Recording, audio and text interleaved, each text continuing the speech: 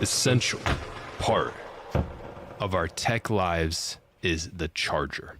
And this Nexode X charger from Ugreen is special. For example, here is the 61 watt charger from Apple. The Nexode X is about the same size while delivering 160 watts total.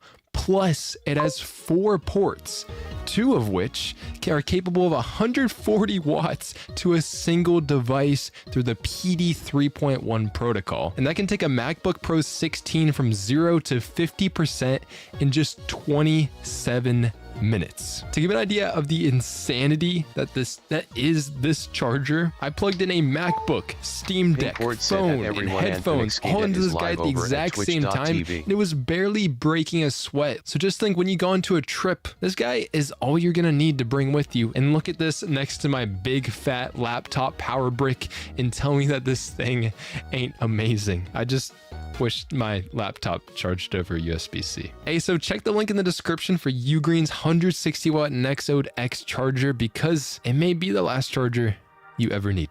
All right, let's jump back into the video. Thanks to Ugreen for sponsoring it.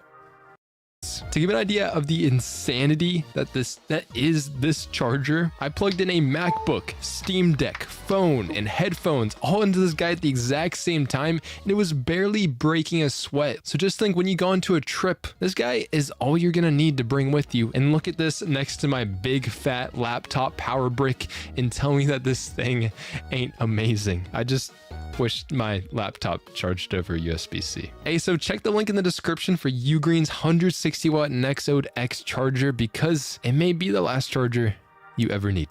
All right, let's jump back into the video. Thanks to Ugreen for sponsoring it. If you want to try this tool, by the way, and it is a $7 purchase, it really doesn't cost that much for how powerful this is. How much you can do with this is insane. It's going to be in the description if you want to check it out, support the creator. I don't know him personally. I just like the tool a lot. It's super cool. Lossless scaling. Obviously, you might think of the name and it's like lossless scaling. That does nothing to do with frame generation, but there is frame generation in it. You can even hide it if you think it's ugly or something. But this has mainly been known for its upscaling a game or upscaling any application actually in general. You can apply it to it. There's all kinds. You got AMD FSR, NVIDIA image scaling, integer, nearest neighbor, all this stuff. I don't know how anime got into scaling, upscaling in games, but I really care about the frame generation. And it amazed me. Here were my first impressions trying it. Let's try LSFG 2.1. Let's do 40 FPS. So it should frame generate up to 120, right? You know, there's some garbling. Like, I can see it. Just with my naked eye, my naked eyes. I don't feel any noticeable latency. Like, it doesn't feel any different than what I would feel like playing at 40 FPS. Like 40 FPS feels delayed anyways. I'm impressed. I mean, there's visual issues, but they're nowhere bad. I mean, we're running natively at 40 FPS going to 120 right now. And after those first impressions, I went on to play Last of Us Part 1, finished the game for like 4 hours, going from 60 FPS to 120 FPS. So if that tells you that I liked it, then I liked it, all right? And I gotta ask you this question. You might be a hater of frame generation. It's like, it's fake frames, it's terrible, and all that stuff. Genuine question. Would you rather be playing at 60 FPS, or would you rather be playing at 120 FPS? Because that's what it feels like. I capture this footage at 120 FPS, and I'm slowing it down so that you guys can see the differences between them, because this is just a 60 FPS video. I mean, it's just all weird stuff with YouTube. The difference between these two and their smoothness is absolutely massive. So we're in Last of Us Part 1 here, and I don't know what it is with me. Like, this has been like my testing game of choice as of lately. You can see in the top left, we are on the RX 7800 XT. Obviously a very fast card. We're on ultra settings, 1440p with no upscaling whatsoever. Getting 80 to 90 FPS, which is already pretty comfortable to most people. It's not what we're talking about today. This is what we're talking about here. So here is the lossless scaling app. This is a completely separate application. So it doesn't know what you want to add the frame generation to. You actually have a hotkey so that you can apply it to whatever app you're in when you're in game. All right, so the default hotkey is Control Alt S, and you can also set it in a different way. Like if you want to set it gives you a timer. So like if it counts down from 5, 4, 3, 2, 1, then you go to the one that you actually want it to go. And then you can set it like that as well. That also works. You can have the X2 mode, or the ×2 mode, or the ×3 mode. Unfortunately, I'm not going to be able to really show you guys the ×3 mode that extensively. I have a 120 hertz monitor, and this is only going to generate frames up to the refresh rate of your monitor. You can see in the top left of this, the one on the left is your frame rate before, and then the one on the right is the frame rate that you're actually seeing. This is what it is. So we're getting like 80, and you can see it's only going to 120, which is the refresh rate of my monitor. You might have a higher refresh rate monitor. You can take better advantage of this. My monitor is actually the 165 hertz, but how all my cables and stuff work, I can only put this out at 120 hertz. It isn't actually ideal to have a variable frame rate in the top left. It can do it. You're not really supposed to use this without a frame rate cap. What we're gonna do here is we're gonna cap our frame rate to 60 FPS. And what this allows us to do is double our frame rate from 60 to 120 hertz. And I actually see and feel it feels better. It looks smoother. There's less artifacts and everything in that because we capped our frame rate. That'll be a very important thing that we're gonna go into later. In order for me to show you the ×3 mode, I have to go all the way down to 40 FPS. And honestly, at 40 FPS, the frame generation does not have that much data to work with, and it really doesn't look that good. The game doesn't feel as, snappy and all that stuff. So it isn't really recommended to play it like this, but you definitely can. This just allows you to breathe life into your graphics card. And there's some other advantages with using frame generation in this way. You can also bypass frame rate caps. Like certain games like Elden Ring, I know that game is capped to 60 FPS. But with a tool like lossless frame generation, you can actually double that frame rate or triple that frame rate from 60 FPS to 180 FPS. Yes, you can do this in these type of games like with mods and all that type of stuff, but you don't have to mod the game with this. Or sometimes when you're emulating different games, they have a frame rate cap too. It'd be a lot harder to mod an emulated game. And also for everyone who has a higher refresh rate monitor, these frame generation can just help you achieve a higher level of smoothness in these games and utilize that stupidly high refresh rate monitor. I know, I see you all with 240 hertz, 480 hertz monitors, all that stuff. This can help you out a lot. What's crazy though is lossless scaling is doing all of this without even having access to hardly any of the game data. As you know, DLSS frame generation by NVIDIA and FSR3 frame generation by AMD are integrated directly into games, which in turn gives them all kinds of benefits with all that juicy data that's available to them. They have things like motion vectors in the game. They can see the performance and the frame timing they need to insert the frames into the game. And it also gives them the ability to layer the frame generation underneath the UI of the game. These are all major advantages that we have to work around with lossless frame generation that we're going to dig into later. But these ones that are integrated into the games like DLSS, FSR, frame generation, they have one major caveat. They have to be integrated into the game. Like that is a huge point. Like you got to put that work on the devs, whereas in this case, you can just kind of put it in any game that you want. So that is one of the reasons why AMD made this. So if you look on the left side of the screen, you can see AMD FMF. And that stands for AMD Fluid Motion Frames. Now this is a frame generation technique that is integrated into the driver for your graphics card and not into the game, not into an external program or anything like that. 80 FPS or so, okay? And then we can go here and we can turn on, I like how it moves the overlay to the side. We can turn on AMD Fluid Motion Frames. And you can see in the top left that our frame rate went from 80 to like 150. Didn't exactly double. It's pretty close. You might think that's really cool. It's like, oh, we can just put frame generation in any game. And if we're very careful and stuff, it's like, oh yeah, that's pretty cool. But honestly, just first off to me, like where the frames are, like the game doesn't feel significantly smoother. Like, let me just turn on and off this AMD Fluid Motion Frames. I know I'm only recording this right now at 60 FPS. But genuinely, it doesn't feel that much better, guys. I can't even really tell. And then there's also other things. Because AMD, in all of their wisdom, they could not integrate this into games. So that means if you move your mouse really fast, you can see in the top left of the screen that our frame rate, our generated frames, drops down significantly. And when I stop moving the mouse, it goes up to 180 again. If I move it around a lot, you can see when I move my mouse, they intentionally stop generating frames because AMD isn't confident that it's going to look good, which is so stupid for one, because that's exactly when you would want more frames, is when you're moving your mouse more. You want the smoothness, the added smooth to make the game look smooth. It's so pointless, in fact, that we're on PC playing games. But honestly, if you're using AMD Fluid Motion frames, you should probably play on a controller, because the controller moves so much slower that your frame rate, if you look in the top left, doesn't change that much from moving your camera around, whereas a mouse makes it really jittery. The only use that I personally have found for AMD Fluid Motion frames is basically if you're in a third-person game, kind of like this one, where you don't have to move your camera as much, for one.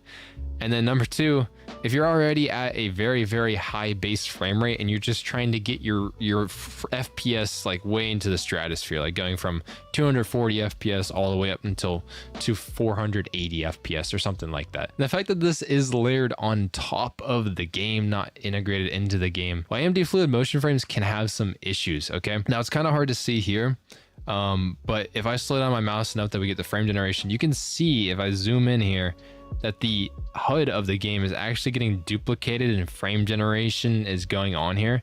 I can cap the frame rate to make it more obvious. It's going to be even more obvious. So you can see just moving my mouse around, the garbling is going on with the crosshair here. And this just happens with any static elements on the screen, because usually like it's hard for a game to predict what's being generated behind it. This is called occlusion. So when the UI is covering up something behind it, the game is trying to predict what that thing is behind it, and it's very, very difficult. You might think because lossless scaling is doing a very similar thing to AMD Fluid Motion frames being layered on top of the game, that you would think that lossless scaling is bad. Come in here. The difference between lossless scaling and AMD Fluid Motion frames is that lossless scaling is actually good. I'm gonna turn off the AMD Fluid Motion frames and turn that off. Bye-bye. And let's go ahead and turn on lossless scaling. Doesn't look bad, and the frame rate isn't dropping dramatically when I move my mouse quickly. I know this is crazy. I don't know how they do it. It's insane, but that's exactly what lossless scaling does. And if you do look here, even though I'm moving my mouse fast and everything, the UI for the game, it disappears a little bit. Like you can see in the middle, it kind of looks a little translucent, but generally speaking though, the UI looks pretty damn good for what it is. I mean, we're frame generation, half of these frames are completely fake. Obviously I'm capturing at 60 FPS right now. Might be wondering how they do this with lossless frame generation.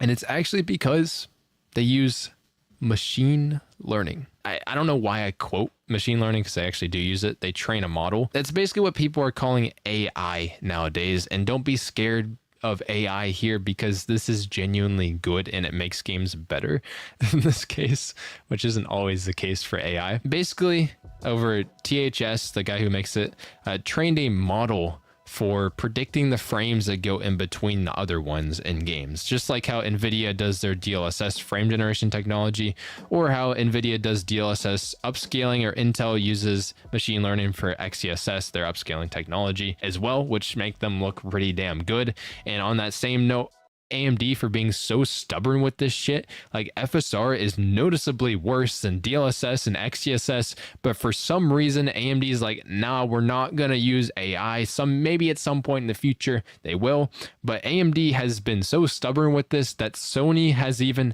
been like, nah, we're gonna make our own AI upscaler for PlayStation. You AMD for being so freaking stubborn. Rant aside, the machine learning helps the frame generation a lot here. It knows what is UI and what is not UI, and is trying to preserve that and not letting it get garbled with the frames. I mean, it's not perfect, but it does a really good job for it basically having no access to the game data. It doesn't know what's happening inside the game. Speaking of it looking good, I made a pretty bold claim earlier that it can look better than FSR3 frame generation, even though FSR3 has access to the game data. Okay, here we are again in NVIDIA's iCat tool. Right here, you see that I have 120 FPS footage and I'm slowing it down 230 FPS so we can see the differences here.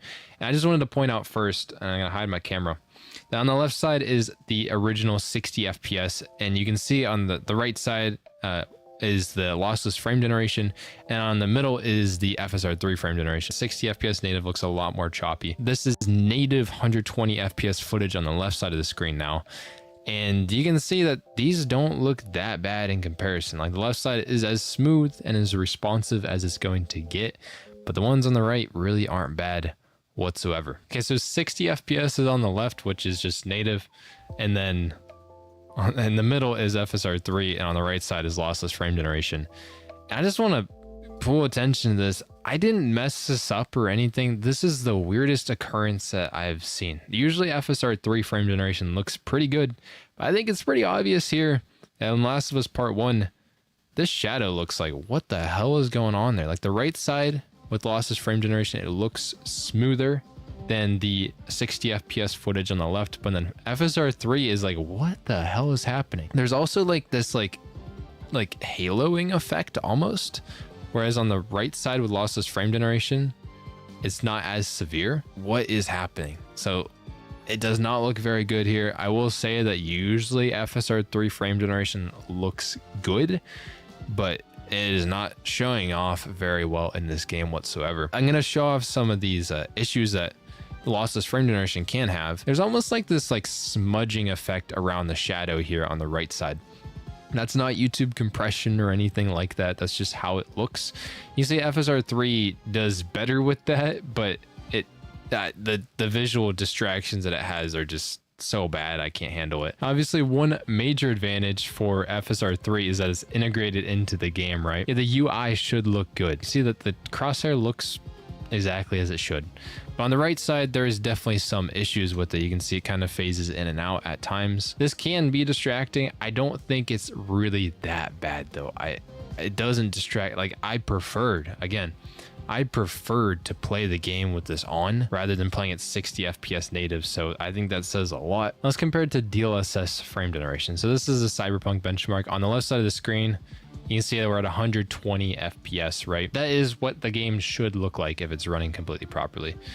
I wanted to look at this here because surprisingly, lossless frame generation can do really well at times. Like, let me just rewind that on there. Do you see how garbled and weird it looks on DLSS frame generation?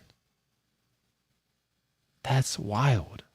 That is wild, guys. Now, I'm not saying that lossless frame generation here has really... There's almost like a haloing effect going on with the bars as you're going through, because there's just so much occlusion going on, especially not having access to the game data.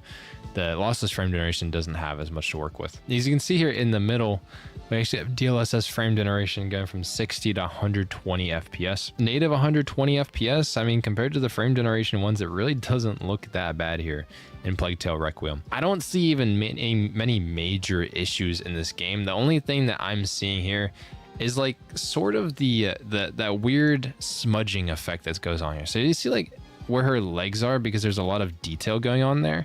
Instead, DLSS frame generation looks actually pretty sharp and everything. Native looks even sharper, but you can see with the frame generation techniques, you kind of see like the world is mushing together. It almost makes, honestly, it looks gross. It's like bleh. It's like everything kind of slurs together in the frames, and it can look a little bit unnatural in motion here, but overall, it's not anything that bad. And when you're playing at 120 FPS, I'm just saying, it's pretty hard to notice. You know, I notice these small things when I'm playing, but they don't really bother me that much. But the most major thing that I saw when I was playing Last of Us Part 1 was actually when I was in like this blizzard storm, right? That's having some issues. All right, so I'm gonna turn off. So that's it off. That's it on. It doesn't look like in gameplay, it isn't really that distracting, but it doesn't distract me that much while you're actually playing the game. But it's definitely present. Because of all these particles that were going down in the storm, all this fog effects and everything, it did struggle to use lossless frame generation, it looked weird. I thought it looked a little weird, and I turned it off, and I was like, oh, that's definitely the lossless frame generation doing all these effects. In any situation when there's a lot of movement, a lot of particles moving, anything like that, lossless frame generation, not having access to the game data, does struggle a lot more than these other frame generation techniques. But I bet you're wondering, like, what if I want to use the ×3 mode? I want to get from 40 FPS to 120 FPS. How the heck does that look? Obviously, I don't really recommend starting at 40 FPS and going to 120. That's pretty extreme. All right, so here in Remnant 2, unfortunately, I can't compare anything here, but we're going from 40 FPS on the right side up to 120, and then on the left side is a native 120 FPS, as it should look if every single frame was rendered properly. And you can see that even slowed down 25%, it looks surprisingly not that bad. Every now and then you'll see like this wave of like I don't even know what you call it, like the frame generation just being weird and wonky. Every now and then you'll just see that wave, like see the backpack right there, especially when there's like shadows and stuff going over it. Seems like it happens more, but it's surprisingly not terrible, which kind of blows me away, going from 40 FPS to 100 freaking 20. And if we compare it to NVIDIA's DLSS, you would think NVIDIA's going from what, 40 FPS up to 80 FPS here. It's actually not going to 120. This is only 80 FPS on the video side, so it might look a little bit more choppy than the lossless frame generation one because it's going to 120. So you can see this bottle here looks completely messed up on NVIDIA's frame generation. What the hell is happening there? I don't even know, man. That looks so freaking weird to me. You can see that the lossless frame generation, there's a lot of mushing going on behind the grates, like garbling, whereas NVIDIA's DLSS does definitely look better.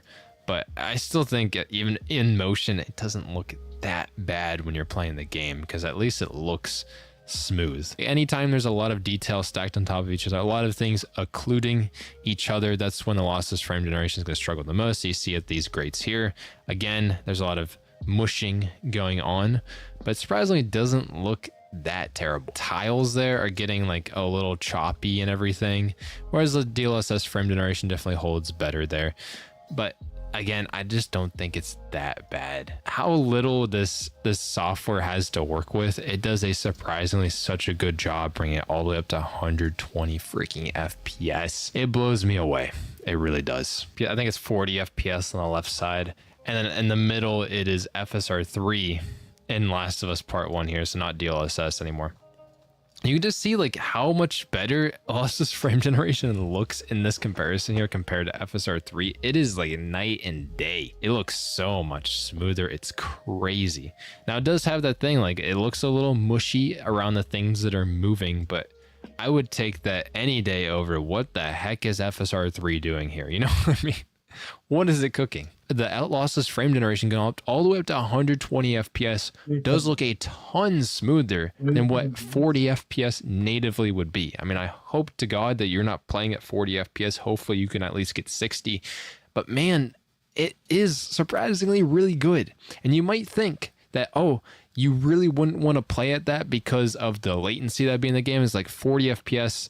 It's already not that responsive with how you move things and everything. But surprisingly, this is like magic. It's crazy because the frame generation happening on the right side, going all the way up to 120 FPS, doesn't actually make the game that much less responsive. And I don't know how my boy THS is doing this, but even with this frame generation on, the game does not feel noticeably less responsive. You can peep it for yourself.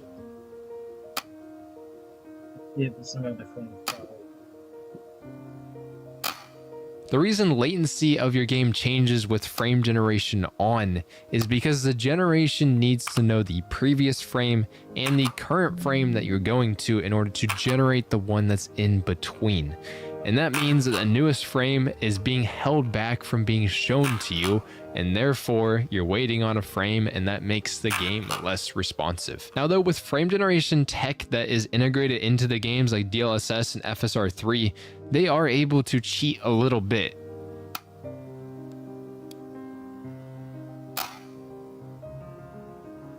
because they can get access to motion vectors in the game to predict where those objects are going to be moving in the next frame, which basically means that these technologies for frame generation, they don't need to render the entire next frame in the game.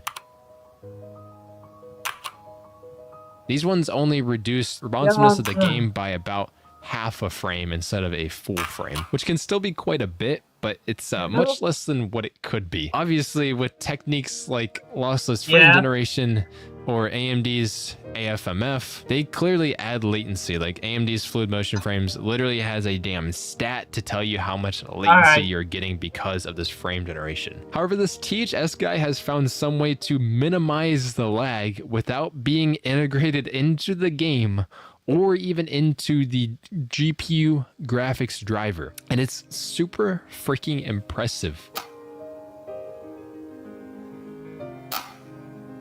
Basically, a way that I think he might be doing this is not actually holding the current frame that's being shown to you in the game, but instead actually using the previous frame, so more of the frames beforehand, to build some kind of like predictive history where the mouse movement is going to go in the game, where objects are going to go into the future. And then if you can build up that history in the game, you can combine that by leaning a little bit more heavily on the machine learning, and you can predict where the frame would be in between these two frames. I might just be talking out my ass here, but I don't exactly know how he's doing it. I don't know if he's stated this anywhere telling us how he's minimizing the latency, but I'm just trying to find an explanation of how it could be so good.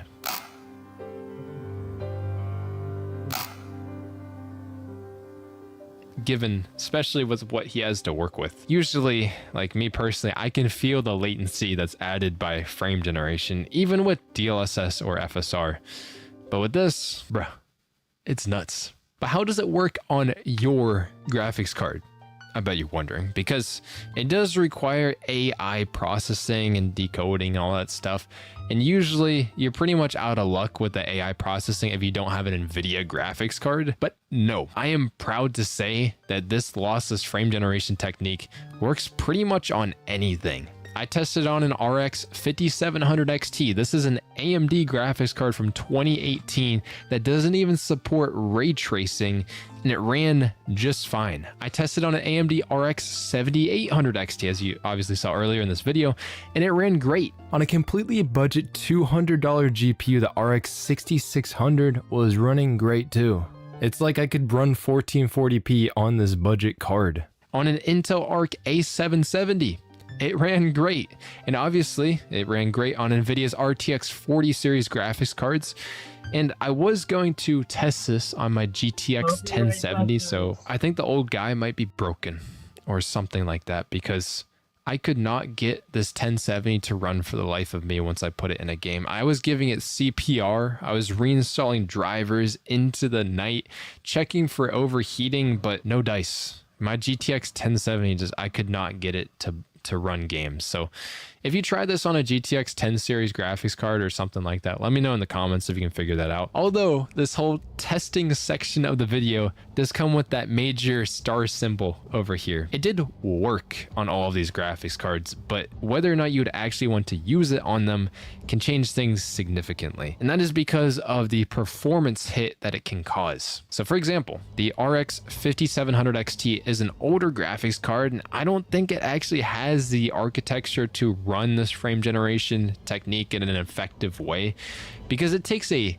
huge performance hit. By turning it on, we lose almost 20 frames, which is wild when you're going from 70 to 50. That is a huge percentage. I don't really know the math in my head, but it's a huge percentage. The 5700 XT, I will say, does seem to be one of the more extreme cases, but it's definitely not the only one, because this phenomenon is pretty normal, it seems like, with the other graphics cards like the A770 and the RX 6600. I bet you're like, oh, we can just generate more frames, so it doesn't really matter, you freaking idiot. Which can be true, like in a way. It makes the game look smoother, but it's not amazing, because a consistent locked frame rate is extremely important when using lossless frame generation. And in fact, it is actually important for all types of frame generation to function properly, but that's probably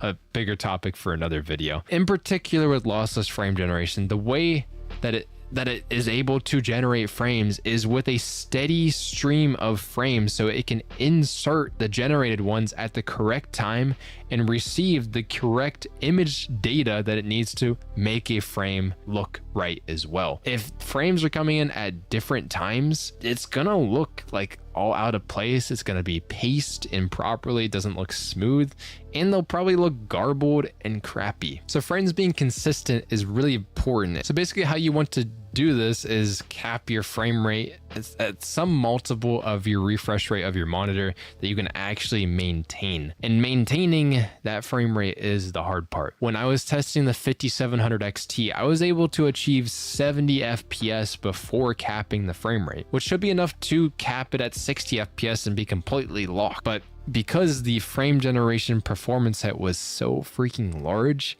it set me way below the 60 FPS cap, and that meant that I could not maintain it, which leads to like an image that God would not even forgive. It looked awful, not a way that anyone would want to play a game. There is some obvious workarounds. I mean, the big thing would just be to get a faster graphics card, wouldn't we all? Number one, if you want to try to work around this issue, would be to cap the frame rate for your game at a lower frame rate targets. So like 45 or 50 FPS in this case might help, but again, those frames are gonna be less responsive and they're probably going to look worse because there's more of a gap in between the generated frames to work with, and it has to do a lot more heavy lifting to make that look good. And number two, there is a second option here, would be to actually put the frame generation into performance mode. This mode reduced the frame generation processing on the 5700 XT by about half. So we went from losing about 20 frames to losing about 10. While it noticeably, but not significantly, degraded the quality of the experience, like the new generated frames looked a little bit worse. I didn't do like really in-depth testing to compare that kind of stuff. At least in the case of the 5700 XT, it is extremely debatable if you'd even want to use this frame generation when you could already be getting decent FPS before. I mean, 70 FPS is pretty freaking respectable. And then when you turn it on, you're actually degrading the image quality and responsiveness of the game just to get it functioning on the 5700 XT. And this dilemma is pretty prevalent on mostly lower end GPUs that are skirting the edge of like 60 FPS in games that you want to play. Because if you can't cap at 60 FPS, then you gotta drop it down. You gotta work with different things to get the frame generation working. It's definitely worth considering, but this is something to keep in mind. Be a little wary of that. You might need to do some tinkering to get it to work on your specific card. The last thing about the performance is this, which actually bummed me out so much. This doesn't work on my Steam Deck. It's just so disappointing because if I could use lossless scaling on a portable device like this, just to get more frame rate in our games without making a bunch of other processing and all that stuff, that would be so freaking nice. I don't know what was more disappointing, was trying all the different versions of Proton to get it working on my Steam Deck, all different versions of Wine, or what would be more disappointing is NVIDIA yapping about AI and releasing the same GPU every generation. I don't know what bums me out more. Speaking of that too, like this whole lossless frame generation thing is probably the biggest upgrade that we've seen for our graphics card FPS performance since we basically keep getting the same GPUs over and over again. Like the RTX 4060 is basically the same as a 3060, just a little bit faster with less VRAM. The RX 7600 is basically a 6650 XT at the same price. A 7800 XT is just a 6800 XT. Basically is like, yeah, the hardware, it's been pretty lame, but the software stuff with lossless frame generation, it's pretty freaking dope. And you know, $7 is $7. You know what I'm saying, boys? And let me know if you do try it. Just keep in mind the whole FPS caps things. That's basically it. That's the only tricky part about this, which is what I love so much, because you don't have to mod and get into the weeds with this stuff. You just got to program and you just click a button and it just kind of freaking works. The only weird thing though is this is on Steam. which isn't really a bad thing because it's a secure way to purchase it and everything. It's a trustworthy distributor, as far as we can tell. Sometimes there's scams. Because it is on Steam, you can only use this on one computer at a time if you're on the same account on both computers. I don't know if you're ever going to run into this situation, but it's definitely an odd quirk that I have. What's weird is you can actually stream the loss of scaling thing because it's a game on Steam. Also, check out Ugreen's new charger in the description. Like I would be holding it here to show you guys that I have the charger in my hand, but my cousin actually stole the charger and drove off with it because I guess it's just that damn good that they could not resist. Yeah, check out the charger. It's in the description, links, all that stuff. That's been it for me. Y'all have a good one, and peace.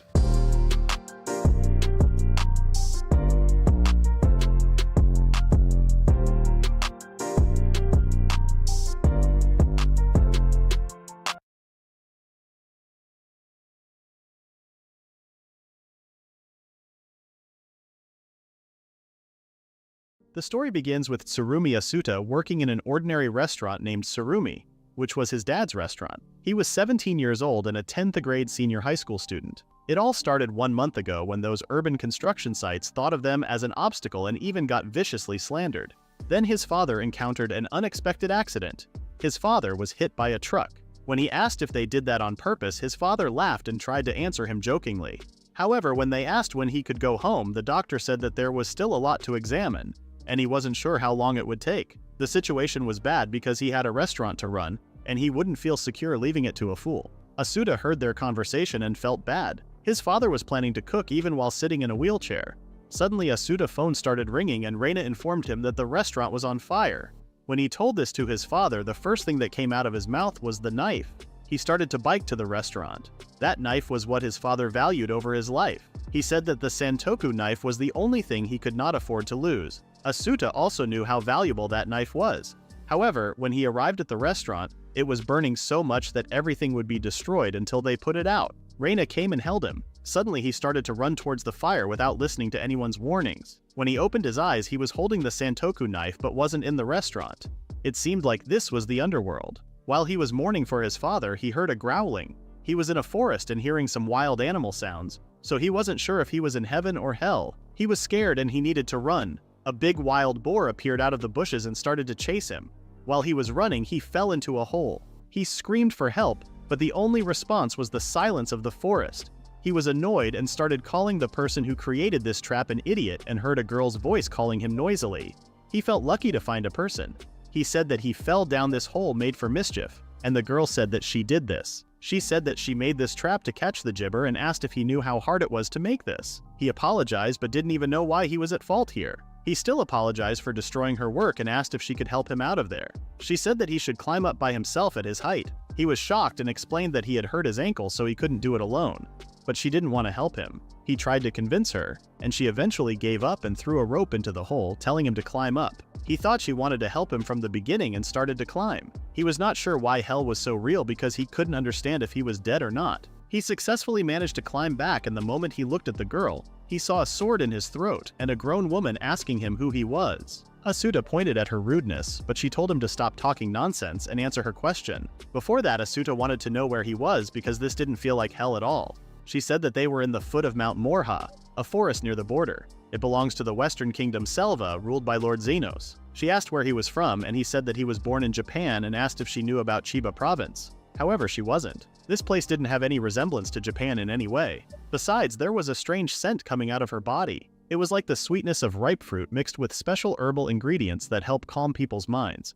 And there was also a strong scent in the air like the smell of meat and grease, which made him feel hungry. His tummy started growling and he felt dizzy, but she thought he was making fun of her. He explained that it wasn't on purpose, and it was because of the scent of her body. She said that she didn't have any food on her, and thanks to him, she also had nothing to eat. He felt worse every second and tried to explain that he didn't mean to trespass on her hunting area and was going to leave, but his stomach didn't seem to let him do anything before he ate something. Also, the woman in front of him looked angry, which made him conclude that he was going to die. He then noticed that she was about to cry and asked if she wasn't feeling well. Her eyes started tearing up and she told him to stop talking. He was trying to say something, but even though he wanted to, his stomach just didn't stop growling. She then started to laugh so much. He realized that she was trying to hold back her laughter the whole time. She then stopped laughing and put her sword to his throat and said that she had never been this embarrassed in her entire life. So he had to die. Asuta started to panic and said that he was just hungry and didn't mean to offend her. He didn't even know where he was and why he was there. And he couldn't just die like that, but she didn't understand the thing he was saying. She asked if he was from Citadel, but he didn't even know a place like that. She said that there was something she wanted to ask and told him to follow her. Asuta wondered if she was okay bringing a stranger to her home, but she said that without a fire he would be dead when it gets darker. He then introduced himself a few times, but she seemed to have a hard time pronouncing his name, so he said that she could just call him Asuta. Her name was Maifa. She told him to hold on to her shoulder because he was wasting her time. When he did, she immediately started to run, so he had to hug her shoulder. But the moment he did that, she stopped and told him to grab, not hug. She noticed that the thing he was hiding in his chest was a knife. He said that he didn't plan to use it to harm anybody. Maifa said that if he was concerned about her, he could use it, but when he did, she guaranteed him that she would be faster and cut him to pieces. She also mentioned that they were wasting so much time, and they would be in danger if they get attacked by those Gibas when it was FARC like that. He thought she was talking about the wild boar that she set that trap for, and she confirmed him. He asked if her coat was also from Giba's skin, and she said that she was a Giba hunter, a commoner who lives in the forest. Their meat provides food, their trotters and skins are sold to make a living, and those who live in Citadel always look down on the people that live inside the forest and hunt for food. Giba's meat was very tough and smelly, so the people who eat its meat also possess that smell too. Asuta felt the need to state that she wasn't smelling bad at all, and he could feel a very pleasant smell coming from her. And he trusted his nose, so he was sure that Giba's meat must be very tasty to have a smell like that. When Maifa said she didn't care whether the food was good or bad, Asuta knew that was a hard thing to say. It felt like she was challenging all the cooks in the world. They arrived at the village and Asuta immediately noticed the smell. He asked how many people were living in this village, and Maifa stated that the people here came from all regions, so there were 500 people in total. She mentioned that it would take half a day to walk to the end, that is if he was able to walk. A man saw them and called Asuta a pathetic-looking kid. His name was Digerson, and Maifa stated that it wasn't his concern. Digerson reminded her that his family was running this village. He said that his outfit was weird and asked where he came from. Maifa said that this had nothing to do with him and she had nothing related to his family, and she didn't want to talk to him, so she told him to get out of her sight. Before he responded, she said that if he wanted to fight, he should, and if he don't, he should stay out of her way and leave there while Dickerson was threatening her. Asuta didn't think it was a good idea to piss that guy off, but she didn't care. She said that after her father passed away, he snuck into her bed planning to disgrace her, so she beat him up and threw him into the river. After that, his family took her house in the village as a punishment for humiliating their heir. Hearing that, Asuta took back his words and said that he should have punched him in the face. She didn't want his family to chase them down. Asuta's stomach growled again, and she asked if he did that on purpose. She seemed like she was holding her laughter, so he told her to laugh if she wanted. She told him to shut up, and they continued their way. After a while, they arrived at Aifa's house. While taking off their shoes, Aifa said that she was going to prepare food because his stomach had been growling the whole time. Asuta was surprised that nobody else was living there. Aifa said that her father passed away and she lost her mother a long time ago. She then told him to shut up and sit down. When she took off her coat, the smell got stronger, which made his stomach growl once again. She told him to give her the thing he was hiding in his chest because it was a tradition of this place when there was a guest in her house. Asuta took off the knife and hesitated for a bit but decided to hand it over to her. However, he strictly stated that this knife meant everything to him and she should treat it carefully. She asked if the knife was a memento from his parents and he confirmed. After a second of silence, she said that no one in this forest doesn't care or respects their family. She then brought a pan. Seeing Asuta's confused face, Aifa explained that it was far from finished, but he explained that he was just interested in her cuisine as it used to be his job. When Asuta stated that this may need a bigger portion than usual, Aifa didn't understand what he meant. He was watching her cook and noticed that she was putting it in without any flavoring. It was an interesting way of cooking for sure, but it looked delicious, so he didn't say and just smiled. Aifa asked why he was smiling and he said that it just looked really good. However, she said that there was no such thing as good or bad food. This made him confused. She said that there was still plenty of time until the meat was fully cooked, so she told him to tell her his story. So he told her what he had been the past 17 years, where he lived, and how he lived his life. He said that he thought he was dead but then woke up like nothing happened, and even thought that he had flown to some unknown country on Earth. But that would be weird. He was also confused because he was able to communicate with a person who didn't even know what Japan was because he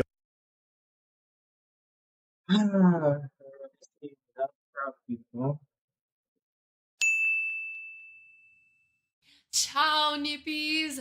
Opet, dobrodošli u moj kanal. I ako si novi ovdje, ćao, zdravo, zovem se Nips I sam slikarka. Danas počinjemo na srpskom because I have been living in Serbia for a while and learning some Serbian, so I thought I would sprinkle it in, give you a little taste, and also give a welcome to my Serbian viewers if I have any. Say hi, We don't care. dobrodošli again. Today we are going to be working on how to study anatomy, and I put it in brackets because there are many different ways you can tackle studying efficiently in different fields. However, I do believe that you could take the bare bones, no pun intended, of this video and pretty much apply it to anything. And so that's what we're going to be covering because we got that suggestion from the lovely Looney Raw over on Patreon. Is it possible for you to cover how you tackle studying? There are a lot of subjects for an artist to cover, and sometimes that can be very overwhelming for people. How did you identify what areas you needed to work? And is there a way for you to break down topics to study when it comes to color theory, anatomy, perspective, etc.? So those are incredible questions and very valid concerns because I have felt that before and still feel that to this day because there's just so much that we have to learn and only so much time. So today, we are going to be going over the steps that I have broken anatomy down into for me and what I find helpful, and hopefully it will give you some guidance on what you can do to get better at anatomy. But first, a word from our lovely sponsor, Ichigo. They have these 2 monthly subscription boxes, Tokyo Treat and Sakurako, that I'll be showing you today, that come with delicious Japanese snacks straight from Japan to your door. And each box has its own unique theme. Tokyo Treat is about fun pop culture snacks, whereas Sakurako focuses more on the traditional Japanese artisanal experience, and they also have their own monthly themes like Christmas, Valentine's, and New Year's. Both boxes also come with their own booklets that list all the goodies included with a small description for each and a list of its allergens, which is just so thoughtful. And not only that, but they also provide you with snippets of related Japanese culture and history. So it's yummy and educational. And if you weren't already impressed with the quality, let me talk about the quantity because they really jam-pack these boxes with so much. And sometimes they give you multiples of something if you want to try it more than once.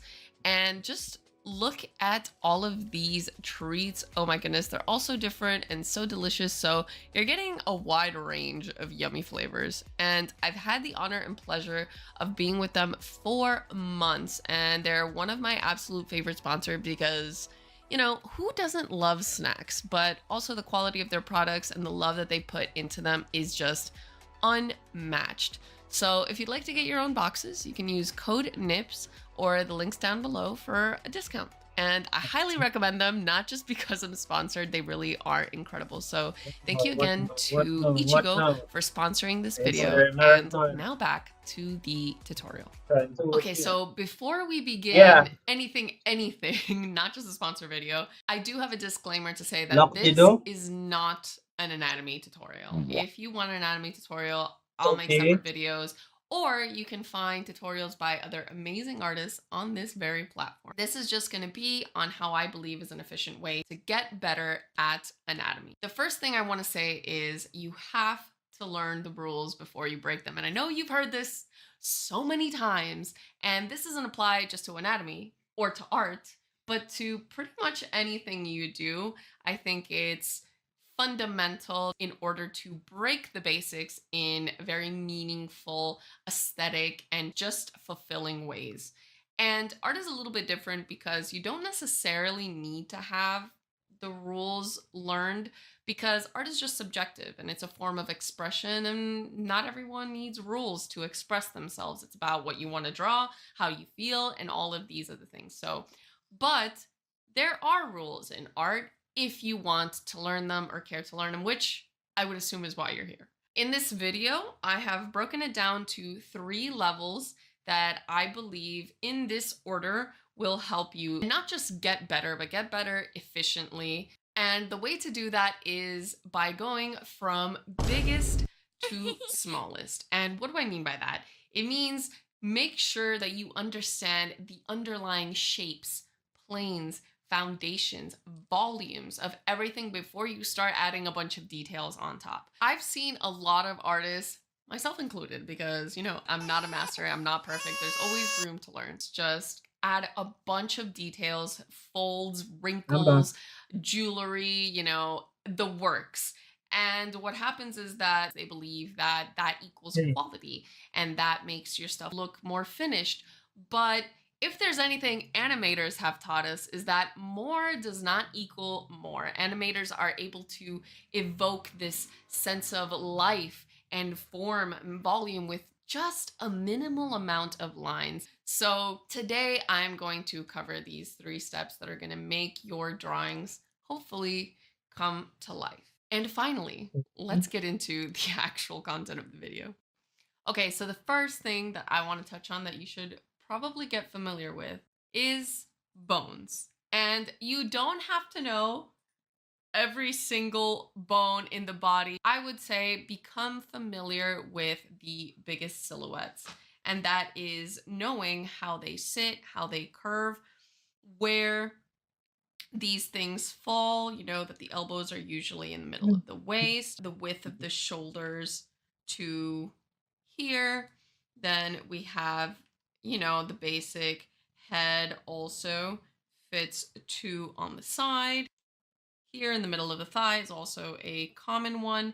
And knowing these general placements will help you when you're drawing anything in any pose. And once you know that, then we go and turn these into shapes that we can move around and create as our base for our drawing.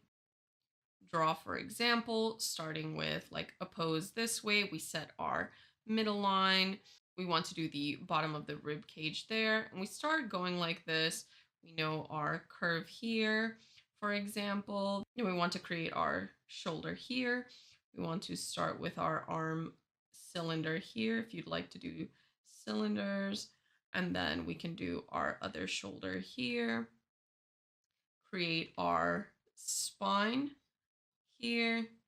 And then our pelvis, whether you want to do a circle or a square. Half circle, half square. Do the middle part of that there.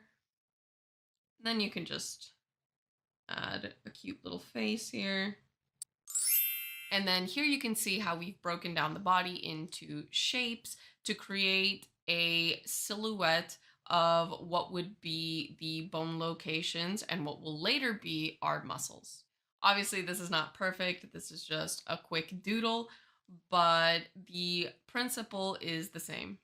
Now, for turning all these landmarks into shapes, know that not everybody likes to use the same shapes. So try and explore things like rectangles, cubes, and even spirals. I've seen some people do this sort of thing, trying to achieve the shapes in so many different ways. So explore and try to find what is most comfortable for you.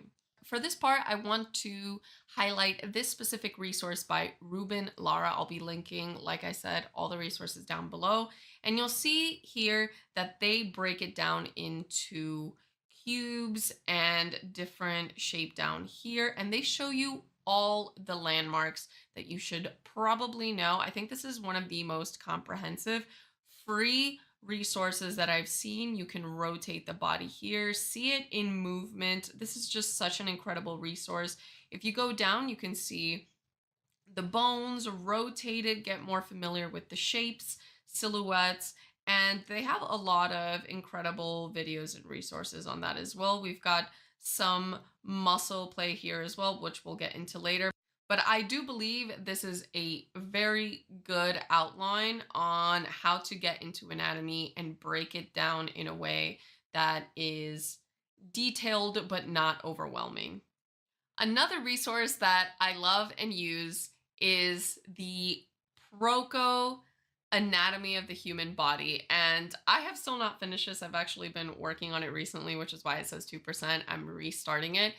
And this one is unfortunately not free, but if you have the money to pay for this is not a sponsored video, but I would highly, highly recommend getting your hands on this tutorial because it is just so extensive. There's like 300 videos with PDFs, breakdowns of each muscle, how they move, how they flex, the names of the joints, the bones. Literally, if you want to go into the most detail, the Proko tutorial is the way to go. I think the most important part about this step is being comfortable enough to draw any sort of shape in any angle and drawing their contour lines so we can see where our shape is facing and bending. And here's a quick clip of what I mean. I just went ahead, started off with a sphere, cut it in half, added the contour lines, cylinders in different angles, rotating them, trying to really understand the shapes in space. And if you don't get it, do it again and keep repeating it until you feel comfortable. So for this step, this is pretty much what I would say is incredibly important. And obviously, you'll get better at it as you go, so you don't have to be perfect. If you want to practice the poses, one of my favorite places to go to is, of course, Pose Maniacs. If you're an artist, you probably have heard about this website. If you go to their homepage, you do have to scroll quite a bit in order to get here. You have all sorts of things, figures, muscles, you name it. And I would even say, once you do these poses with the shapes, do the same poses again with the muscles and then breaking the anatomy into something really dynamic and see those three figures side by side. Okay, the next part, what you put on top of the bones, is going to be the muscle. And just like the bones, there's a lot going on. So of course you don't have to memorize every single thing, and there's a lot more going on here than in the bones. But I would say, just like the bones, try and capture the landmarks and get the biggest chunks of muscle, because these are the ones that are really going to define and be benchmarks in your body. And as you saw previously, I had the female muscle anatomy. So there are differences between the female and the male body, as well as the fat deposits, which will add a very, very good level of dynamism to your work. And little things, speaking of, the way that muscles change when they flex, extend, twist like this. I don't know how many levels you want to go with your work. Like I said, art is subjective, so all of this is just what I would call textbook knowledge, and you can do with this textbook knowledge whatever you want. Knowledge is power. And here I'm going to include a small clip of me incorporating a bit of everything that we've talked about: shapes, muscle, and a little bit of what I'm going to mention next, which are lines of action. And these are imaginary lines that follow a character's pose, and they really make everything flow together and consistent and just make them feel more tangible. And when you get better at them, which will come in the next step, you can push these to extremes to make your characters feel super dynamic. So if you remember the couple lines that I drew at the beginning of this doodle, you'll see that they guide my muscles and the structure of the whole body. So it really feels like my character is standing there and pushing each extremity. What you'll also probably notice is that this doodle is very messy, and my process specifically tends to be that. However, I am practicing, especially with Proko, to make things a little bit more structured and discipline my art and process to create things that are more detailed and more knowledgeable.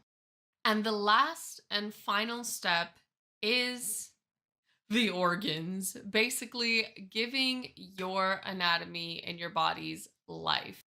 So a preface for this specific doodle: when I'm in this mindset, you're going to see my most raw and flow state form, where I'm not really thinking about my final piece, but more so where my pen is leading me, which is when my poses come out the most dynamic.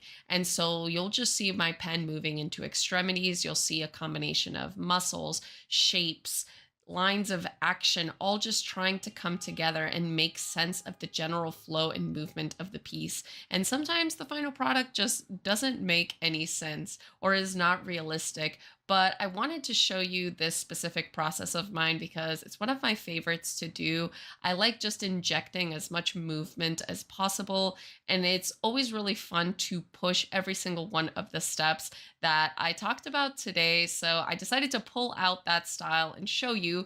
It's not perfect, but it is, I think, a good example of everything that we've talked about. And honestly, go ahead and give it a try for yourself. And that's going to be it for today. So let me know down below what you thought, if it was helpful. I don't normally do videos like this, so it's a little bit out of my element, as you can see, kind of rudimentary, rough around the edges. So I'll try and get better at that. That's why we're here, to learn. So yeah, like the video if you liked it, subscribe, join the Nippy family. The more, the merrier. I'll be putting all the links to the resources down below, as well as some extra ones that I have that I didn't really mention. And of course, thank you to Ichigo, Tokyo Treat, Sakurako for sponsoring this video. I'll put their link down. Hello everyone, this is Animation School. My name is Edward Kurchevsky, and I'm professional 2D animator based in Paris. Bobby, would you care for a piece of pie? I studied animation over 10 years in one of the top schools in the world, and now I'm ready to share my knowledge with you. In the past 4 years of teaching, my students achieved remarkable results and working in studios like Cartoon Saloon, Skiald, studying in schools like Gobelin l'École de l'Image and CalArts. I'm not sure what we've got here, Charlie. But if we've got what I think we've got something.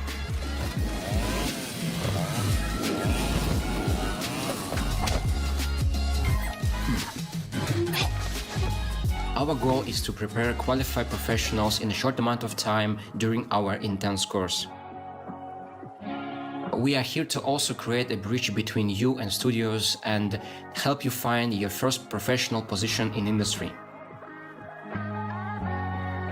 Online studying became one of the most important parts in worldwide education system, and I am pretty sure with us you will achieve great results. Good luck!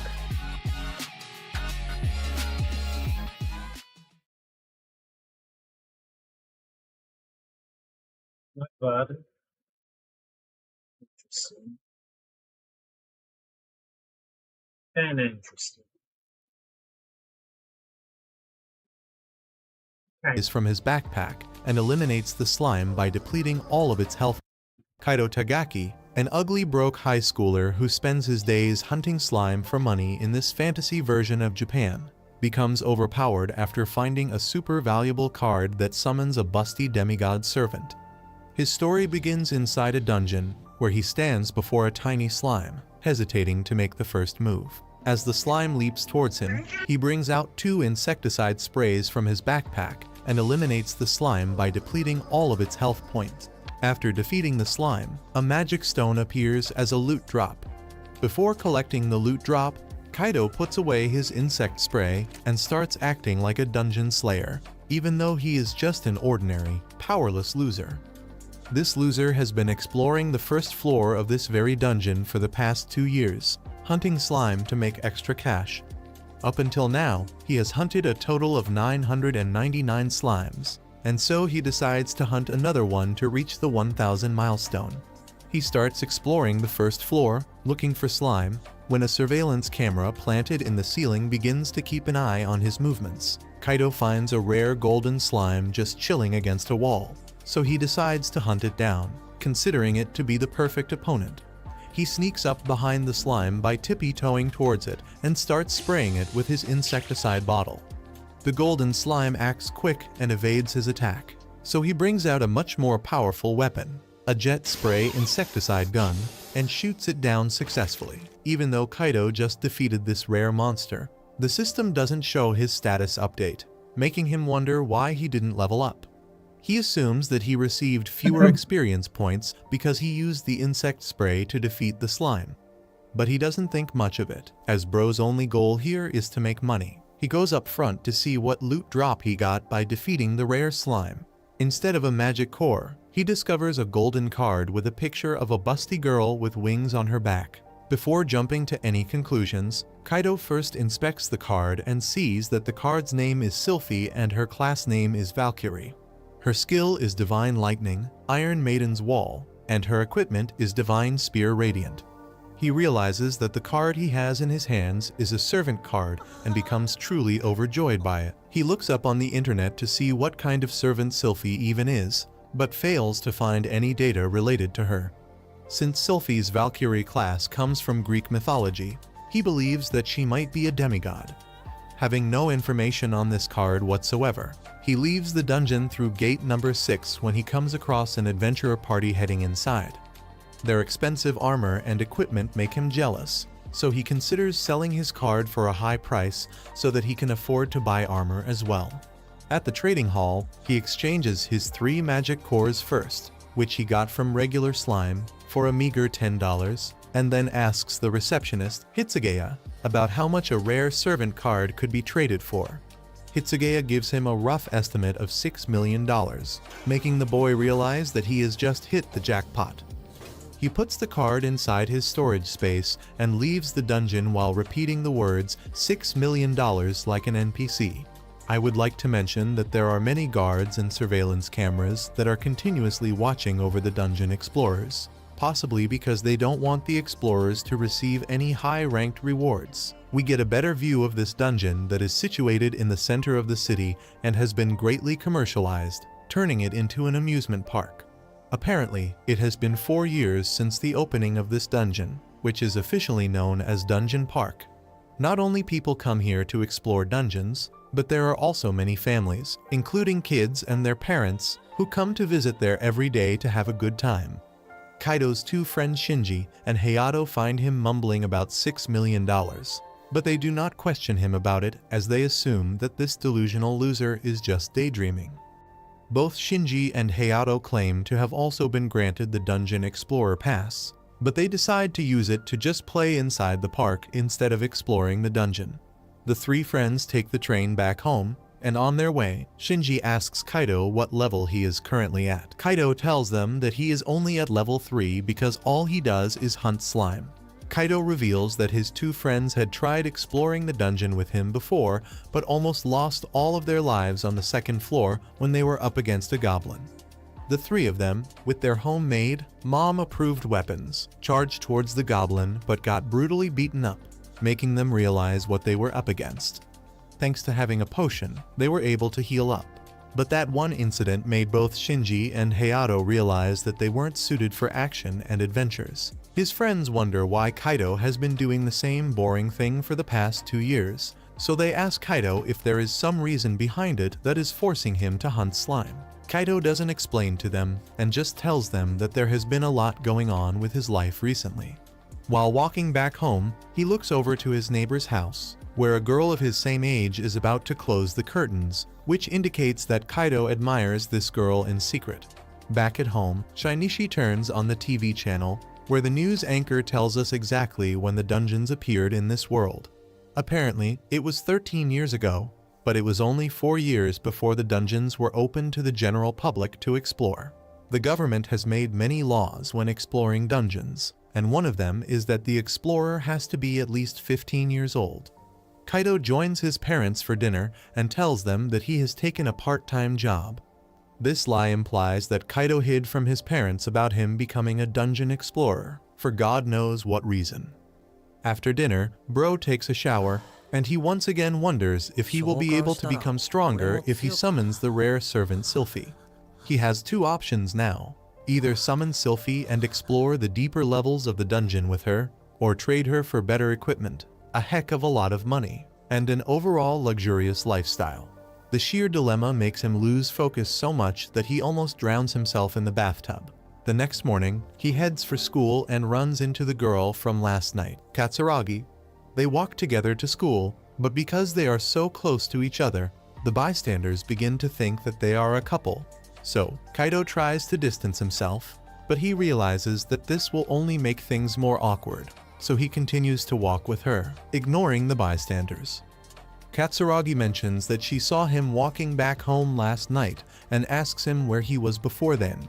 Kaido hides from her as well about him being a dungeon explorer and goes with a lie, telling her that he went to a boys-only party with his two friends Shinji and Hayato.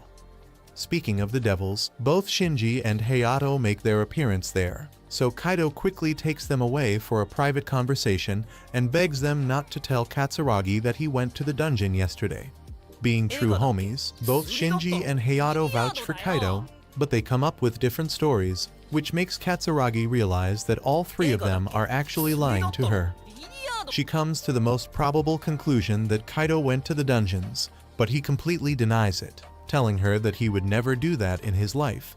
So, she doesn't push this conversation any further and continues to walk towards school.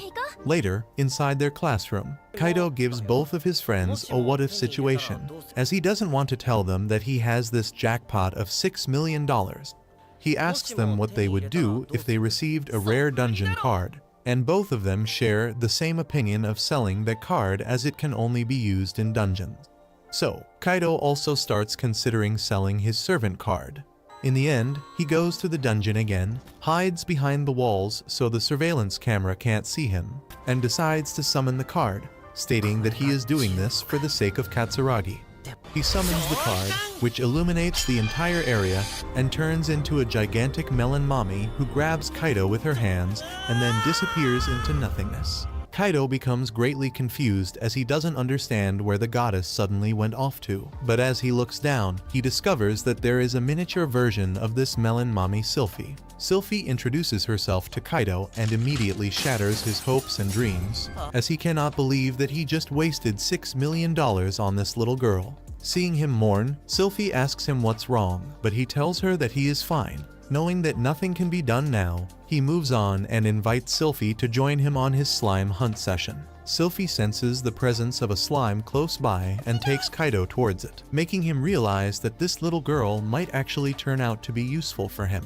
To see whether she is even good at real combat, Kaido asks her to defeat that slime for him. With full determination, Sylphie walks towards the slime and blasts it away with a godly lightning attack, leaving Kaido's mouth wide open. According to the system, Sylphie's battle point is 13 times more than Kaido's, but instead of becoming happy to have an overpowered companion, Kaido is rather sad because he starts to understand how pathetically weak he is. Sylphie expresses how exhausted she has gotten from launching that single attack and requests Kaido to give her some food. Apparently, servants like her can only eat magic cores, so Kaido lets her eat the slime loot drop, replenishing her energy. Sylphie senses another slime nearby.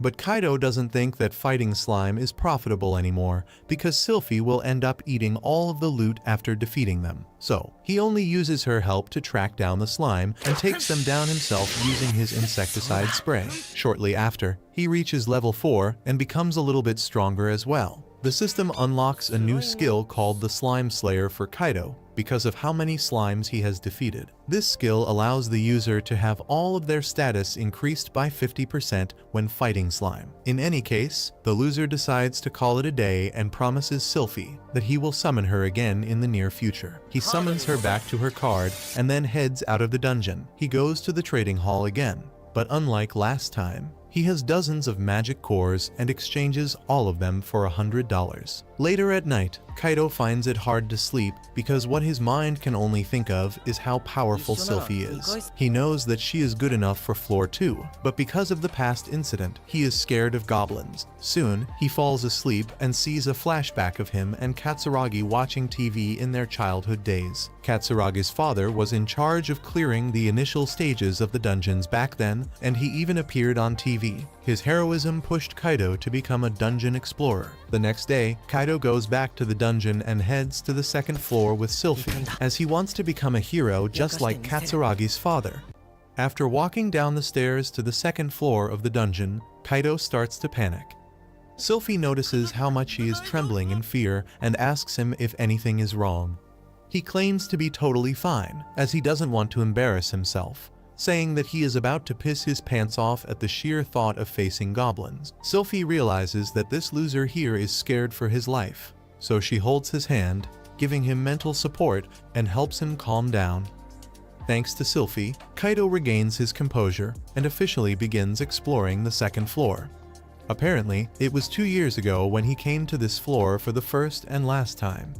You already know the backstory of how he and his 2 friends got beaten up by a single goblin. So, anyway, Sylphie detects a goblin right around the corner, and once again triggers the fear inside Kaido's heart. Knowing that the goblin is on the north side, Kaido starts running in the opposite direction, making the excuse to Sylphie that he has something important to deal with. While running away like the pathetic loser he is, he remembers how much he looks up to Katsuragi's dad. He reminds himself of his goal to go from being a useless nobody to being a hero, and starts slapping himself to pump himself up. With his thoughts cleared up and his cheeks swollen, he brings out a wooden sword to use against the dungeon. Being beyond broken, this loser can't even afford a real sword, and he dares to call himself a dungeon explorer. But whatever, the 2 companions peek at the goblin, who is taking a nap. Obviously, Kaido cannot fight against a goblin yet, so he asks Sylphie if she can defeat it on her own. She gladly takes the challenge, but as she is about to launch her divine lightning strike on it, Kaido intervenes, telling her to stay back as he wants to experience actual battle for once. He tells Sylphie that, in order to become a hero, he will have to face his troubles eventually. He is still terrified, to say the least, so he asks Sylphie to cast her divine lightning strike on the goblin, just in case he gets into any trouble. With the child demigod by his side, Kaido swings his sword against the goblin, but his aim is so bad that his attack doesn't even reach half the distance to where the goblin is. The goblin rushes towards Kaido and tries to tackle him, which Kaido blocks using a homemade shield. The goblin keeps pushing Kaido behind, but Kaido turns out to be stronger than him and pushes the goblin away. With the goblin down, he takes the opportunity and strikes him with his sword. But yet again, he fails to land the hit as the goblin grabs the sword mid-attack and throws it away. Just as it's about to look like things will go down south, Kaido uses his insecticide spray on the goblin's eyes and blinds him momentarily. He grabs his sword again and rushes towards the goblin. But he ends up tripping against a rock and hitting the goblin's belly with his wooden sword. Although in reality, this attack would be deemed completely useless, because Kaido is at level 4 and has a good amount of battle strength. It was enough to defeat the goblin. Kaido stands still in his place with tears in his eyes, amazed by his own feat. He grabs the goblin magic core, which is almost 5 times larger than the slime magic core, and then expresses how glad he is that he was able to defeat it. Sylphie praises Kaido, telling him that he was incredible, but suggests that he should take her help from now on. Kaido levels up again, making him wonder how weird this system is because it only took him a single goblin to get to the next level, whereas even defeating 1,000 slimes only leveled him up 3 times. He unlocks a new skill called Temporary Goblin Slayer, which, according to the system, is only given to users who overcome their fear of dying to goblins and defeat them themselves. This skill increases all stats of the user by 10% when fighting goblins. However, this skill is temporary, and that is why it is less effective. Regardless of his new skill, Kaido is happy because he was able to defeat a goblin all by himself. Along with Sylphie, he continues to explore the second floor and runs into another goblin. But this time, Sylphie is acting as support for Kaido. She doesn't use her signature attack and instead uses another one of her skills called Iron Wall Maiden, which creates a barrier that doesn't allow any monsters to penetrate through it. While the dumb monster is mindlessly trying to break past the barrier, Keisho lands a strike on it. Similarly, he defeats a few more goblins with Sylphie's guidance and assists, and he levels up to level 6. While looking for more goblins, Kaido asks Sylphie about her knowledge about the dungeons. She claims to know nothing of the dungeons and reveals to him that the only thing she knows is that her duty is to be useful to her master, who has summoned her here. She starts to feel bad because she wasn't able to tell Kaido anything useful about the dungeons. Kaido offers her some comforting words and tells her that they will together learn about this dungeon by unveiling its mysteries. Shortly after, they run into another goblin who keeps punching Kaido's shield. Kaido acts as the support this time and buys Sylphie enough time to land her divine lightning strike on the goblin, eliminating it in an instant. She loses her energy because she uses such a heavy mana-consuming attack, so Kaido feeds her with a goblin core. After this successful dungeon exploration session, Kaido heads to the training hall and completely surprises the goblin core, who had never expected that a loser like him would be able to get goblin cores. She can't believe that this kid, who was struggling to beat Slime a few days ago, got a total of 4 goblin cores. Kaido claims that he just got lucky and brushes the conversation off with a nervous laugh. Because he fights goblins all day, Kaido's muscles become sore, so he decides to take a rest for the day. His mother becomes worried for him and tells him not to strain himself too much. The next morning, while heading to school, Kaido struggles even more, which makes Katsuragi realize that he went to the dungeon. He gets startled by her sudden speculation and once again lies to her, telling her that he would never do that. She demands an explanation from him, asking him if he didn't go to the dungeon and why he is sore all over. Kaido makes a great excuse this time, telling Katsuragi that he has been working out recently in order to look like Arnold Schwarzenegger. Katsuragi finds it hard to believe, so she looks deeply into Kaido's eyes and also notices how much he is trying to avoid eye contact. Still, her innocent heart makes her trust her friend's words. She accepts Kaido's lies and advises him not to work out too much, as she doesn't think a muscular build will suit his cute face. So, Kaido promises her that he won't overdo it too much. Later in class, Kaido proudly tells his mates Shinji and Hayato about his heroic victory against goblins. They don't believe him, as until recently, he was only farming nothing but slime. But Kaido promises them that that is the case and gives all of the credit to himself, telling them that he has been trying to push himself to his limits, so they shouldn't think it surprising for him to defeat a goblin. Kaido shares his plans to go even deeper into the dungeons, which makes his friends wonder if this loser will ever understand what is more important. Both Shinji and Hayato look over at Katsuragi simultaneously, implying that they think Kaido should put his focus on improving his relationship with Katsuragi instead of spending his days and nights grinding in the dungeons. Regardless of their comments, Kaido heads back to the dungeon and explores the new area on floor 2 with Sylphie, which he hasn't been to yet. They encounter a few goblins in their path, but do not face any difficulties dealing with them thanks to Sylphie's support. After collecting more goblin cores, Kaido returns home and instantly falls asleep because of how exhausted his body is. After collecting enough cash, he manages to buy a new weapon, a tungsten rod, which is definitely an upgrade. Not the best one, definitely not a sharp sword or anything, but it is still better than a wooden sword. With this new weapon, Kaido hunts down goblins more efficiently. Because he makes dungeons his top priority, he starts losing focus on his studies and spends most of the time in class sleeping. After a few days of exploration, Kaido levels up to level 10 and unlocks a new skill. This new skill is called God's Blessing, which is granted to those who are beloved by the gods or their children.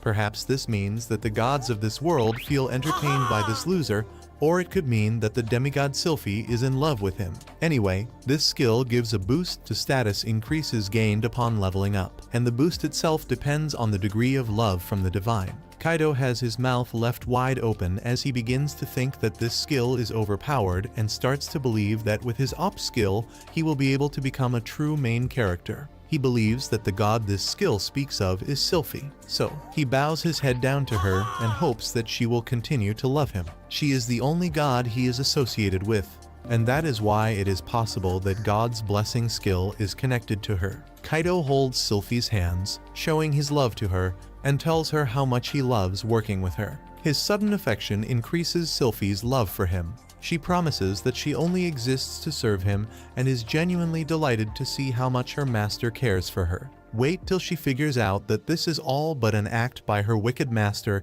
in order to get the most boost out of his new skill. They encounter a rare skeleton this time, which Sylphie one-shots with her divine lightning strike. The skeleton drops a crimson magic core, which Kaido feeds to Sylphie. He wonders if this core is valuable and asks the receptionist, who tells him that such cores are worth at least $10,000, making him realize what a stupid mistake he has made. But he doesn't regret it too much, as he thinks Sylphie deserves it. To make more money, Kaido considers the idea of going down to the 3rd floor.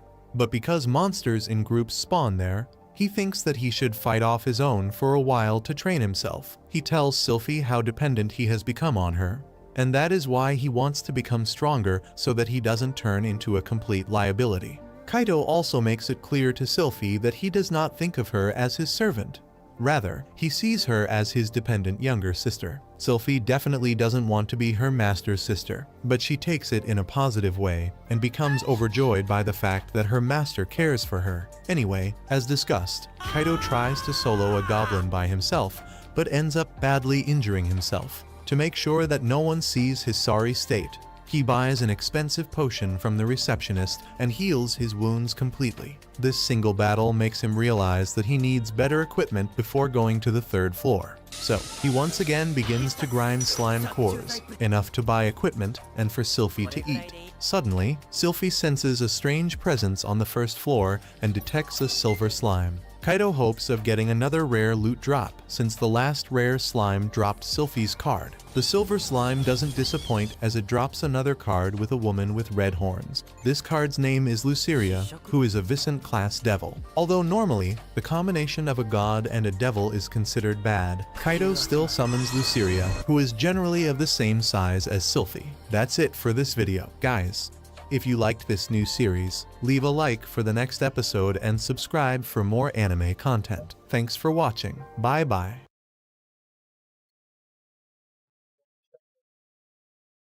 Hell no. The story begins with a regular day at Hirako Masamune's high school.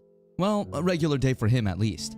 As usual, everyone sits or walks in pairs, leaving Hirako alone. The only time he's talked to is when he's the subject of bullying and caricature by his mates. This time, Saeki Kenta and his accomplice, 2 people who frequently bully Hirako, approach the young man for what is likely another dose of bullying. They throw their coins at Hirako and order him to get them juice. Hirako at this point is used to being treated as an errand boy. He feels like he is cursed with the personality of a slave. Just to get things over with, Hirako is ready to do as his bullies say. But then, Kawachi comes up from behind and confronts the bullies, asking why they always choose to pick on Hirako. She insists that at high school, the likes of Saeki should have outgrown their bullying phase. Saeki denies bullying Hirako, saying he just wants the kid to get him some juice like any friend would. Kawachi doesn't buy their excuse, so she looks to see whether Hirako is okay with being their errand boy. Whether it's for fear of the bullies or his desire to be accepted by others, Hirako feigns a smile and insists that the boys are doing nothing wrong and that Kawachi must let it go. Hirako has been the subject of bullying all his life, and he can tell that 4 parties contribute to the bullying process: the bystanders, the supporters, the bullies, and the victims. Everyone likes to think that they're not involved, but in the end, it's a whole process and they each play their roles to a high degree of excellence. Hirako Masamune takes a walk upstairs, to the top of the school building. I don't think that's where the juice is sold, Hirako. On his way up, he moans to himself about how he's broken. When he gets to the top of the building, he tells himself that not him, but the world he lives in is broken, and that he can't keep staying in such a terrible world. It's a long way to go, but Hirako doesn't feel as much fear as he feels rejection. He lets himself fall. On his way down, he thinks about how he doesn't necessarily wish for death. He just can't bear to live anymore. And that's thanks to everyone who made life miserable for him. Oh well, it'll soon be over now. Hirako closes his eyes and steadies himself for death's cold embrace. On this day, Hirako Masamune died. Or did he? Hirako starts to hear different voices around him, so he has to open his eyes. This must be what the afterlife looks like. He looks around and sees a man on a throne, one whom he assumes to be the king. The king has some officials around him who keep expressing their happiness at succeeding. Okay, but what did they succeed in doing? The king joyfully welcomes the heroes to his world, which makes Hirako look around and notice that all his classmates are there. He doesn't understand how he went from falling from the building to being in a strange place with all his classmates. The king introduces himself as Johannes Greyberg, the 47th king of the country of Greyberg. He understands that all his newly summoned heroes would be confused as to why they're here, so he offers some explanation. According to him, his kingdom, Greyberg, has been locked in a war against magical entities for a long time, and the war doesn't look like it's stopping anytime soon. In their desperation, they turn to hero summoning to see if the heroes would break the deadlock and end the battle. According to the knowledge passed on to them, the heroes summoned will have great skills and statuses. At this point, Saeki can't stop himself from speaking back to the king. He questions the king's intentions and boldly declares that they were kidnapped by the king. His speech is cut short by a blast from the king, who tries to demonstrate what magic looks like to the heroes.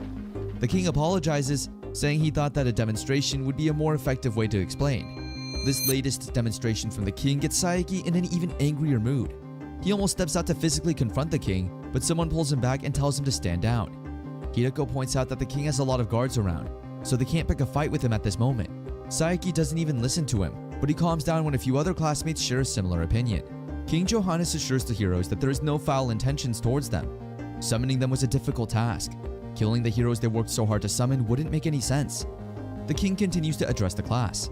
He informs them that they each received an extraordinary power and occupation, and they can access their stats by just saying status. The ones that have the hero occupation are especially gifted. Saeki is the first to call out his status window. His occupation is Sage and his title is Hero. A Sage is ranked with the top class of knights. They possess the priest attributes as well. The next one to call out his stats is Ichijo Yukimura. The young man's occupation is Hero, and his title also says Hero. One by one, all members of the class check their status and are pleased with what they see. Hideko thinks about how these people get to enjoy better lives, despite already having good lives before now. He decides to check his stats and see if he's a favored one in this world. Hideko accesses his status window and sees that his occupation is Healer, and unlike the rest, his title says Reincarnated. Nobody else has the healer occupation, so he asks one of the officials, Ares, to know what the occupation is about. Ares tells him without mincing words that healer is a recovery occupation, the weakest among the class of heroes. Hideko is devastated, and it doesn't help that Saeki comes over to taunt him. Another official asks Hideko why his title says Reincarnated instead of Heroes. Hideko reveals that he jumped off the roof just before they were summoned. The official doesn't do anything but leaves with a face that questions his intentions. Ares addresses the new class of heroes. According to her, they'll be enrolled in a training academy for some time, so they can get strong enough to battle the magical entities. She instructs the class to step into a magic circle that will transport them to their student dormitories. Saeki refuses to let it go, as he continues to taunt Hideko with his weak class, also referring to him as a suicidal dirtbag. Hideko can't bear it anymore. He thinks about how his life at home isn't so different from the life he's going to live in this new world. He doesn't want to be around people like Saeki anymore. Hideko announces that he doesn't intend to go with them. Everyone is stunned by his decision. Ares then reveals that from the moment they realized he had a weak occupation, she'd planned to transport him to a different location. The new location would be random, and he could end up anywhere. Not even they would be able to predict where he ends up. Ares accuses Hideko of being the drawback among the heroes summoned to save the lives of her people, saying that he has committed the sin of wasting their time and effort. Before Ares sends Hideko out through the circle, the young man cries out, vowing to destroy the entire country and every one of them, bringing it down to the ground. That's big talk for someone who's probably about to die. With this, she sends Hideko through the circle and into what she believes is inevitable death. A little while later, Hideko finds himself in a very dark place. He feels tired and feels like he has walked for a long time. He then remembers what led to this place, being the weakest and being disposed of. Hideko checks his stats again and sees something interesting. He has a level 1 Otherworld Obsession Syndrome. Otherworld Obsession Syndrome is a disorder which one who has longed for another world suffers from. After walking on for what seems like forever, with his wooden torch in hand, Hideko Masamune finally stumbles on 3 boxes. His best guess is that they are treasure boxes, but Hideko is well aware that they could be mimics that have dangerous things in them. However, he's treaded on a path so dangerously close to death recently, so he decides to open the boxes anyway. 3 boxes in the middle of nowhere? What could possibly go wrong? He opens the first box carefully, but he's disappointed to see that it's empty. He decides to open everything up.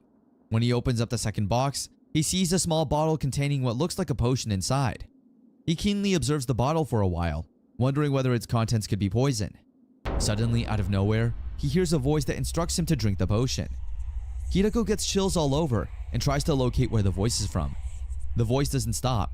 It instructs him to drink the potion until the last drop, only if he truly wants more power. At first, Hideko feels like he's just imagining things, but then he thinks about all that he's gone through while getting to that moment. He doesn't want to live the kind of life he previously lived, and since the world gave him another chance after he jumped, Hideko decides that drinking the potion is worth the risk. He opens the bottle and gulps down all its contents. In a short while, everything gets dark again as Hideko blacks out. Meanwhile, the rest of the class has been transported to their new school, the Kingdom of Greyberg's National Academy, owned by Ares Greyberg. The students look like they are well settled in and are now looking forward to their training. Saeki Kenta cannot stop talking about the beauty of Ares. Kawachi is less interested in that discussion, saying that while she's undoubtedly pretty, she has a dangerous air around her and can't be trusted. Saeki laughs it off and compares Ares to a rose that comes with its thorns.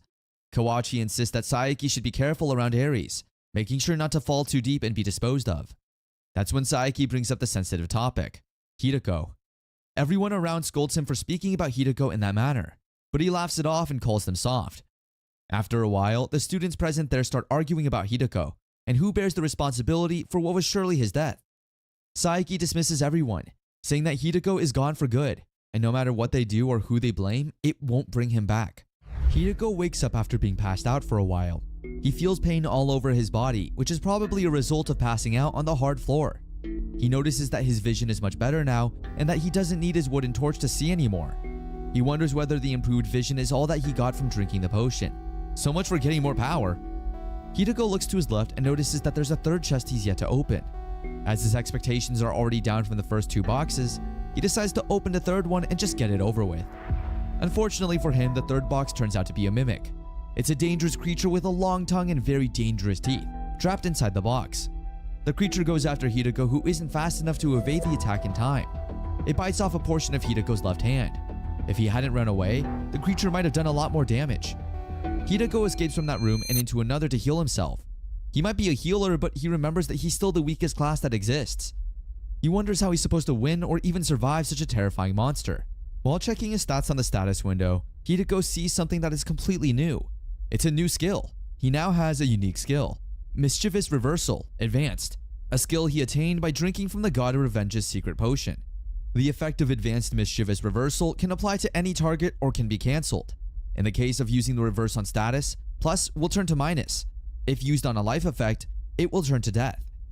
While still assessing the skill, Hideko hears a voice that tells him to activate the God of Revenge's mischief, and also Mischievous Reversal. This would mean his heal magic would be reversed into Waves of Erosion. Waves of Erosion is a magic technique that considers its user as its point of origin. These waves move outward in a spherical formation, spreading the erosion and taking the life force of anything it touches. The sphere's area of effect can be expanded, depending on the user's magic power. This means that the heal skill is now reversed into a more destructive power. Hideko is surprised by his new unique skill. He wonders whether it would be enough to beat the mimic. He walks back to the room and sees that the mimic has taken the shape of a box again. Hideko is scared at first and decides that the mimic won't attack if he doesn't bother at first. But as he goes, he remembers how the mimic almost destroyed his hands, and he suddenly wants revenge. Hideko activates Waves of Erosion and sends it to the mimic. This causes an explosion that instantly kills the monster. Hideko can't believe how amazing his new skill is.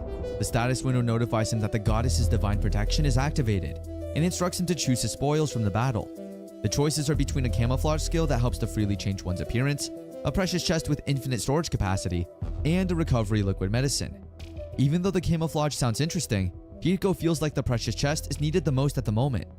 The status window notifies Hideko that he just destroyed a level 500 mimic and has received enough experience to level up. The man with the weakest occupation is now destroying a level 500 monster? Interesting. He receives a beep that he's leveled up, and then he receives another. The beeping goes on for a while and he wonders if it's ever going to stop.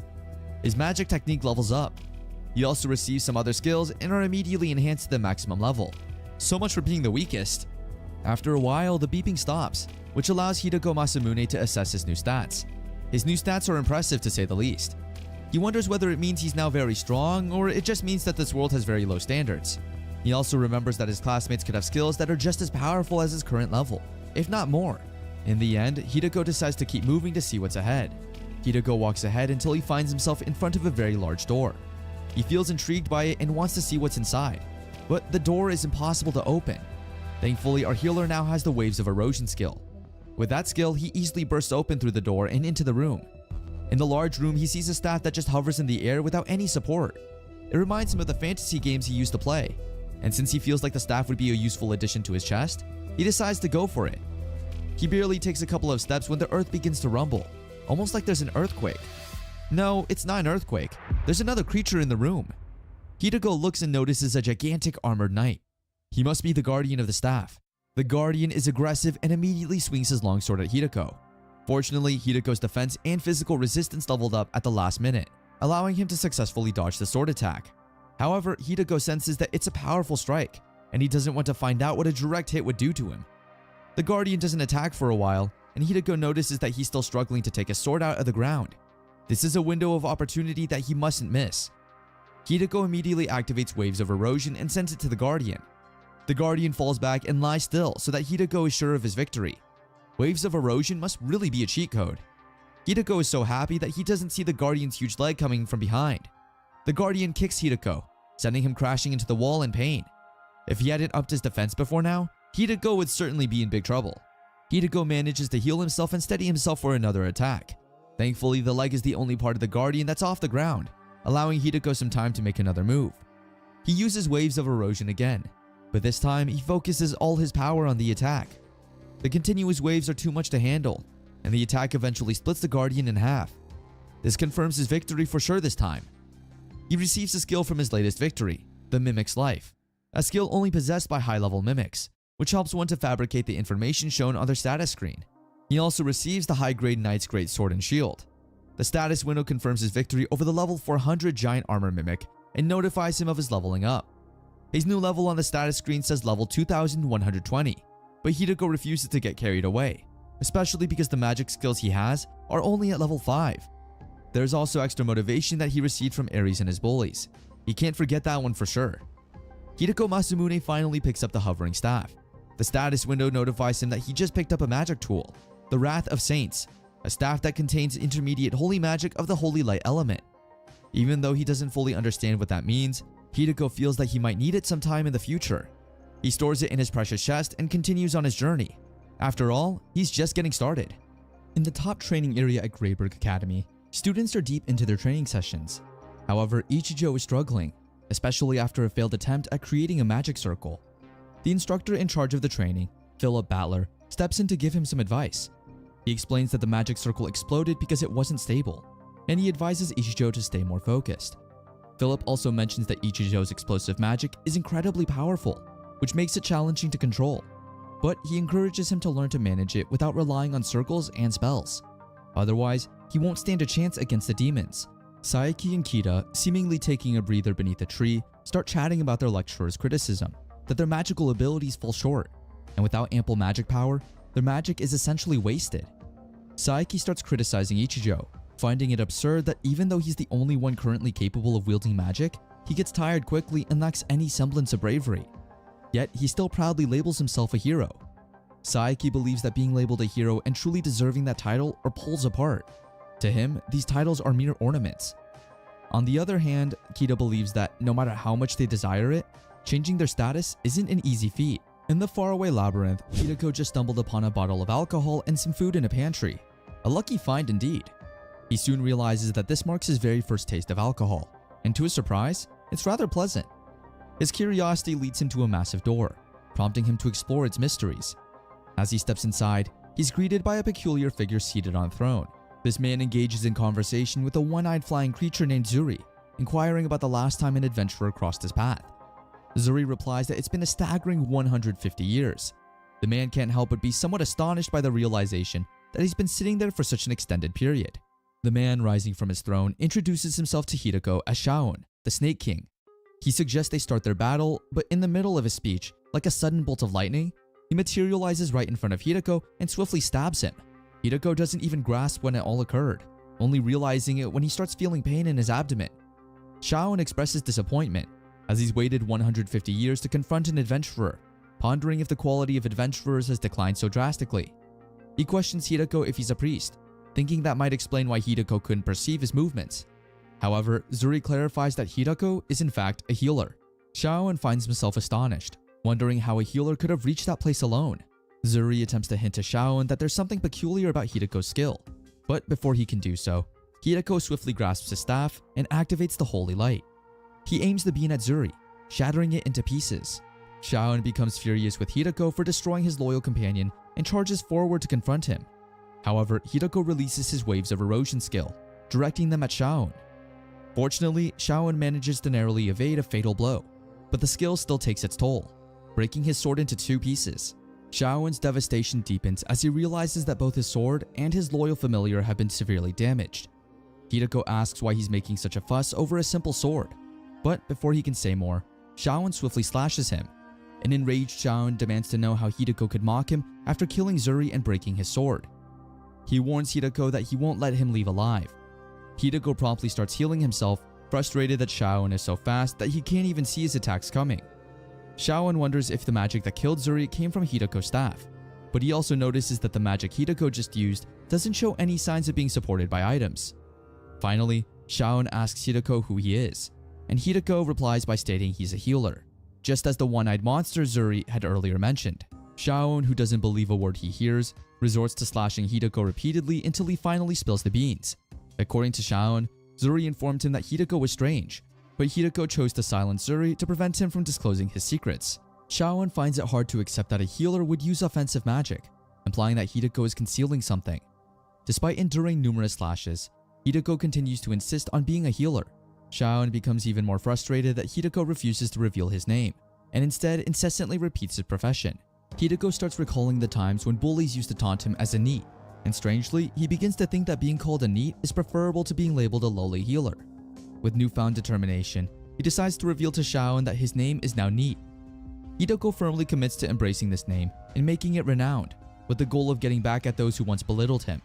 Shaon finds the name amusing and even playfully mispronounces it, but he persists in asking Hideko what he truly is, to which Hideko unwaveringly responds that he remains a healer. Shaon, fed up with Hideko's games, decides to take a more ruthless approach in slashing him this time. After Hideko tumbles to the ground, Shaon makes a final attempt to strike him down. However, in a surprising twist, Hideko manages to unleash a powerful wave of erosion at the last moment, ultimately defeating Shaon. In Shaon's last words before his demise, he advises Hideko to conceal his true identity. Hideko, taken aback, questions Shaon's meaning.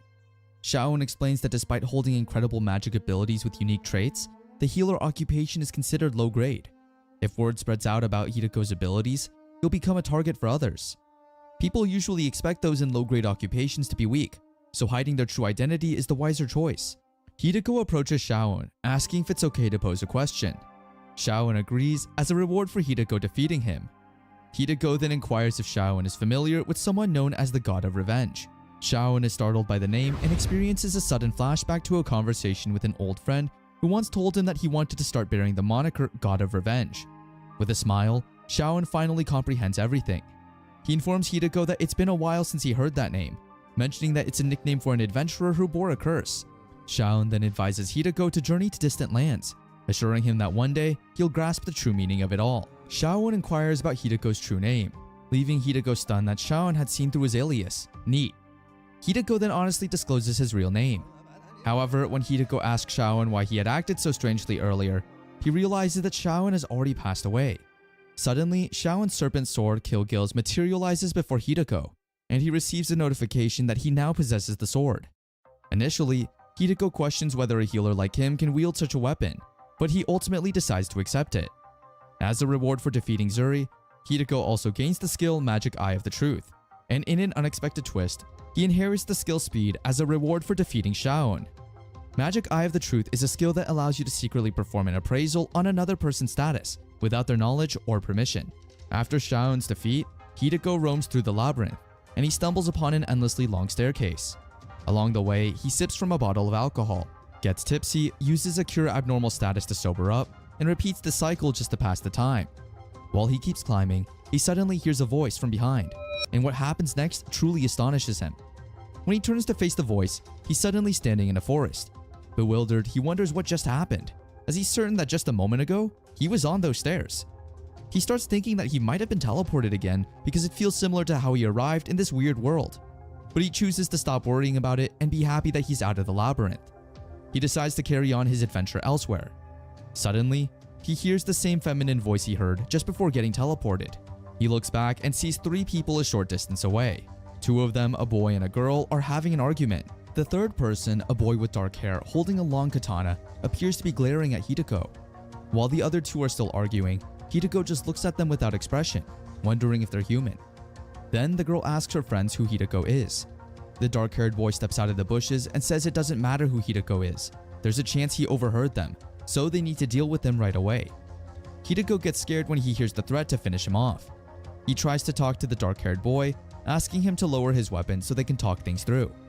But without listening, the dark-haired boy rushes at Hideko, trying to attack him with his speed.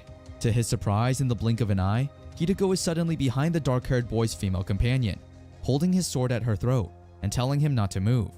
The other boy gets frightened and shouts out the girl's name, referring to her as Eliza. The dark-haired boy turns around and asks Hideko how he managed to get past him, but Hideko pleads with him not to move. Hideko tells both boys to put away their swords. Eliza, the girl, calls the black-haired boy Jeek and implores him to lower his weapon since they've already lost. Jeek finally agrees and plants his sword on the ground, asking Hideko to release Aliza. Hideko questions if it's a trap, and Jeek promises not to fight anymore. Hideko decides to trust them and hands Aliza over to the other boy, Alfred. Hideko sheathes his sword and wastes no time bidding them farewell as he starts to leave. Unexpectedly, Jeek pleads with him to wait for a moment.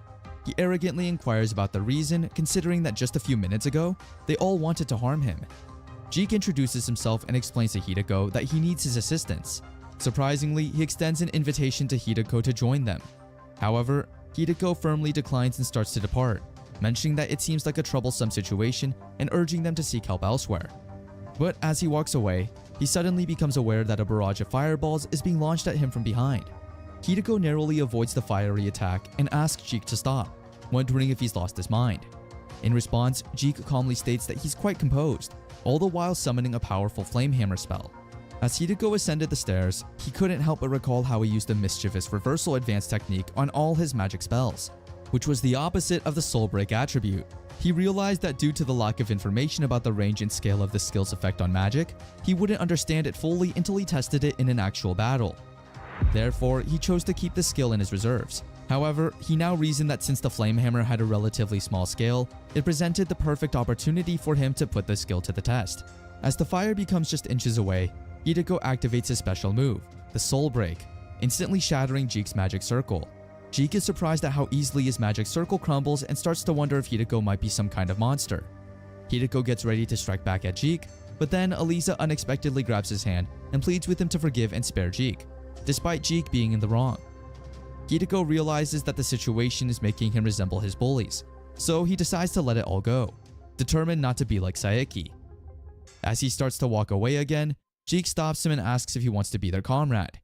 He confesses that from the beginning, he sensed that Hideko was no ordinary person, which is why he tested him, believing Hideko could dodge his attacks. Jeek wraps it up by explaining to Hideko that they're on the hunt for a tough ally because they're part of a special group, and that's why they need someone as strong as him. Hideko's curiosity kicks in, and he asks what's in it for him. Jeek's response is straightforward. They're ready to grant him anything he desires. Hideko, however, dismisses the offer, stating that he doesn't quite require anything, and even if he did, they couldn't provide what he truly wants. Aliza attempts to dissuade Jeek from recruiting Hideko, but Jeek emphasizes their urgency and the necessity of having a strong addition to their mission. Finally, Jeek makes a decisive move, presenting a ring to Hideko. He explains that it's a communication device, and if Hideko channels his magical powers into it, he can communicate with others from a distance. Jeek pleads with him to think it over, and then he goes on to explain that their group is called Dragon's Heart, and their mission is to get rid of corruption and bring about world peace. After thinking it through, Hideko agrees to accept the ring. He summons his dimensional storage and places it inside. Alfred is amazed to see the skill, and Hideko asks if it's rare. Alfred tells him it's the first time he's seen it in real life. Jeek tells Hideko that they're heading to Grey Belka because a month ago, the country managed to summon heroes, so they're going there to investigate. Hideko couldn't believe it when he heard the news because as far as he knew, only a few days had passed since he arrived here. Jeek asked him where he was going, and he said he was just going to town. Aliza then told him that it would take 3 days of walking to reach the town, and it was only then that she remembered to ask for his name. Hideko realizes that since they're heading to Grey Belka, it's not safe to use his real name. Instead, he decides that from then henceforth, he would adopt the alias Nito. So he gives them his new name, Nito. While wandering in the forest, Nito encounters a pack of wolves and decides to test the skills on them. However, just before he can act, a voice warns him to take cover. Out of nowhere, a girl wielding an epee appears and swiftly defeats all the wolves, thinking Nito is in danger and deciding to rescue him. She checks if he's okay, and he responds awkwardly, saying that he is. Nito thanks the girl for saving him, saying that he thought he was a goner. Using his appraising skill, he finds out that her name is Sierra Ekarlat, and she's a White King's knight. Sierra suddenly gets closer to him, telling him that he doesn't seem too happy about her helping him. Suddenly, a wagon makes its way towards them. A voice calls out to Sierra. When it reaches them, a man comes out and introduces himself as William Vector, and also introduces his escort, Keith. Sierra tells Nito her name, and Nito does the same. With a disturbed face, she tells Nito that he has a strange name. Later, the wagon continues through the forest, now with Nito in it. William informs them that they are currently transporting their goods to Rajazan. He explains that since he and Sierra know each other, he offered to give her a ride to Rajazan in exchange for her protection during the trip. Nito apologizes for troubling them, but William dismisses it. saying that one can never have enough guards when traveling. He then recalls Sierra jumping out of the wagon the moment she sensed the presence and that such behavior was expected of her, although it surprised him a little bit.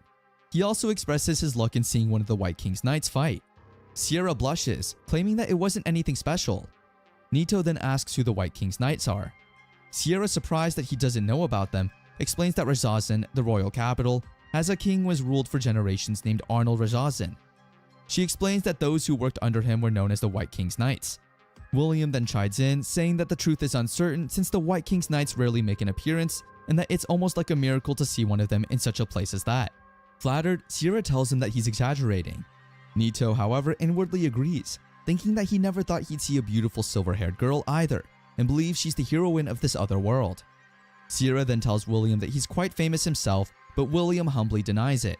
She continues, saying that there isn't anyone in the mercantile business who doesn't know him and that he was widely known for dealing with rare and valuable items.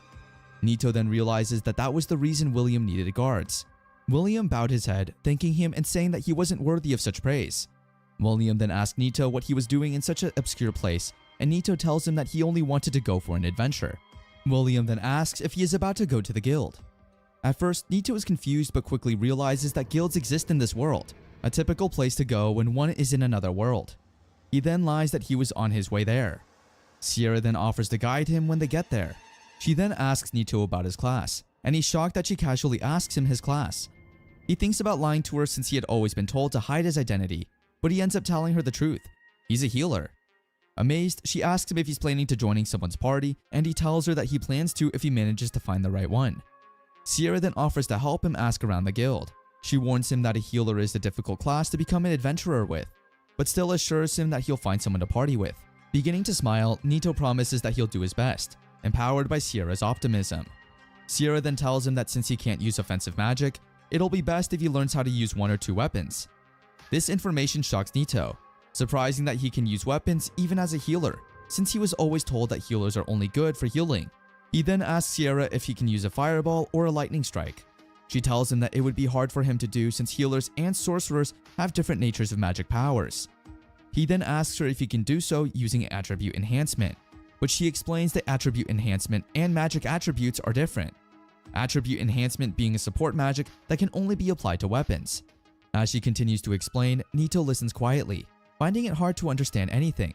She then tells him that despite everything, it's still rare to see a healer with the attribute enhancement spell, and that is more reason for him to learn swordsmanship. Nito then decides that he'll try learning it, and Sierra gladly offers to teach him. Later, the wagon arrives at Tanya village and the group decide to take a break. As they alight from the wagon, they see a crowd huddled around the door of a building. Curious, they ask the people what happened, and the crowd opens up to reveal an old man seated with other men. The old man asks the travelers who they are, and after some minutes of explaining, the old man understands and apologizes that the village is not in any state to welcome guests at the moment. He explains that their village was attacked by thieves and all the women of the village were taken away. The men around them shout that they've gathered to take their woman back, saying that they can't just sit back and let something like that happen. Sierra then tells the men that thieves and bandits work differently and that most thieves have connections to slavery owners. She adds that while they should save them as soon as possible, she asks that she and her group go instead. At first, the old man tries to stop them, but William tells him not to worry and to let them handle it. He then tells Sierra to take Keith with her, saying that he should be able to help. Sierra asks them if anyone knows where the thieves might have gone. At first, there's silence, but then a young boy by the name of Jack steps forward, saying that he followed after them and found their camp after climbing a mountain where he saw his mother and other villagers locked in cages. He volunteers to help them, saying that he wants to save his mother and everyone else. Later, they arrive at the camp and hide in some bushes nearby. Sierra tells Jack to leave the rest of them and wait in the village. As the thieves talk amongst themselves and the woman in the cages wait in despair, Nito can't help but feel as though he's in a game event. Sierra tells him that she and Keith will take care of the guards around the perimeter and will signal him when he's done. She tells him to stand by and to only focus on supporting them. He then admits inwardly that his staying back can't be helped since he's a healer. He decides to lay low for now and witness the power of the White King's Knights. Back in the village, the old man continues to worry about their safety. William continues to assure them that they'll be okay since Keith is with them. He also adds that though Sierra is young, she's still one of the White King's Knights. Meanwhile, back at the mountain, Sierra drives a rapier through a thief's chest. He falls to the floor dead. Later, Keith and Nito begin piling the bodies of the 3 thieves that were present. Nito compliments her fighting style, but Sierra humbly tells him that it wasn't anything special. Soon, they free all the women from the cages, and Sierra tells them that they're going back to the village and instructs them to follow them quietly. Sierra is thankful that most of the thieves weren't around, but Nito can't help but feel like it was too easy. As they get ready to leave, a man in a black suit, along with a few other people, approaches them and asks them where they think they're going. Sierra prepares herself, not surprised that the task wasn't going to be easy. The man agrees with her, saying that nobody could let their goods get taken away so easily. Nito then deduces that it was a trap all along. Sierra then finally recognizes him as Oliver Joe, a former knight of Rajazan and a captain of the Band of Ashes who suddenly slaughtered all of his men, set the city on fire, and disappeared 2 years ago. The knight bows and playfully thanks her for the introduction.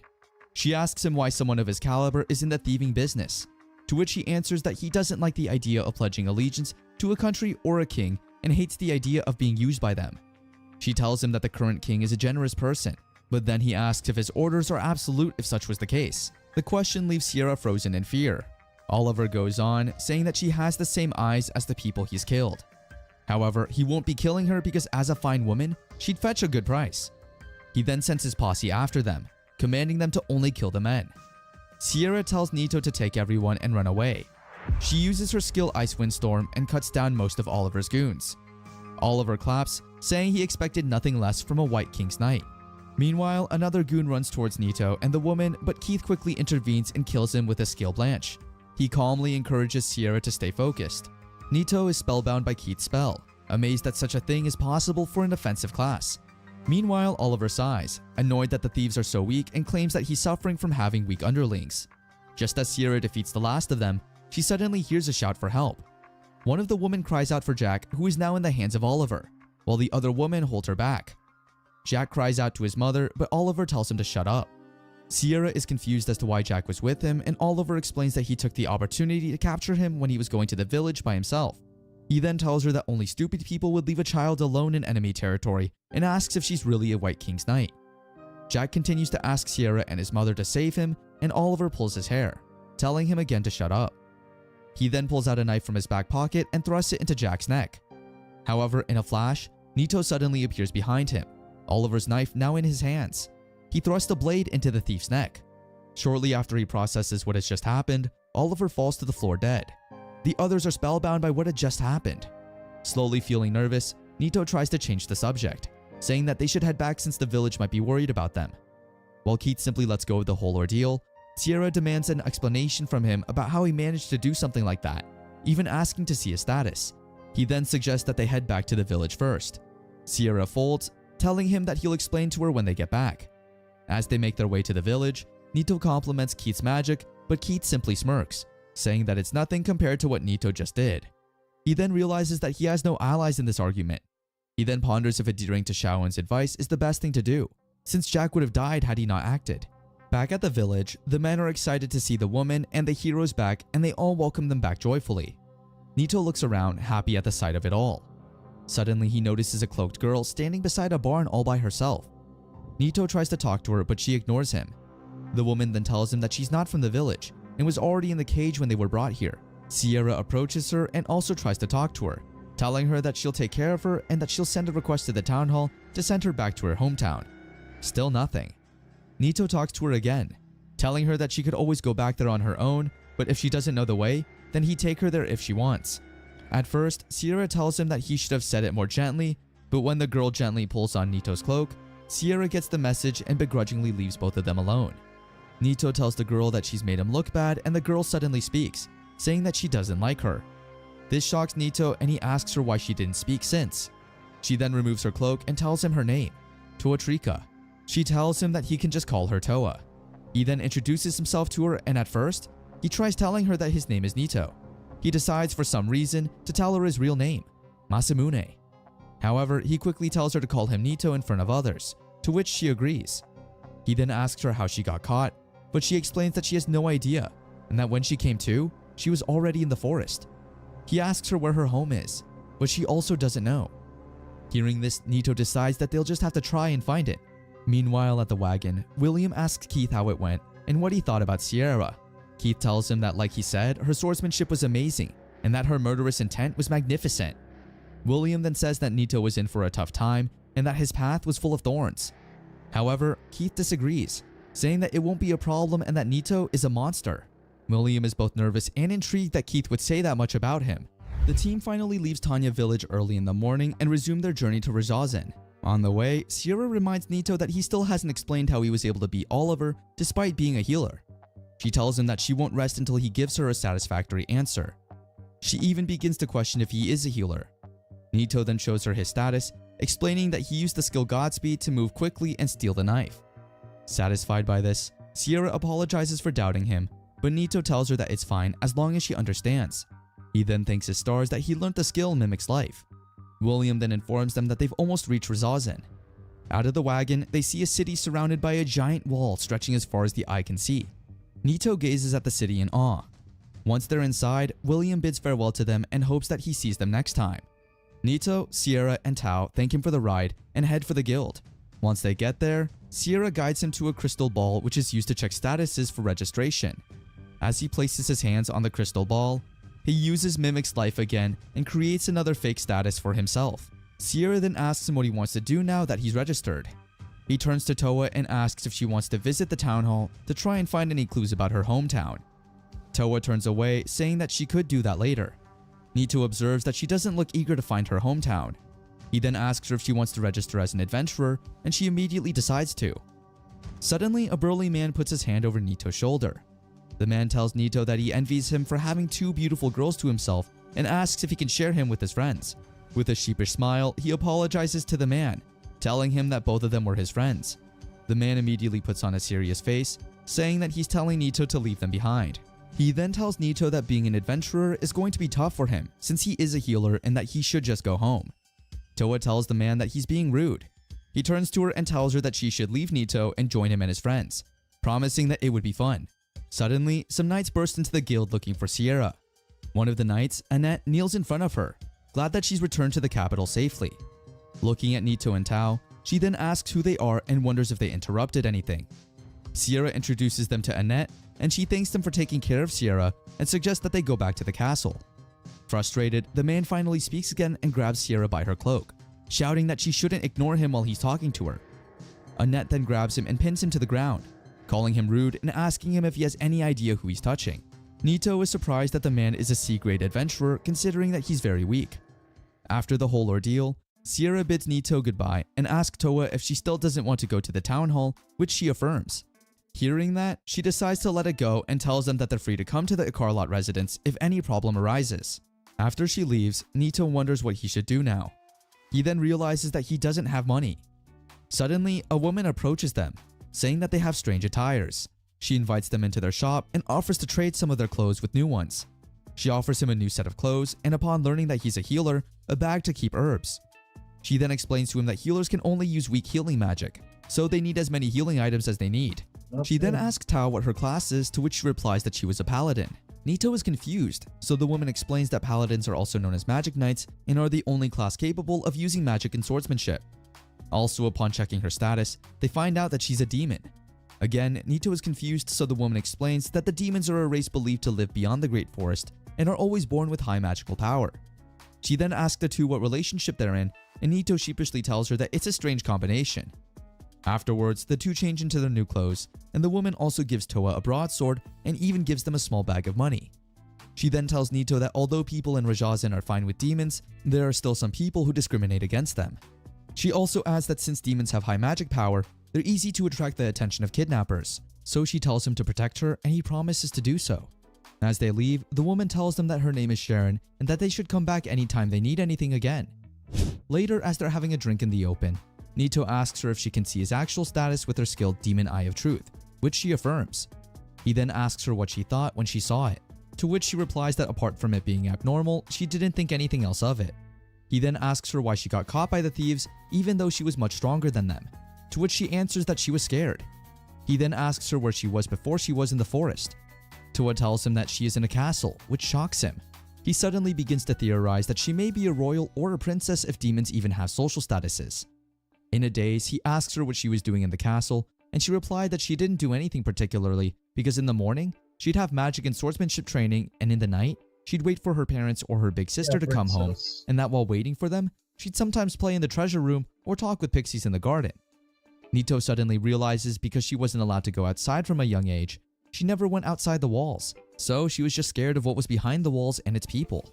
She, like him, was experiencing the world for the very first time. Nito and Toa ventured into the forest to defeat goblins and collect their teeth to pay for their instay. Curiously, Nito wondered if goblins turn into corpses upon death, as he believes that mimics vanish after dying. Toa clarified that only mimics in dungeons disappear, but goblins typically do not. She added that goblins are monsters, not mimics. Nito, puzzled, inquired about their difference, and Toa explained that mimics are intelligent and can speak human language, while monsters are entirely different. Nito soon realizes that Zuri wasn't a monster as he thought, but rather a mimic. Later, Nito and Toa head back to the guild to sell goblin teeth.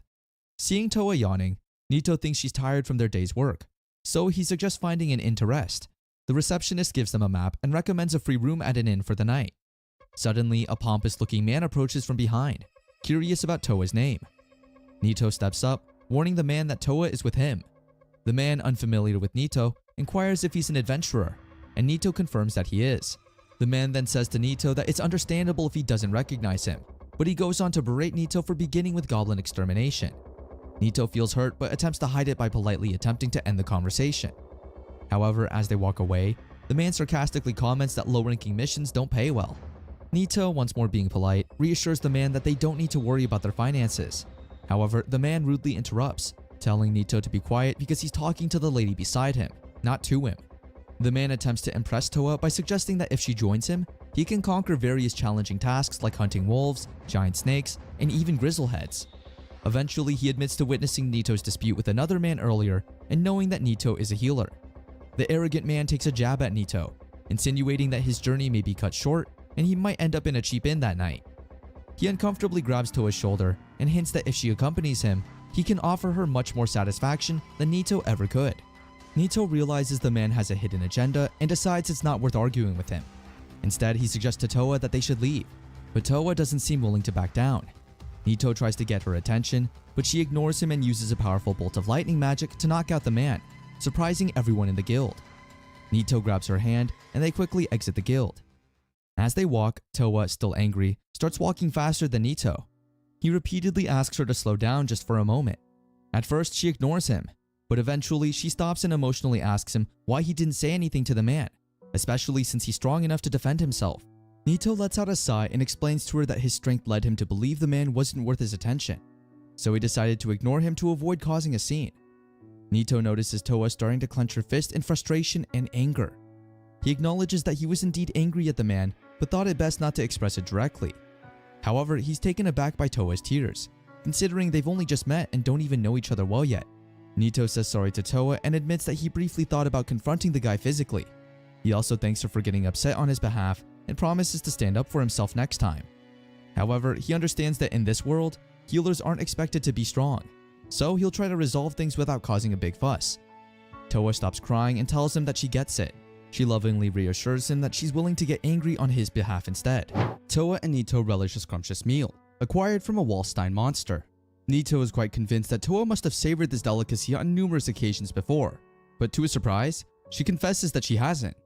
Nito finds it puzzling, as he believes their meal is fit for royalty, and he wonders how Toa hasn't experienced such delectable meat. In response, Toa shares that her dietary choices have always revolved around what was specifically prepared for her. She needed food that would enhance her magical abilities, hence her previous culinary experiences being quite different. Nito gradually discovers that the more time he spends with Toa, the more fascinating she becomes. He decides that it's a good idea for them to embark on a scouting mission in the Land of Demons, as it's likely where Toa's home is situated. Toa takes another delightful forkful of her meal and comments that this food is bound to enhance her strength more than her previous meals ever did. She's so impressed with the prospect of such rewards from this delicious meal that she's more than willing to repeat the experience. Nito is delighted to see that the meal has put Toa in high spirits. He suggests that they embark on another quest the following day, in pursuit of an even larger reward. Toa readily agrees to the proposal. After the meal, Nito and Toa book a popular inn with a cozy bed and a soothing bath. They're rather lucky to have been able to get such a popular inn. Nito suggests he'll take the floor so Toa can have the bed, but Toa makes a better suggestion that they take either side of the bed. It's big enough for both of them, plus he'll catch a cold on the floor. Nito expresses he's not a peaceful sleeper, tossing about and all, but Toa decides she doesn't mind. Using his real name, Masamune, to address him, she states she trusts him. The statement startles and confuses Nito. Toa settles into bed and asks if Nito won't be joining her. Without a further explanation to the statement he found startling, he gets in bed next to her. While Toa seems fast asleep, Nito is restless. Toa calls out to him asking if he's asleep yet, and he admits he's far from it. Toa reveals she was always alone in the castle. Her parents returned to the castle late at night, and her sister was always MIA. Her only friends were the pixies, and she was always generally alone. At this moment, with Nito by her side, Toa no longer experiences the sense of loneliness. She warmly wishes Nito a good night, drawing closer to him for a comforting snuggle. This simple yet affectionate gesture brings relaxation to Nito, and as a result, he gradually drifts into a peaceful slumber. The next day, they have a visitor at their door. Nito groggily answers, stating it's too early in the morning to be having visitors. The visitor, Sierra, states it's noon and she's come over because she was hoping to teach him swordsmanship skills today. The conversation stirs Toa awake, who asks what the noise is about. Sierra is surprised to see her there, dressed provocatively, and Nito is immediately caught in a heated feud between both women. Sierra apologizes for her behavior over lunch. She apologizes for jumping to conclusions and attacking Nito, which is appalling as she is a white knight. Nito brushes the past off. Sierra mentions overhearing Nito being referred to as Masamune by Toa and is able to put together that Nito is an alias. Nito begs her to keep her discovery to herself. He makes a mental note to make sure Toa is careful with using the name, as he would prefer the public didn't know. Sierra asks if Masamune is his Gikoku name. Gikoku is a country that can be found across the sea from the Venome continent. The occupants are known to use similar names to the one Nito has.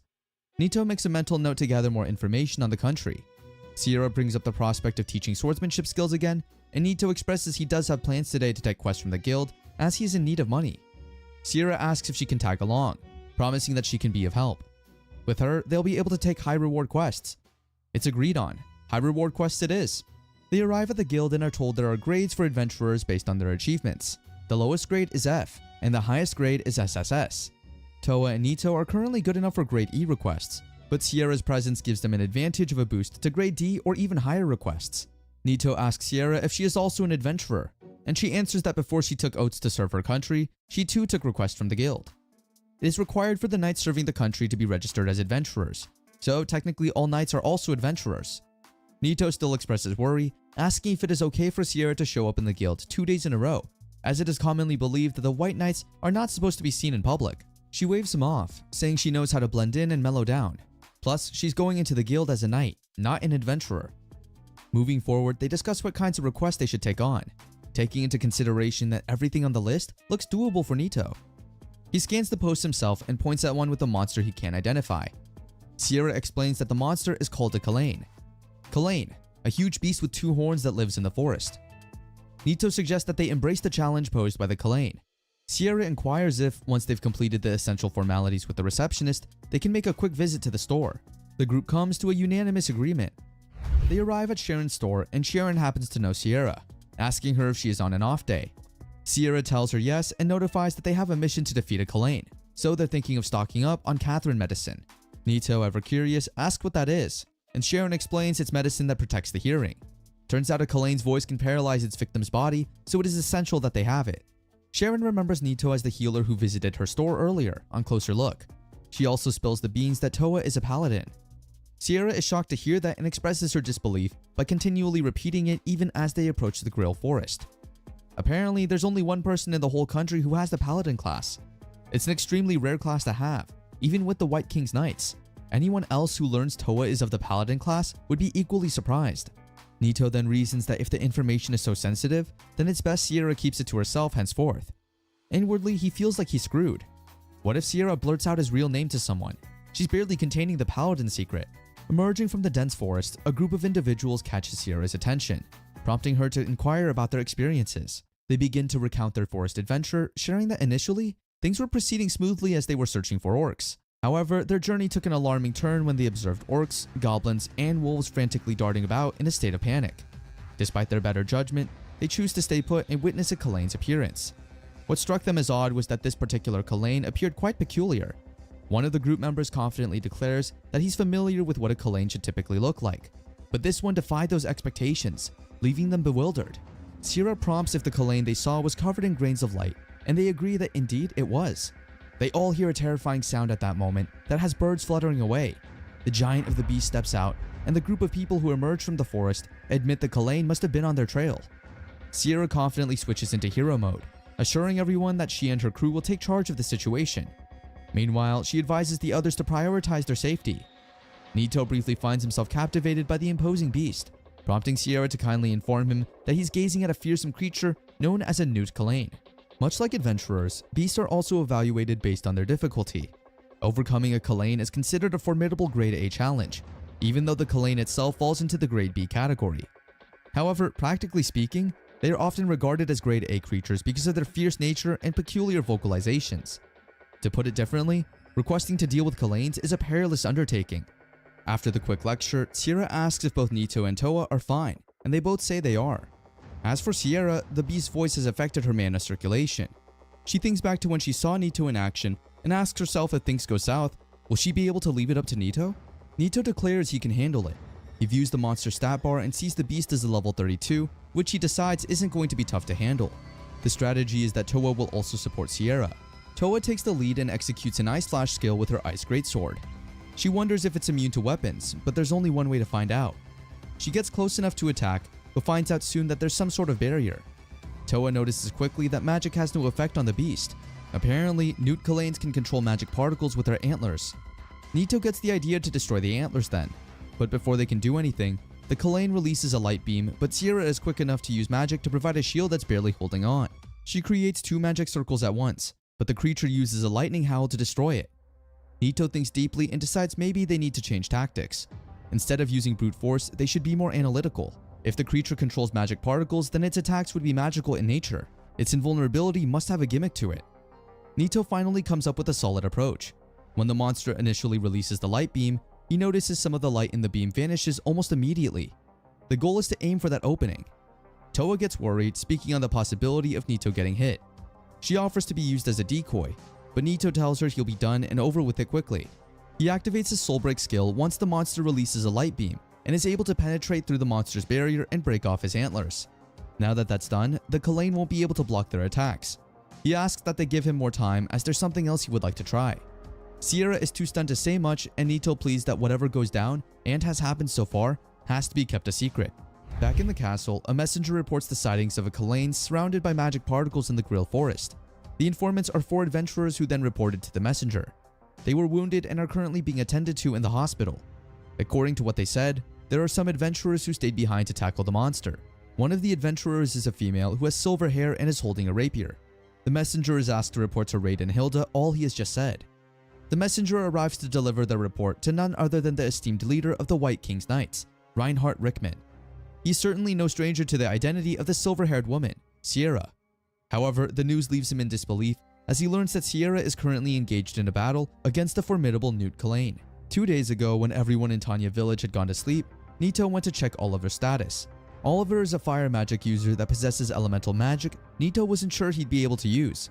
It was then that a message popped up, one that looked like a quest announcement. The message contained information regarding Oliver's beloved wife, Anna.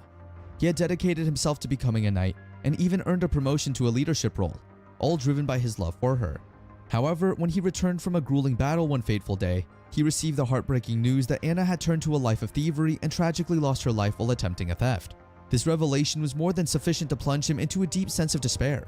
To exacerbate his distress, his fellow comrades added insult to injury by teasing him about his ill fate. The letter contains additional troubling information concerning the assassination of the king, which raises Nito's curiosity even further. He can't help but wonder why Oliver would have accepted such a grave and puzzling order. There's a lot the message doesn't explain, but when he's done reading, he acquires a magic Hellfire skill. The skill is a result of fire born from Oliver's grudge, which would gradually burn the target. Nito's anxiety hits the roof. He doesn't know how to go about learning the new magic skill, and wonders if it is as unstable as elemental magic. There's also the fact that he doesn't recognize the spell attached to the skill. He sinks to the floor, exasperated, deciding he hates being a healer. He then gets the idea to use the skill in reverse. The opposite of fire is water. It seems worth the shot, so he goes ahead and activates Mischievous Reversal through God of Revenge's Mischief. Magic Hellfire is then reversed to Goddess Bloody Tears. He starts feeling a sensation he can't explain, a dark energy surrounding him that gives him sharp claws and bloody eyes to peer into another dimension. He watches the Kalain beast slowly begin to deteriorate till it's nothing but a pulp and then a pool of blood. Toa asks him if it's over yet, and he reports that the strange sensation he previously felt is gone. They hear rustling in the bushes and know someone is coming, so they have to leave before they're spotted. Nito doesn't really want to be discovered or have the spotlight on him as the one who killed the beast, so he pleads that Sierra finish up while him and Toa take cover. Everything that has happened so far has to be a secret, so Nito lets Sierra know that he's trusting her to handle the situation well. They all plan to reunite at the capital. Toa promises to tell the innkeeper about the location. Sierra is left alone, wondering who on earth Masamune really is. People on horses race through the forest. They were sent out to catch up with the adventurers battling with the Kalain. Part of this crew is White Knight Raid Black and Hilda Ecarlet. Raid looks forward to the battle with the monster, planning to slice it up with a scythe. They reach their location and find absolutely nothing. No Kalain, no adventurers. Then they look closely and find a dark shapeless mass they decide must be the remains of the Newt Kalain. Raid doesn't see how anyone will believe that, but it's their only lead for now. They find a stunned Sierra and ask her questions, but she isn't forthcoming. When she's asked about the other two adventurers that are supposed to be in her company, she replies that they are no longer here. It would take at least 4 White Knights to take down a Newt Kalain, and the other knights can't believe that Sierra defeated one by herself. Raid comes to the conclusion that the other adventurers were eaten by Ryan the the Watcher He still 1 2 doesn't 2 explain 3 how 4 Sierra defeated says. the monster alone, May but I it's a suggest good a enough drawing? explanation for now to contact the knight's office and collect whatever items around them they can lay their hands on. Reinhardt reports back to the king of Rajazan that from indication, Sierra defeated the beast, but it's hard to tell due to her unstable condition. They should wait for results to confirm. The king is satisfied with the report and gives the go-ahead to Reinhardt to continue with his investigation. Outside the palace room is White King's knight, Daniel King, who's waiting for Reinhardt. He tries to milk information out of Reinhardt, asking him questions that Reinhardt responds with a still investigating. Daniel pushes for any information at all, and Reinhardt makes him understand that he's also technically in the dark about the situation. The remains of the Newt Kalain is currently with the autopsy team, so they'll need to wait for results. But if Daniel is feeling up to the task, he can go ask Sierra herself what happened. Daniel starts to suspect that something suspicious might have taken place. Reinhardt shares that Sierra was indeed part of the battle, along with 2 fellow adventurers who have currently disappeared. When the knights arrived on the scene, the condition of Newt Kalain's body was so deteriorated that it initially posed a challenge to confirm if it was indeed a Newt Kalain. Furthermore, an exceptionally large quantity of blood was present, adding to the mystery. Daniel reasons that the missing adventurers are the missing piece to the puzzle on their hands. Sierra knows what happened, but she isn't snitching. Daniel asks how far they've gone with interrogating her, and Reinhardt states he doesn't want to hear what she doesn't want to say. The bottom line is that if those 2 adventurers did defeat the Newt Kalain, then they're as strong as White Knights. Even stronger, as Reinhardt chimes. Daniel doesn't see how that's possible. People stronger than their knight leader? Reinhardt shrugs. He can't say for sure, but Sierra better hope those missing adventurers aren't a danger or threat to the country, because if they are, then she will suffer the consequences for keeping mute about them. At this point, there's only one thing to clarify. Are they enemies or allies? Toa and Nito discuss what really happened back there. Nito shouldn't be able to control elemental magic, and he decides from now on he'll seal the skill. He was able to break the Kalain's antlers barehanded, which is scary on its own, but one step at a time, we guess. Toa tells him if he doesn't want to use his powers, then she'll do her best on her part to protect him. Nito finds the courage to ask Toa what brought about her high level of trust from the minute they met. Before she can respond, Sierra shows up and Nito gives the go-ahead to have that conversation another time. He then apologizes to Sierra for making her come all the way, who in return apologizes for interrupting whatever conversation they might have been previously having. Sierra lets Nito know that he has to remain low-key for the time being. She updates them about the Newt Kalain that was taken for autopsy, and how she's kept her mouth shut about Nito and Toa's whereabouts, but she's not sure how long she can keep stalling. Nito is a little disappointed that they did all that work and won't be getting a reward, but Sierra states it's best they don't draw any sort of attention to themselves. In other words, goodbye reward. While they discuss, Raid steps into the scene. Turns out he was trailing Sierra, and he's in the mood to find out which one of the adventurers took out the fun before he could get a chance. He reveals that when the White Knights were sent to confront the Newt Kalain, its horn was already snapped, and it was covered in a pool of blood. Now, the regular way to kill a Newt Kalain would be to use physical attacks, since the monster is immune to magic. However, Raid Black can tell that the damage to the monster was done by magic. Raid also recalls the broken horns of the monster. The horns are normally too tough to be broken. He concluded that whoever defeated the monster simply couldn't be overlooked. That's the reason Raid followed Sierra from the start, and her trail led him to Nito and Toa. Sierra tries to reason with Raid, telling him that Nito and Toa aren't enemies, but the warrior is long past the listening stage right now. He unleashes his power and makes a move to attack them. Meanwhile, Reinhardt, while still talking with Daniel King, senses that Raid just unleashed his magic power. He decides to see what happened for himself. Raid Black attacks his opponents with his sword, but Toa blocks the blow at the last minute. When he asks, she introduces herself as Toa Trika and admits to killing the Newt Kalain. Raid is a little taken aback, as he expected Nito to be the killer. Then again, he doesn't sense any magic power from Nito, so he concludes that the lady is being honest. Now that he knows the killer, or at least he thinks he does, he attacks Toa aggressively. Nito calls out, but Toa tells him to stay back, while she matches every blow from Raid with an excellent defense. Raid is surprised that Toa is strong enough to battle him and still entertain distractions. While he's impressed, he decides to end the battle quickly by activating Fire Armor skill. His skill use takes Toa off guard, as she doesn't expect him to be a magic user. Raid Black now has the upper hand in his fight against Toa. He lands blows and tosses Toa from side to side. The White Knight challenges Toa to show her true power, saying that her current power wouldn't save her from him. Toa insists that she has already shown her full power, which is disappointing to Raid. He decides to end the battle with his next move. Fortunately for Toa, Reinhardt intervenes at that moment, effectively stopping the skill from harming her. Raid Black is disappointed and questions Reinhardt's actions, but Reinhardt throws the question back at him, saying it's not his fight to pick. Their little vocal exchange gives Nito enough time to heal Toa. Nito also asks why she didn't show her full magic power, and she says that the magic would end up destroying everything around her. It looks like she hid some power after all. Raid tells Reinhardt that Toa is the monster killer, but Reinhardt reacts indifferently, almost looking unconcerned. While Reinhardt suggests that the killer was just fulfilling a request, Raid insists that she had something to hide, which is why she went into hiding immediately afterwards. Raid notices Nito and asks if he's a priest, as he just healed Toa. When he learns that Nito is just a healer, he laughs at the rank, saying it's probably the reason he didn't sense any magic from Nito. These words don't sit too well with Reinhardt, as he senses something very different from Nito. Raid Black has had enough of this chit-chat. He draws his sword and enters battle mode again, focusing his attack on Toa. He insists that she's a dangerous person, and that he's saving the entire country by eliminating her. The pleas of Reinhardt and the others fall on deaf ears, as the White Knight's mind is already set. With his sword, he strikes a blow in Toa's direction. The result is a layer of dust that eventually clears to reveal Raid passed out on the ground. Toa is the only one around the area, as he somehow moved the rest of his friends to a safe distance, all within the short moment Raid Black used to attack. There's no doubt now, and Reinhardt sees that Nito is the one who killed the Newt Kalain. Sierra rushes in, begging Reinhardt not to take any action, and promises that Nito Masamune isn't an enemy. Reinhardt sees that he instinctively drew his sword, so he takes it back in and apologizes for Raid's actions. He makes it clear that from the start, he felt something different from Nito. Usually when magic powers are much greater than theirs, individuals hardly sense it. This is probably the reason Raid couldn't sense anything from Nito. Nito explains why he didn't show himself earlier, saying that he doesn't want to stand out. Reinhardt completely understands and promises to take full responsibility for everything. In his report, he also promises to say that he and Toa just assisted Sierra in the killing. He also promises to get the reward to them. He bids them farewell, taking Raid on his back, and hopes to meet Nito again someday. From Nito's point of view, he merely landed a simple punch on Raid. He had no intention of blowing his cover with that move. Back at the palace, Daniel King gives Reinhardt more interesting news about the Newt Kalain. From what the autopsy revealed, the monster wasn't a normal Newt Kalain.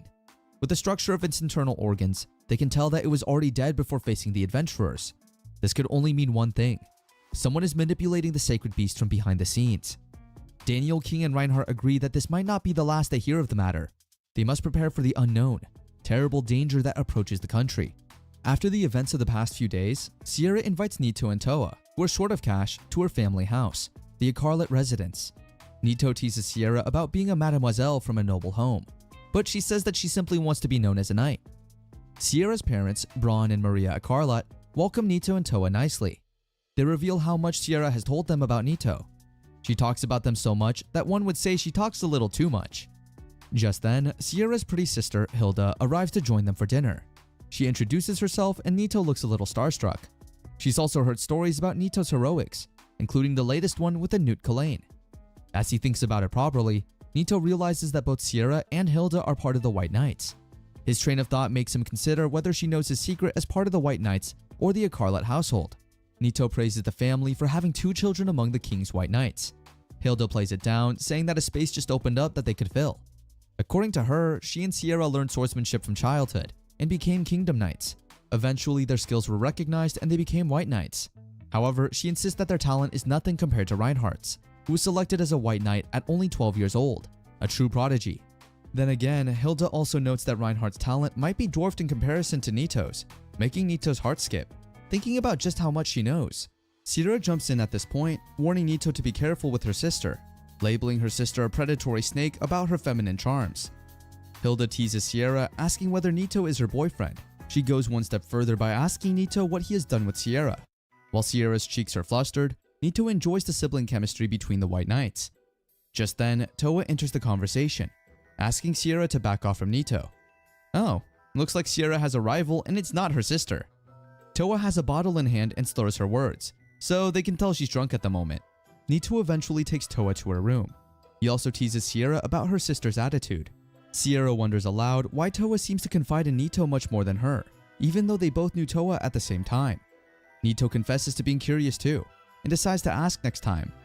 Sierra shows Nito to a different room. Before she bids him farewell, she offers to teach him a thing or two about swordsmanship the next day, if he's interested. His original plan is to go to the guild to make some money the next day, but Nito accepts the offer, leaving Sierra elated. He ponders Sierra's expression so much that he doesn't notice Hilda sneaking up on him from behind. She's a little exposed in the clothing, but insists that she just happened to pass by. She also asks if he truly defeated Raid, and he confirms that he did it to save Towa. She infers that he and Towa have feelings for each other, but Nito is embarrassed and denies it. Hilda begs Nito not to leave her sister out, saying it's the first time she's ever shown interest in a man. She also pleads with Nito to take Sierra along when he eventually leaves the country, whether she likes it or not, as she feels it's the best thing to do for her. Hilda says her sister deserves to know other things apart from swinging swords, which she's done all her life. Nito wakes up the next morning to meet Hilda in his bed.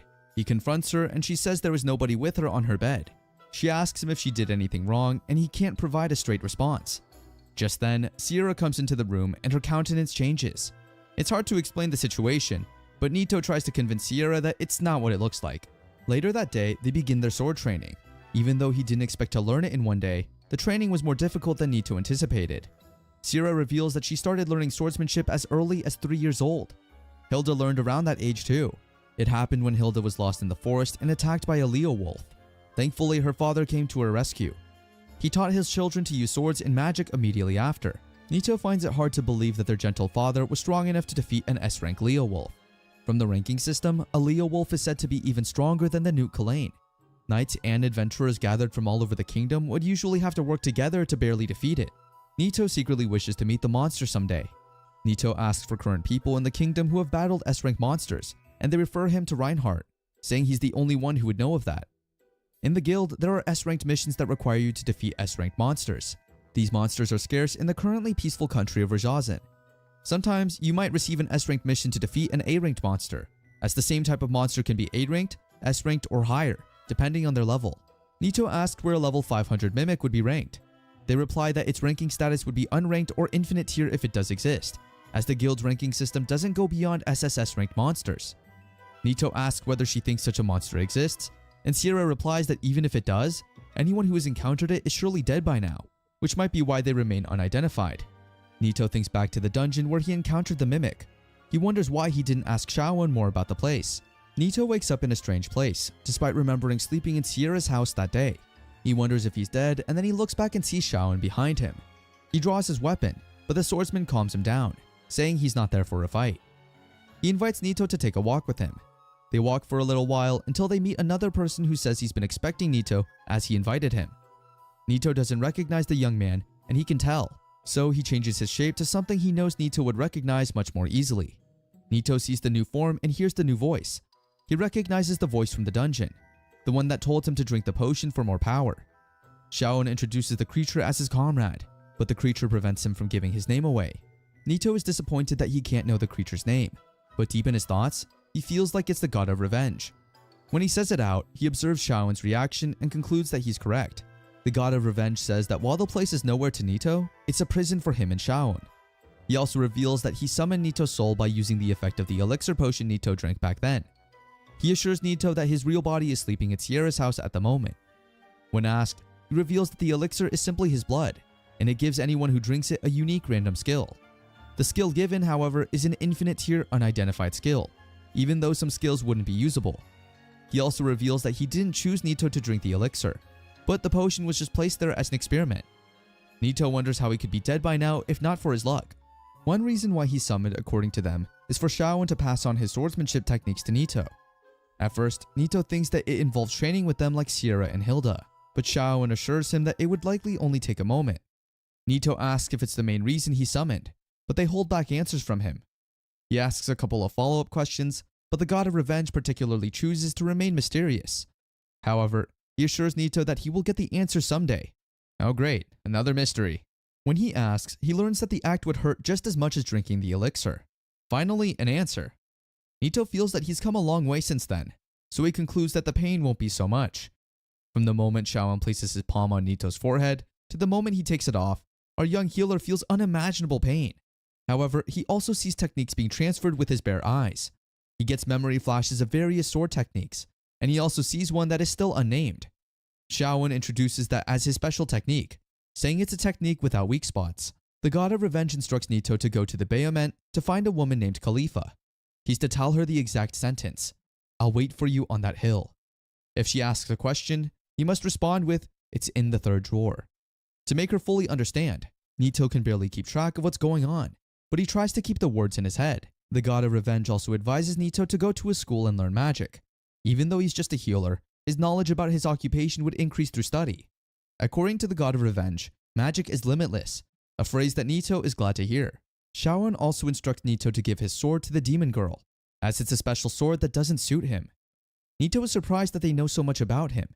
It's like they constantly watch him or something. Before he asks, his vision starts to get blurry and the voices of the other guys seem more distant by the minute. They reveal that there's a time limit for the summoning, which has passed, and that there's a possibility that this would be the last time they ever converse.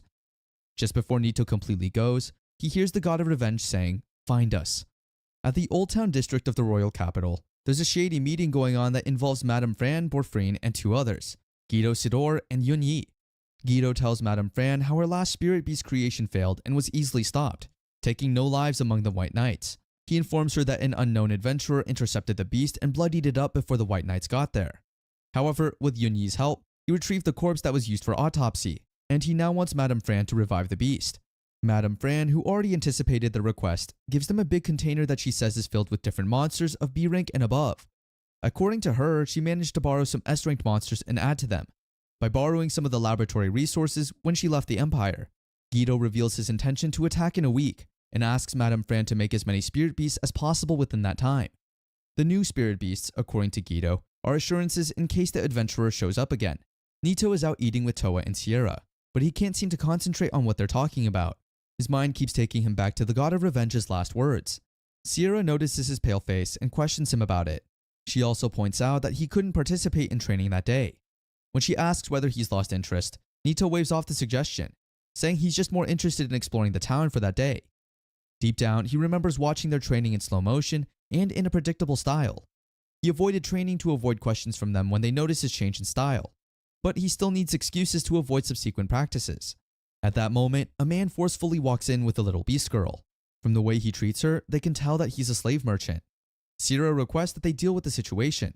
The slave merchant walks into the inner part of the building and throws the beast girl into a cage, entrusting his men to watch over her while he's gone. The little girl is scared and sobs quietly, calling out her sister to help. In a little while, more men enter the room and look at their new slave catch. The men suggest that they harass the poor girl a little since their master isn't around. The first man picks up the scared little girl and licks his lips, while the other man is on the lookout for their boss. Thankfully, before they can unjustly touch the little girl, Nito intervenes. He easily defeats the men and knocks them out. The scared girl runs back into the cage and Nito talks to her, promising that he's not like the men who want to hurt her. He takes the little girl out of there and meets with his companions, who have also taken care of the slave merchant. The little girl introduces herself as Nemu and says that her home is where her sister is. They conclude that she's referring to the orphanage where they look after children. Eventually, they take Nemu back to the orphanage, and the sister is overjoyed to see her back. Nemu tells the sister what happened, and to show her gratitude, she invites Nito and his companions for tea. The children, including Nemu, play in the building, while the adults talk about their encounter with the slave merchants. The sister reveals that Nemu sneaks out a lot to play with her friends. It used to be alright during better times, but slave merchandise is on the rise again in the capital, even though it's officially banned. Nemu comes into the room to play with Nito at that point, and they notice a strange mark on her left arm. When they examine it, The sister says it's called a slave crest. A slave crest is the crest of merchants that is carved into slaves as proof of slavery. It's usually for male slaves only, but is also used for the beast folk sometimes. It's intended as a mental chain that lets slaves know that they will always be slaves. According to the sister, while the crest doesn't have a special effect, those who have it eventually give up on running. Nito thinks about how cruel slave merchandise is, and he wishes he killed the slave merchant and his men when he had the chance. Sierra and Toa snap him out of his thoughts, promising to handle the rest of the case. Later that day, Sierra and Toa capture the slave merchants and bind them. They call the authorities to pick them up. It's all over, right? As they leave, Nemu is sad about Nito's departure. He promises to see her the next day and instructs her to avoid going out on her own in the meantime. Toa asks whether he truly intends to visit Nemu the next day. Nito says it's just something he had to say to console her. He observed that she played with her friends almost like nothing happened. From that, he can conclude that she might not even remember them the next day. Early the next morning, Nito Masamune is stunned to see Nemu joyfully approaching him. She says that she came to see him, and what makes it strange is that she refers to him as master. Nito can only hope this has nothing to do with the slave crest. Nito strolls into town with Nemu, Toa, and Sierra following behind. Curious about their destination, Nemu asks where they're headed to, and Nito spills the beans. They're headed to the guild. Why? Well, he's been crashing at Sierra's place for a bit, but he feels he has overstayed his welcome and he's now ready to continue adventuring, so he's looking for a way to earn some cash. Nemu applauds him, labeling him as a true adventurer. Toa and Sierra catch Nemu calling Nito her master, and intrigued, they inquire why. Nito, a bit flustered, insists he never asked for the title, but Toa and Sierra find it fishy. Toa goes straight to Nemu for answers, who explains her mom taught her to love someone forever if they save her life. Since Nito rescued her, he's her master. Toa, satisfied with the explanation straight from Nemu, decides to go with it. During their stroll, the party unexpectedly runs into Sharon at the market. It turns out she knows Nemu, expressing surprise that Nito's crew is acquainted with her too. Nemu introduces Nito as her master, piquing Sharon's curiosity. Once inside her shop, Sharon spots the slave brand on Nemu's hand, and after Nito spills the whole story, she gets the situation. She's grateful to Nito for saving Nemu. Sharon reveals that Nemu often hangs out in her store and is like a daughter to her. She admits she wanted to punch those who harmed Nemu, expressing disbelief that the day to bid Nemu farewell is approaching. Turning to Nito, Sharon insists he shouldn't let Nemu down, since she's chosen him as her master. Half-jokingly, she warns Nito that if anything happens to Nemu, she'll rush over and give him a face punch. This leaves Nito pondering if there's a deeper meaning behind being Nemu's master. A visitor strolls into the shop, surprised to find Sierra. He mentions he's been on the lookout for her. Sierra casually calls him Edward, teasing him about maintaining a low profile. He defends his casual attire, claiming it's just his usual look. Sierra introduces her companions, and Edward, recognizing them from rumors, reveals he's Edward Scotch, one of the king's white knights. Sierra, curious, asks why he's been searching for her, and he hands her a request letter saying it's from the king. In the request letter, it is revealed that a basilisk has shown up in a town called Wick, specifically in a barn owned by a ranch owner named Boreas, who happens to be a friend of His Majesty. Nemu gets all excited and shares with Nito that she's knowledgeable about basilisks too. Sierra, curious, asks why the king specifically requested for her, and Edward explains he doesn't know. He was just ordered to hand the task over to her. He's confident the king has his own reasons for picking her. Sharon then throws in a request, mentioning that she also needs some basilisk materials, which she uses to make some of her potions. She requires tear glands, poison glands, and large fangs, as she's run out of them recently. She adds that she would really appreciate it if they would get those for her after they deal with the creature. Nito and Toa readily agree to join Sierra on this mission, and Sharon suggests bringing Nemu along. But Nito is hesitant, since he sees Nemu as a kid. Nemu feels let down that Nito wants to go without her. Nito explains they're facing a monster, and it could be risky. However, the store owner vouches for Nemu's healing skills, mentioning she might even be stronger than Nito. Reluctantly, Nito agrees to take her just this once. As they journey, Sierra vents her frustration about hunting the basilisk, feeling it could have been a task for the Adventurers Guild.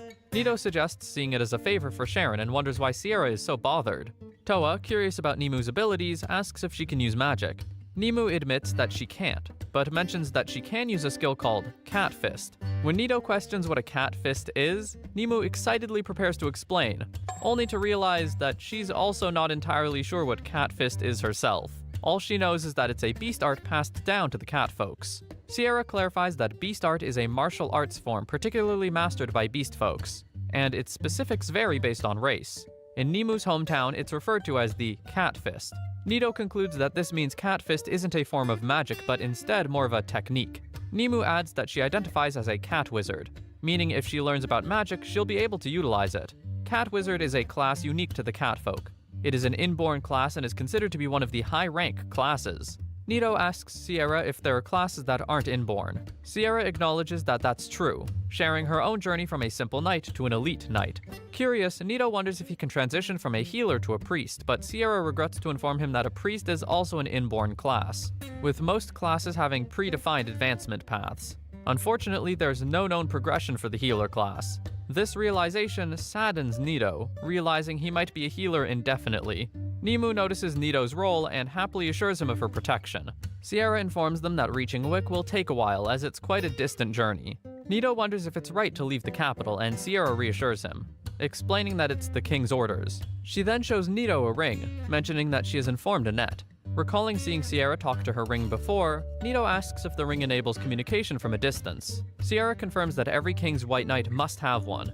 Nito reveals that he has one too, though he's never used it. He finds it convenient since it allows communication regardless of the distance. However, Sierra points out that her ring functions exclusively within the kingdom. Curious, she questions Nito about whether his ring works beyond the kingdom's borders, to which he confirms that it does. Intrigued, Sierra suggests that Nito's ring must be quite valuable, and crafted from high-quality materials. Wondering if it was a gift from a friend, she learns that it was from someone Nito just happened to meet. Nito goes on to recount his experience with the Sieg and Dragonheart organization, leaving Sierra and Toa astonished. Sierra elaborates on Dragonheart's notorious reputation for eliminating powerful figures guilty of embezzlement and murder. She notes that many countries have placed substantial bounties on the organization due to their ruthless actions. Sierra then explains the incident that happened in the Toyrant Kingdom, where the members of the Dragonheart killed not only the queen, but also anyone connected to the queen, including children. Sierra then asks Nito what he's going to do about their invitation, and Nito says he has no idea, as he doesn't know when next he will meet them. Sierra says that nowadays no one has a clue of their whereabouts, but Nito remembers that they said they were heading to Grey Belka. Coincidentally, the members of Dragonheart arrive at Grey Belka, and are being asked to halt and remove their hoods by the guards. Eliza expresses concern over encountering only 2 guards, and Alfred reassures her, suggesting the others might be engaged in battling demons. However, Alfred recalls that during his previous visit, there were more guards. Suddenly, the scenario changes as they find themselves surrounded by the kingdom's soldiers on horseback. An elderly man dismounts and orders the soldiers to step back, stating they can't face the Dragonheart. He insists on facing them alone, recognizing Alfred and expressing happiness at seeing him well. However, he scolds Alfred for associating with the Dragonheart, labeling them as scoundrels, and warns of the king's disappointment upon learning it. Alfred urges him to abandon the facade, prompting the man to question Alfred's purpose in the kingdom, as it appears he's not returning home. Sieg steps up, introduces himself, and straightforwardly informs the old man about information regarding Grey Belka engaging in forbidden magic, hero summoning, a dark practice demanding significant sacrifices. Sieg demands an immediate response, warning of severe consequences for all involved, emphasizing the potential chaos such forbidden magic can unleash upon the world. The old man promises not to let them go any further. Sieg decides to battle with the man, and Alfred warns Sieg that despite the man's appearance, he's still a sage. Sieg promises that he won't go easy on the great wizard known as the Magician of the Forest. The both of them then begin to activate their magic. The man introduces himself as Albert Morlow, and promises to put an end to Sieg's life. Following their intense battle, Sieg emerges victorious, leaving Albert Morlow severely beaten. Albert starts to suspect that Sieg might not be an ordinary human, considering how effortlessly Sieg defeated him. The idea of Sieg being a dragon crosses Albert's mind, recalling an encounter from his youth. When he questions Sieg about this, Sieg responds that he's not obligated to answer such queries. Despite Albert's attempts to emotionally manipulate Sieg into revealing the truth, Sieg dismisses him, and instead reiterates the question about Grey Belka's involvement in the hero summoning. The man confesses to it, but claims the summoning occurred a month ago, and now there's no evidence left. Sieg tells him that it doesn't matter. Just admitting there was a summoning is sufficient. Albert warns Sieg that what he's about to do isn't justice, but instead a senseless massacre. Sieg clarifies that it's not about justice or evil, but about belief, emphasizing that it has never been a matter of choosing between the two. Upon departure, Albert attempts to emotionally manipulate Alfred into reconsidering, but Alfred, familiar with his tactics, straightforwardly rejects him, He points out the country's crimes and deems them all foolish and doomed. Albert defends their actions, arguing it's necessary for humans to behave this way. In response, Albert coldly urges the man to die swiftly before departing. In his final moments, the man observes that Alfred is no longer the prince he once knew. Nito's party arrives at Wick, captivated by its bustling merchant town vibe and picturesque scenery. They acknowledge that it truly lives up to its reputation. Nimue, eager to shop, is informed by Nito that they need to visit the ranch first. Upon arriving at the ranch, they witness villagers protesting against the owner, Boreas Wick. The protesters demand that he abandon the ranch due to the basilisk threat, citing unfulfilled promises of kingdom aid. Sierra interrupts the protest, announcing her presence, and the protesters disperse, relieved that help has finally arrived. However, a suspicious, well-dressed man among them appears displeased and leaves in frustration. Nimue detects an unusual scent in the air, prompting Nito to inquire, and she reveals she senses something strange. Boreas warmly welcomes them and expresses his joy at their arrival. Sierra offers an apology for being late. Boreas, curious about their plans, inquires about when they intend to exterminate the monster. Nito proposes wrapping it up by day's end, eager to explore more of the town afterward. Boreas, well aware of the basilisks being formidable A-class monsters, raises concerns. Drawing on his past as an adventurer, he suggests a thorough investigation before taking any further action. Sierra reassures the man, mentioning that everything will be okay with Nito around. Nito notices Sierra unintentionally relying on him, even though the request was directed to her, and she also can't seem to keep his real name a secret. They agree to investigate Boreas' barn, and Boreas hands the key to Nito. Nimue then alerts the group that she senses the same odor she detected from the man with the luxurious clothes emanating from the barn. Nito suspects it might be the odor of the basilisk. Nito then expresses his suspicion to Boreas, suggesting that August might be involved in the basilisk's unexpected appearance, considering they usually dwell deep in the forest. Nito speculates that August might have some ulterior motive, possibly related to seizing Boreas' land. Nito commends Nimue for detecting the scent, making Nimue elated. They decide on a plan to drive the basilisk away without harm, aiming to relocate it back to the forest while it's unconscious. To their surprise, Nito discovers not one, but 3 basilisks when checking the barn. Sierra is taken aback because based on the request she received, there was only supposed to be 1 basilisk. The man reveals that he saw one the previous day, but Sierra insists that the number couldn't have increased overnight. Frustrated, Sierra expresses her dissatisfaction, prompting the man to admit that there have been 3 basilisks all along. He explains that August, who requested that he reveal the details of his request, forced him to lie, because revealing that there are 3 basilisks would lead the townspeople to take more extreme measures in making sure he leaves the ranch. Curious, Nito asks Sierra if cutting off the basilisk's heads would kill them, and she confirms it. With this information, Nito decides to change his plan and take matters into his own hands by killing the basilisks himself. He's determined to handle the situation independently. Worried, Nimue expresses concern to Nito, pointing out that as a healer, the situation is too perilous for him. However, Nito reassures her, confidently stating that it will be over immediately. As he enters the battle, Nito contemplates the limitations of his Corrode skill, realizing he needs to collect materials first, and that using the skill would leave nothing behind. Opting for a different approach, Nito decides to employ his skill Godspeed Beast King style, aiming to swiftly eliminate all the basilisks at once. Surprise sweeps through everyone as Nito emerges, proudly announcing that he has defeated the basilisks. Nimue is genuinely impressed since it unfolded exactly as Nito predicted, swiftly and decisively. Nito turns to Sierra, suggesting they gather the materials Sharon needs. Toa examines the basilisks, noting that they seem harmless and probably bred. In the midst of this, August arrives, dismayed to find the basilisks already defeated, confirming Nito's suspicion of his involvement. Gordon, a man who suddenly appears behind August, asks him who amongst the victims is Boreas, so he can swiftly deal with him using his guillotine sword. Gordon, noticing the dead basilisks, erupts in anger, questioning why his pets perished. August begins accusing Nito's party of killing Gordon's basilisks. Gordon's anger escalates, and he angrily decides to go to extremes, planning to sever the limbs of both women and take them back to the inn. The fate of the remaining 3 is even grimmer. He intends to end their lives. In the midst of this chaos, August directs blame towards Boreas for refusing his offer. When Boreas asks August why he's obsessed with the land, August reveals that he dreams of constructing a grand mansion on the property, fitting for a prosperous merchant like himself. Gordon updates August, mentioning that 2 of the targets are notably strong, suggesting a double payment for dealing with them. August agrees, committing to the increased payment, but insists on paying nothing if the targets remain unharmed. Toa volunteers to confront Gordon, but he proposes the option for Sierra to take on the challenge. Sierra eagerly accepts. Both girls, Toa and Sierra, request that Nito refrain from involvement in the upcoming fight. Gordon's irritation with Nito intensifies as he expresses disdain for someone who considers it normal to be surrounded by women.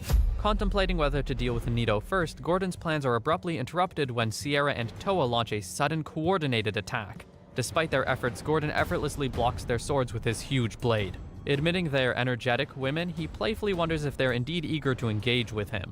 With a swift motion, he forcefully thrusts them several meters back. Sierra, undeterred, promptly charges at him again, only to pull back at the last moment when she senses he's about to land a powerful kick on her. Gordon, thoroughly entertained, observes their successful defense of his attack, suspecting that one of them might be the King's White Knight. While admitting he doesn't know exactly who it is, he's confident he'll figure it out soon. His assumption stems from the fact that Boreas Wick, an old friend of King Arnold of Rashausen, is involved, and Gordon believes the king wouldn't send just any ordinary adventurer to aid his friend. Sierra counters, pointing out these are mere assumptions. As Sierra persists in her attacks, Gordon skillfully evades each move. Finally, he manages to seize her sword and remarks as if realizing something profound.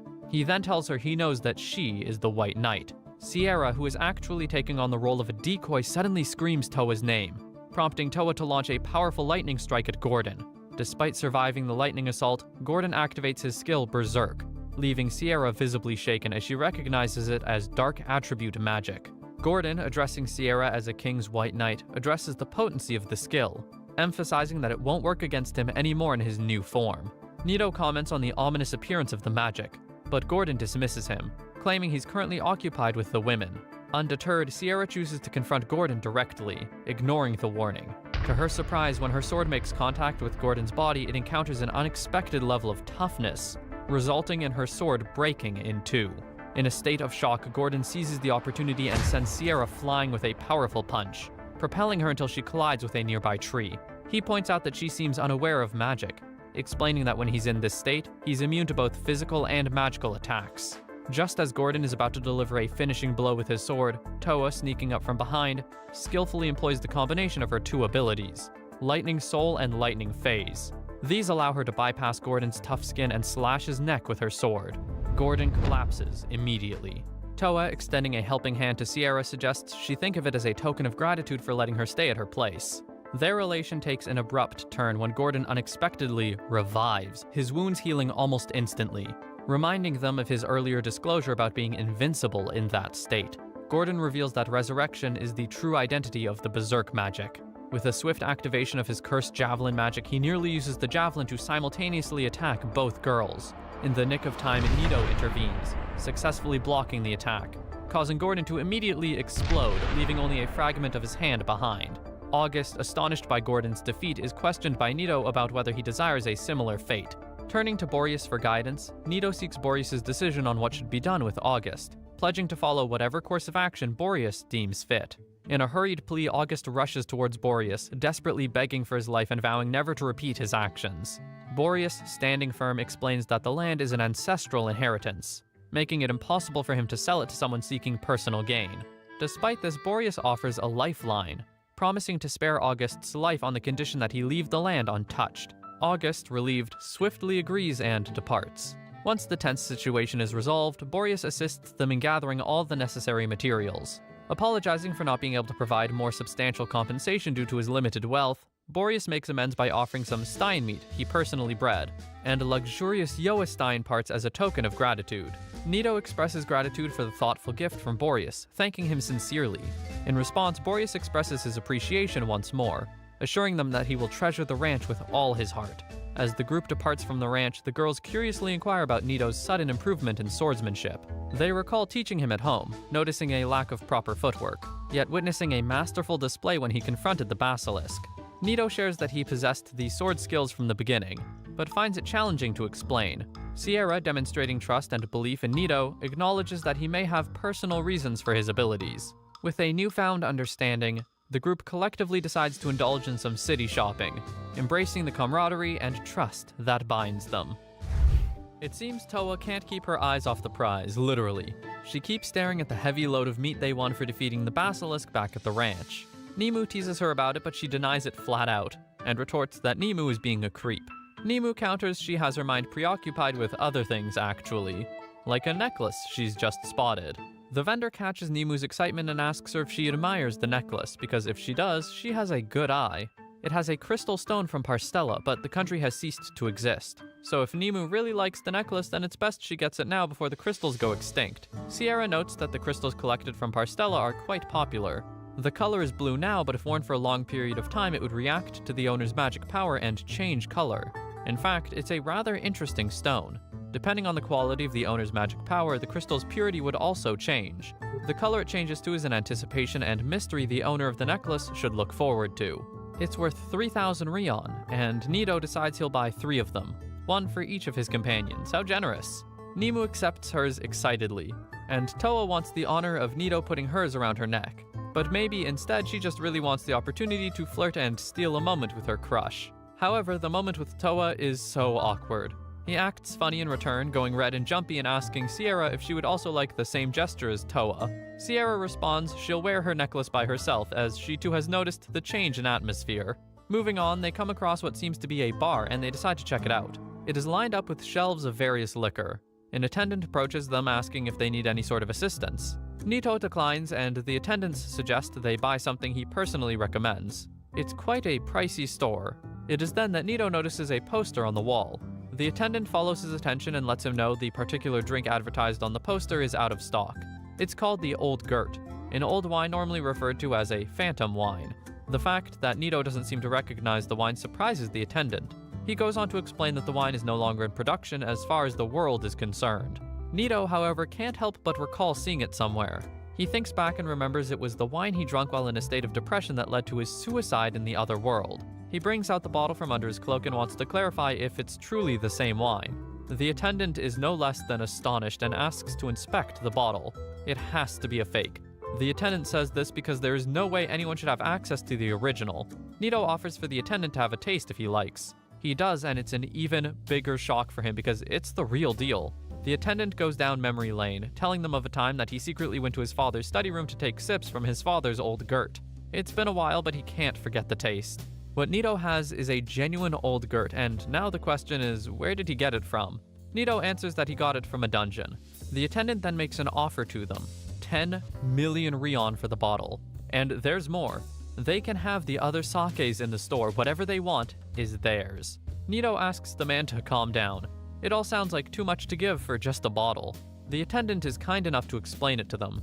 10 million Rions doesn't even come close to the actual worth of the bottle. It's a wine no longer in production, so wine lovers would pay heavily for it. Nobles bid on it for a range of 100 million Rions to 1 billion. To think Nito was drinking such a high-class wine. The attendant offers them 30 million Rions on the spot, which he claims is what he has on him.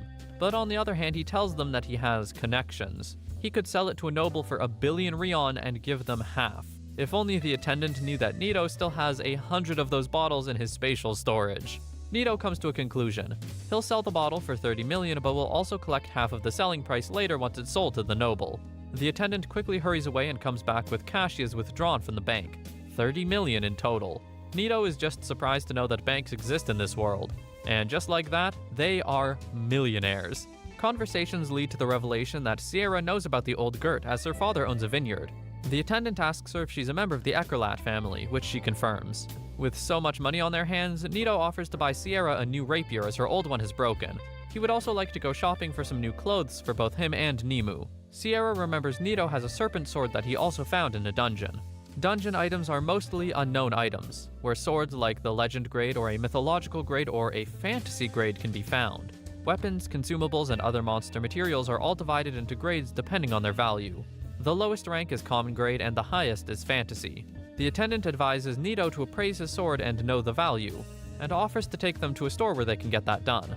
Nito recalls that the sword originally belongs to Sha'on, so it must be a high-grade sword. They arrive at a store called KK Toy, a general store built by the major company KK Group. The store specializes in magic equipment.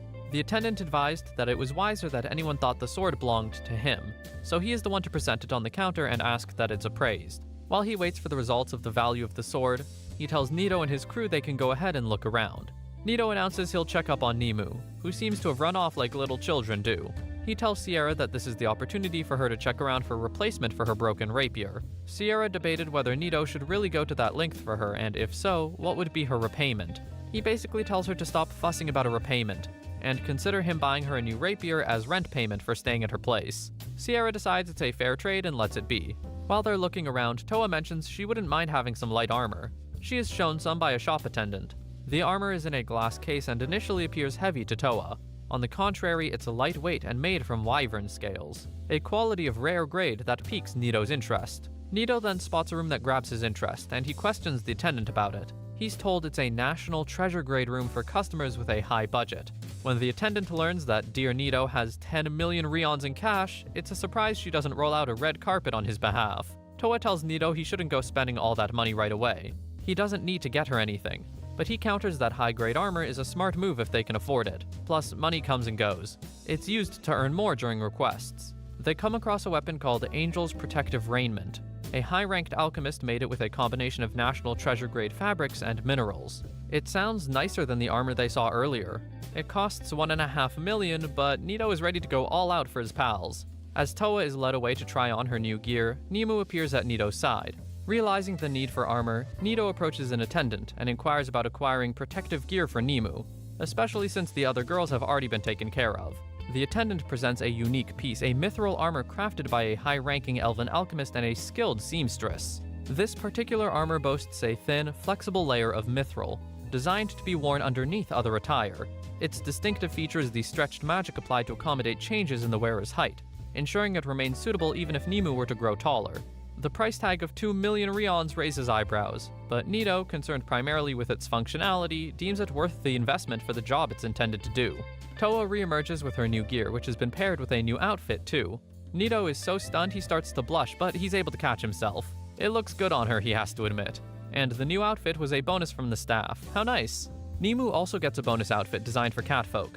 It has a hood that accommodates her ears, and she looks more than happy in it. Sierra finds a rapier that catches her attention. The rapier is said to be forged from a unicorn horn found in Arda. It's an ice rapier of high quality and goes for 5 million Rion.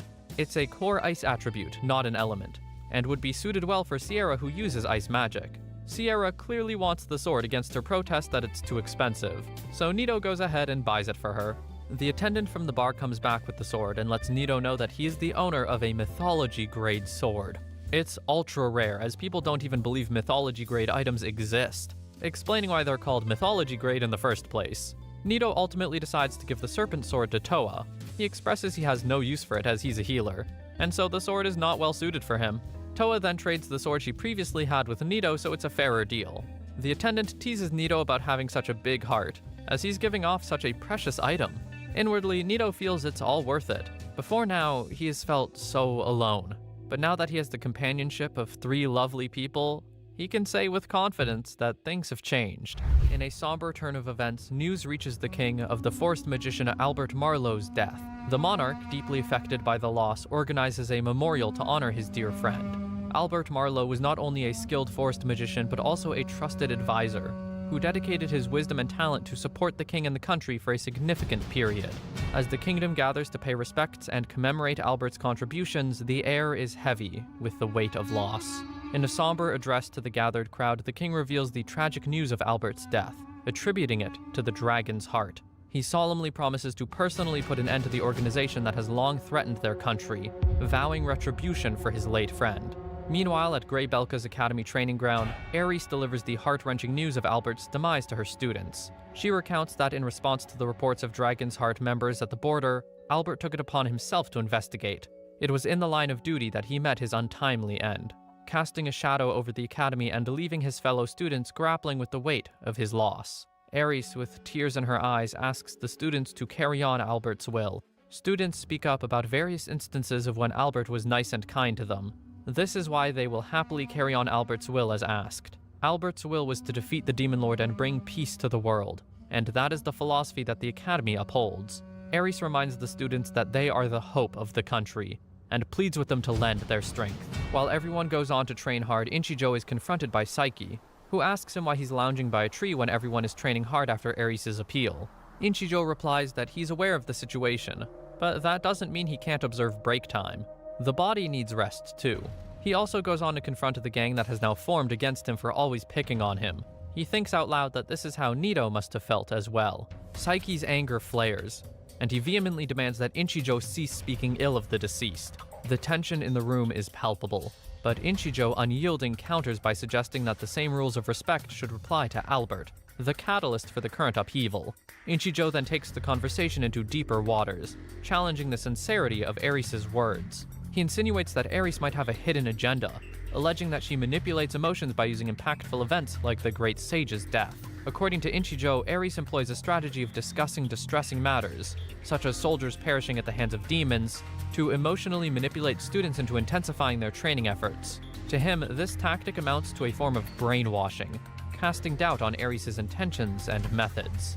A watchful sensei interrupts the boys' conversation, inquiring about the nature of their discussion, and half-jokingly suggesting it's their usual bickering. Quick on their feet, they offer a white lie, claiming they were actually discussing strategies. The sensei, with a reassuring pat on Saiki's back, expresses confidence in him, stating they are counting on his leadership. Once the sensei departs, the atmosphere shifts abruptly. Inchijo, ever the provocateur, taunts Saiki for what he perceives as emotional vulnerability. The temptation to retaliate physically simmers with Saiki, but he exercises restraint. Defiantly, Saiki declares that he couldn't care less about Inchijo's opinion, and boldly asserts his decision to not report the act of rebellion. Two girls jump in on the conversation, easily taking Saiki's side. Inchijo then activates an explosion skill and calls the girls out for constantly picking sides and following a leader like a shadow. So much so that they're hiding behind this leader with the faux courage to talk smart because they think they're on the winning team. In general, Inchijo can see Nito having been on the receiving end of such cruelty, and the whole thing makes him sick and tired. Saiki calls Inchijo a coward for using magic to try and threaten them. He gets physical with Inchijo and threatens back that Inchijo better take some time and think about who is really on the wrong side of things. Saiki and his minions take their leave, and Inchijo can't believe that no one else can see through the facade. Ares was the same one who threw Nito out with no remorse. It makes him believe that all the students here are just pawns for convenience, and when they become inconvenient, they can easily be disposed of, thrown out, or maybe killed. What's more is his strong belief that Nito is still somewhere alive and well. At Razhausen, Sharon is shocked to see that Nito and his companions have successfully hunted and defeated 3 basilisks, as one on its own is extremely dangerous. In a clandestine exchange, Nito, having previously instructed Nimue to keep their role in defeating the basilisks a secret, now questions Sharon about the materials she requested. Sharon, with an air of mystery, reveals her ambitious plan to concoct a wondrous drug. However, her true agenda catches both Nito and Nimue by surprise. Sharon discloses that the primary purpose of the drug is to erase Nimue's slave crest, a revelation that stirs shock in Nito. The notion that a slave crest, typically considered an indelible mark, can be erased is news to him. Sharon hints that this crucial detail is not widely known, as the drug's primary use remains shrouded in secrecy. Sharon warns Nimue that the process will hurt a bit, giving her a heads up to brace herself. She also tells Nito to be ready to cast healing magic when needed. Sharon then rolls Nimue's sleeve to reveal the crest on her arm, on which she begins pouring the wondrous drug. Nimue confirms that it indeed hurts. Once the crest dissolves, Nito conducts Effect Heal, and Nimue confirms she's no longer dizzy and in pain. Good to hear. Toa expresses her thoughts on how she thought the wondrous drug was a hardening potion, and Sharon explains that if the poison dosage is increased when compounding the ingredients, it becomes a crest eraser. It causes severe pain because it melts the top layer of the skin. Sharon goes on to comment on Nito's healing skills, saying it's the first time she's seen a heal spell heal that fast, and an effect heal cure fatigue. Sierra is also surprised, as she thought that Nito was only accustomed to enchant magic. Stereotypically, healers are not expected to know more than enchant and healing magic. That's why healers are tagged the weakest link. Nito is, however, different and no ordinary healer. He can use enchant magic that increases attack and defense, aka Odium Aura, an advanced magic spell. Continuing under the alias Nito, Hidako experiences a swift ascent within the adventurer ranks, achieving the impressive milestone of being promoted to a B rank shortly after the successful defeat of the basilisks. To add to the surprise, Toa secures her own promotion to a C rank in the span of just a few days, leaving both of them in a state of astonishment. Even the Guildmaster acknowledges their exceptional talent, a recognition that sets their promotions apart. The rarity of such rapid advancements becomes evident, as the norm dictates a gradual climb, with it typically taking a year for an adventurer to ascend 1 rank. Hidako's remarkable jump from F to B rank within such a short time frame defies conventional expectations. leading to speculation about the extraordinary circumstances that facilitated this meteoric rise. The Guildmaster's decision hints at the exceptional nature of Hidako's achievements. Sierra isn't left out, she too gets a recognition, a reward for subjugating the Newt Kalain. On hearing this, Hidako starts to panic if this is the true reason behind his promotion. The White Knights must have figured out that he's using Nito as an alias. They must be aware of his true identity. While Hidako is in panic mode, some pest of a man shows up trying to bully him.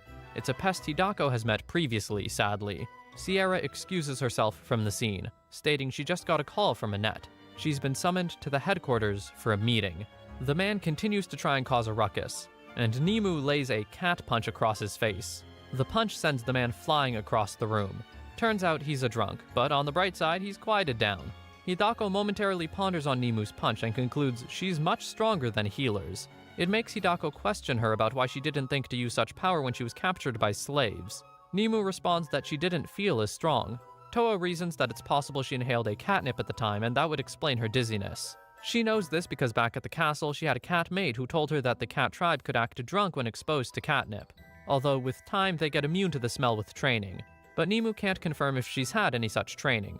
At Razhausen Castle, in the meeting room of the White Knights, Sierra steps in apologizing for being late. Present are the White King's Knights' 2nd to 6th seat. Sierra is seat 7. One of the knights reveals they plan to monitor Hidako. The king knew in advance what was happening in Wick, but that was not the point of the meeting. Reinhardt reveals the Dragon's Heart have appeared in Grey Belka. Hearing this, Sierra struggles as a White Knight to reveal that Hidako is being recruited to join the Dragon's Heart. But back to the main discussion. In Grey Belka, a forbidden hero summoning was carried out. Raid Black is quite excited about hearing about the hero summoning, as he exclaims that the ritualists have finally done the worst. Intuitively, he links the appearance of the Dragon's Heart in Grey Belka to the summoning ritual. To the fear of most of the Knights of the White Knight, the summoning is sure to bring chaos. Reinhard Rickman, the 2nd seat Knight of the White King, confirms their fear by disclosing that there was already a casualty from the summoning ritual, the death of the forced magician Albert Morlow. Edward Scotch, one of the seated knights present, recognizes the name as an outstanding magician that was one of the most dangerous magicians to the Old Empire in the war times a long time ago. Raid, enjoying the chaos unfolding, adds that considering the Toyrant Kingdom incident, the enemies would definitely have other plans after killing Albert Morlow. There is definitely more besides taking out one magician, even though the magician is one that powerfully stood in their path. Meanwhile, the whole discussion left Sierra clueless as she had no idea what a hero summoning ritual was. The ignorance surprises Raid at first, but given that the information is vital and critical as this is usually kept from the public, he takes on the responsibility of explaining the requirements and purpose of the ritual. He explains that hero summoning is a type of summoning magic. However, it is completely different from the summoning magic the masses are familiar with. It is a magic spell that summons heroes from another world. Pretty straightforward. Sierra, trying to understand the context of heroes, asks if the heroes are similar to the ones mentioned in fairy tales. Raid appreciates that she has an idea but points out that she isn't entirely correct. Heroes is just the general term for any being that has been summoned, usually humans.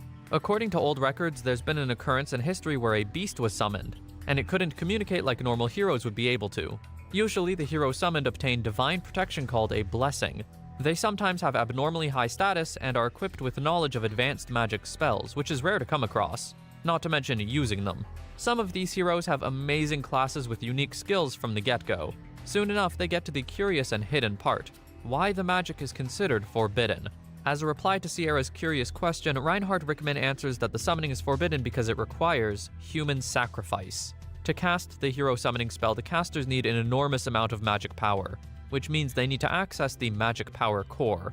Sierra then asks why there's a need to use humans if the requirement is the magic power core, as other creatures possess a core like this as well. As Raid mentioned earlier, Reinhardt reminded her that there was once a time when a beast was summoned and caused a lot of casualties. That occurrence happened as a result of using beasts as a sacrifice. The summoning resulted in a creature that could not communicate or even have a sense of reasoning, leading to the brutal end. In order to not repeat the same tragedy, only humans are used for the ritual, since that past happening. Unfortunately, the scary part of the whole thing isn't the sacrifices.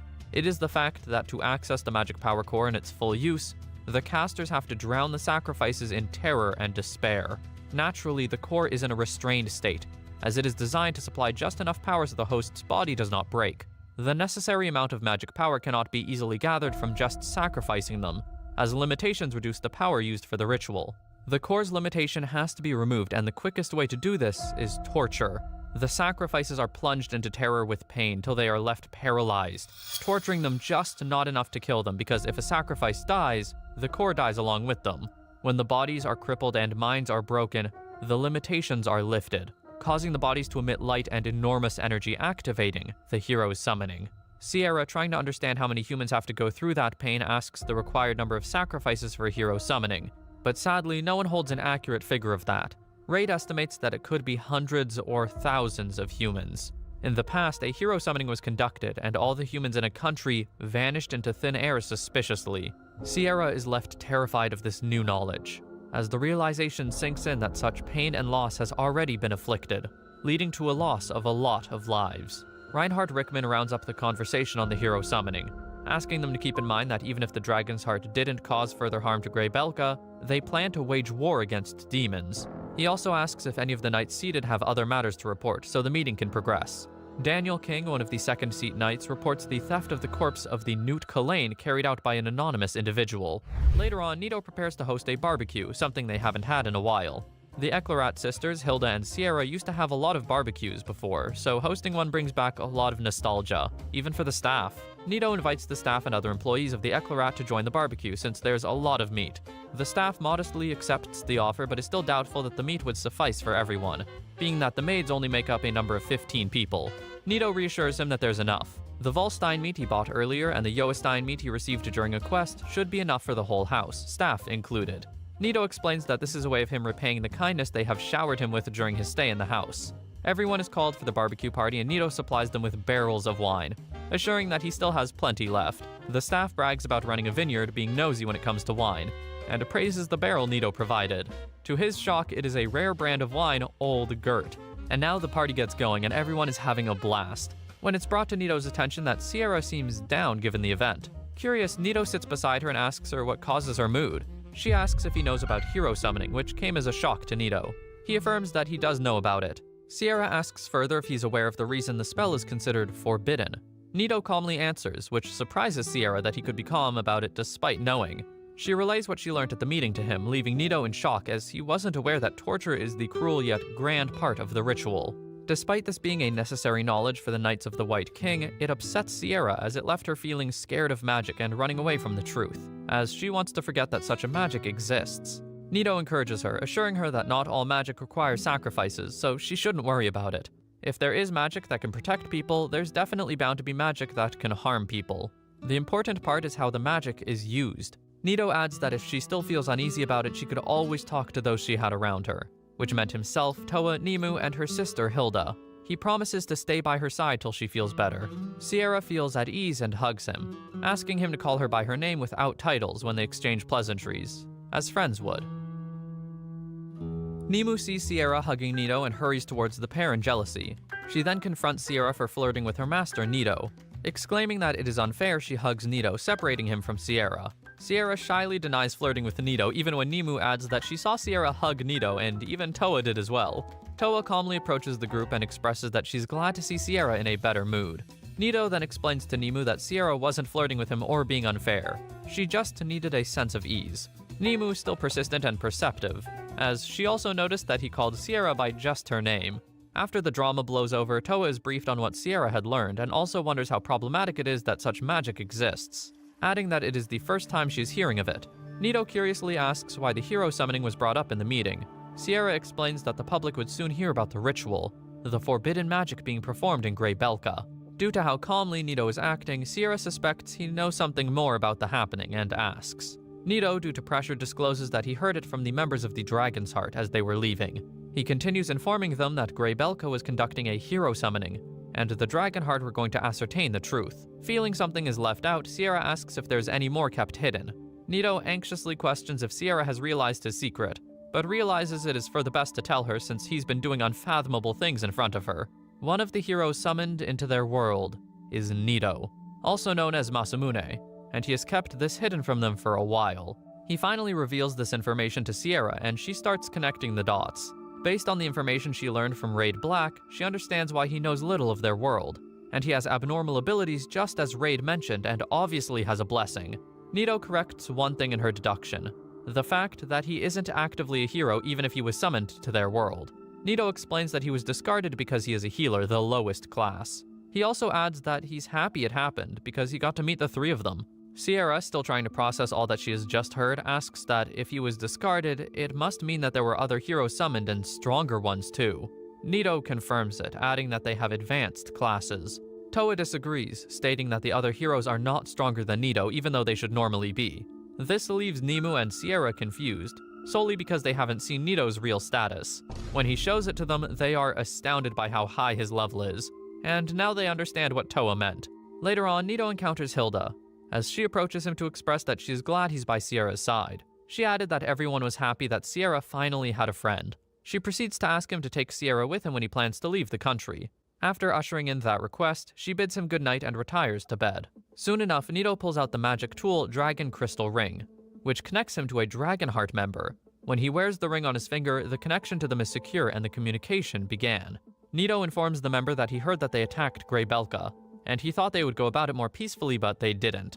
Given where Nito is, it meant that the news has spread far and fast. Getting straight to the point, he asks for Nito's help in facing King Johans and Princess Ares, who are the masterminds behind the hero summoning. Since the member has used up most of his magical power fighting off the forest magician Albert, he would have trouble going through with the next mission without Nito's help. This being the only chance they have to stop Grey Belka from waging war in the near future. Nito agrees to help them just this once, but also points out that he isn't their ally. The only reason he would help them is because his objective coincides with theirs. Nito has a grudge against the king and princess of Grey Belka and is determined to kill both. They will also not harm the summoned, as the summoned are innocent. Since both parties have an agreement, they decide on where to meet. Using the ring by wearing it on the middle finger and chanting transcode with the hand in front of your heart will trigger the teleportation feature. Although Nito can transfer to their location almost instantly, the Dragonheart instructs him to wait for their go-ahead. As he leaves the room to go and prepare, he bumps into Towa, who overheard the entire conversation on the ring. Towa asks him who he was talking to, and since she caught him red-handed, he had no other choice than to come clean and fess up. He told her that he was talking with the Dragonheart. Hearing this, Towa knew what it entailed, and tried her best to dissuade Nito from going back to Grey Belka. Going back to Grey Belka was a decision Nito had made a long while ago, and he was planning to go at some point. It just so happened that now was that point in time, because if he doesn't go back, he can't get his revenge, and will forever be a coward. Even when Towa points out that he isn't going back to do a good thing, but something evil, something a lot of people would not accept, Nito is still determined, as he can't move forward unless he heads back to Grey Belka. Towa strongly disagrees with his ideas, because she herself was rejected by a lot of people in Grey Belka, and the truth is, she's scared to go there. Seeing that Nito is determined to get back there, she decides to tell him something he didn't know as a last attempt to persuade him. Back home, she was always alone and lonely, and she distracted herself by entering the treasure room and playing with the treasure. One day she found a mirror, and in the mirror that felt nostalgic, she saw an image of a man suddenly appear. The person was the same as her, alone and walking in darkness by himself. Every time the mirror showed him, he was hurt and bleeding, but he didn't stop walking. No matter how hurt or dark it was, he kept on going. He was a strong person. This story confused Nito, till he realized that the person she was talking about was him. She confirms that she has always been watching him from when he was adventuring alone. When the mirror stopped showing him, she stood in front of the mirror hoping to see him again, and she didn't. About to give up, a magic spell suddenly activated and pulled her in. Upon realization, she found herself in the forest and soon got caught by bandits. Fortunately, she was rescued by Nito, which Towa thinks is not a coincidence, but fate. Hearing this story made Nito understand her attitude towards him since they met, and he now sees the reason after the story. Nito in turn explains to Towa that the reason he kept on walking forward was because he was filled with strong hatred, with goals to eliminate the country of Grey Belka and those who betrayed him. Now that he has explained his reason, she agrees to not scorn or show him disdain. Almost immediately, the go-ahead from the Dragon's Heart comes in and they bid each other goodbye. Towa promises to let Sierra and Nimue know, assuring that they will understand. Nito appears at the location of the Dragon's Heart, which is a nearby town, because after the death of Albert, the capital's security increased. Nito deduces that this meant the situation isn't good, since there were a lot of guards. Luckily, when they infiltrated the first time, they put a teleportation mark, and all they need to do is activate the mark. Since there's no Albert, the sensory barrier isn't activated, so they can easily gain access. But before they left, the Dragon's Heart Sieg asks if Nito is really capable of killing Johans and Ares. these two being two powerful figures, despite the fact that they currently sit on the throne. The king, Johannes, is a former S-rank adventurer and an earth magician, while Ares is a user of teleportation magic and a renowned assassin, known as the Witch of Decapitation. And besides these two, there's another thing to worry about: the war with the demons that Grey Belka wages. Demons have high magic power, and the country has held on for quite a while, which means that the country has other strong adventurers as well, like Lola the Sword Piercer and Silent Zaru. Fighting Johannes and Ares will come after defeating those two. If Nito cannot kill them all, they will lose their goal. Since Sieg is confident to win a 1v1 against these mentioned adventurers at his best condition, Nito is determined and encouraged that he can defeat them all. They swiftly and quietly head into the city, but soon meet resistance. With so many guards in their way, they would be in a really bad place if reinforcements came. So they take out the communicator and swiftly take out the guards in front of them. With this duo, Sieg and Nito, wielding their weapons and magic tools, the other two grew more sure of taking down Grey Belka. Meanwhile, at the Echlorats, Toa heads in to tell the others of Nito's whereabouts, but Sierra was awake during the entire conversation and heard what had transpired. Nemu wonders if Nito will come back and continue adventuring with them. Toa, despite feeling pathetic because she told Nito she believes in him, assures the rest that Nito will definitely come back. She encourages them that this time they have to save Nito, who's in pain, and assures that he will come back to them with some certainty and hope. At Grey Belka, the squad has successfully infiltrated the kingdom and taken out two knights, Bernard and Mike, both the knights working under Ares, and known as the Strong Two of Grey Belka, given the title because they fought the Demon Lord's army and returned alive. Since they knocked these men down, the skills Exploding Fist and the Goddess's Blessing were unlocked and learned. Wondering why Grey Belka is waging war against demons, Alfred explains that it is all Johan's will. His first wife passed away from illness and the second from assassination, and immediately he started becoming weird. He began his war against demons, and no matter how many casualties occurred, he continued the war, saying he was proud to sacrifice his life for his own sake. Nito, listening carefully, wonders how Alfred knows so much. Soon enough, Alfred is recognized by one of the knights and greeted with disdain, as the knight did not appreciate him joining the Dragon's Heart, and as far as not wanting to believe it till he saw it with his own eyes. Next, the Dragon's Heart gets surrounded, and the leading knight politely asks that they surrender, adding that he would not want to point his blade at his prince. Turns out Alfred's the son of Johan's second wife, a prince of the country, Alfred Grey Belka. Alfred tries to talk some sense into the knight, highlighting the fact that the country isn't normal anymore, but the knights are shrouded in a strong sense of patriotism, even though it's in the wrong direction. They continue fighting for the sake of their friends and family on the false prospects that they will someday experience peace. Alfred clearly sees that this cannot be achieved when Ares and Johannes are ruling the country. Even if these ones go, their successors will repeat the same mistakes. For Alfred, the country is corrupt to its core. The knights refuse to back down, giving the excuse of being average soldiers for not trying to change Grey Belka. The conversation isn't going anywhere, so Nito asks if Eliza could use defense-type magic. Confirming that she could conjure a water attribute defense magic, he asks her to conjure one when he gives a signal. A ferocious exchange begins as Nito gives the signal and uses a skill, Goddess's Bloody Tears. He attacks the knights while Alfred and Sieg cut some of them down. The goddess tears melt anything they touch, and the barrier put up by Eliza kept the knights in a tight corner, with little to no means to avoid the tears. With abyss magic, the knights are all cleared, leaving bloody trails. Sieg instructs that they move quickly and specifically asks Nito to kill anyone they meet. The king wonders why the Dragon's Heart squad hasn't been caught. Ares has a different worry, which is how did the Dragon's Heart find out about the summoning? A spy comes in to report sightings of 4 people said to be the Dragon's Heart. 2 men, being Sieg and Alfred, a hooded person that's unidentifiable, and a woman, Eliza of the Wet-Haired. The spy reports that the hooded individual is called Nito. Hearing the casualties Grey Belka has suffered, a knight, Philip Butler, offers to face them. Another knight, Grog, asks Aerie to deploy him, as he cannot let his junior go alone, and assures that they will bring good results.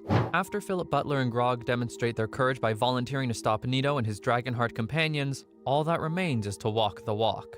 During their preparations, Grog asks Philip how long he's had a thing for Princess Ares. Philip has no choice but to open up, so he reveals that he's had a crush on the princess for a while, dating back to his years as a student.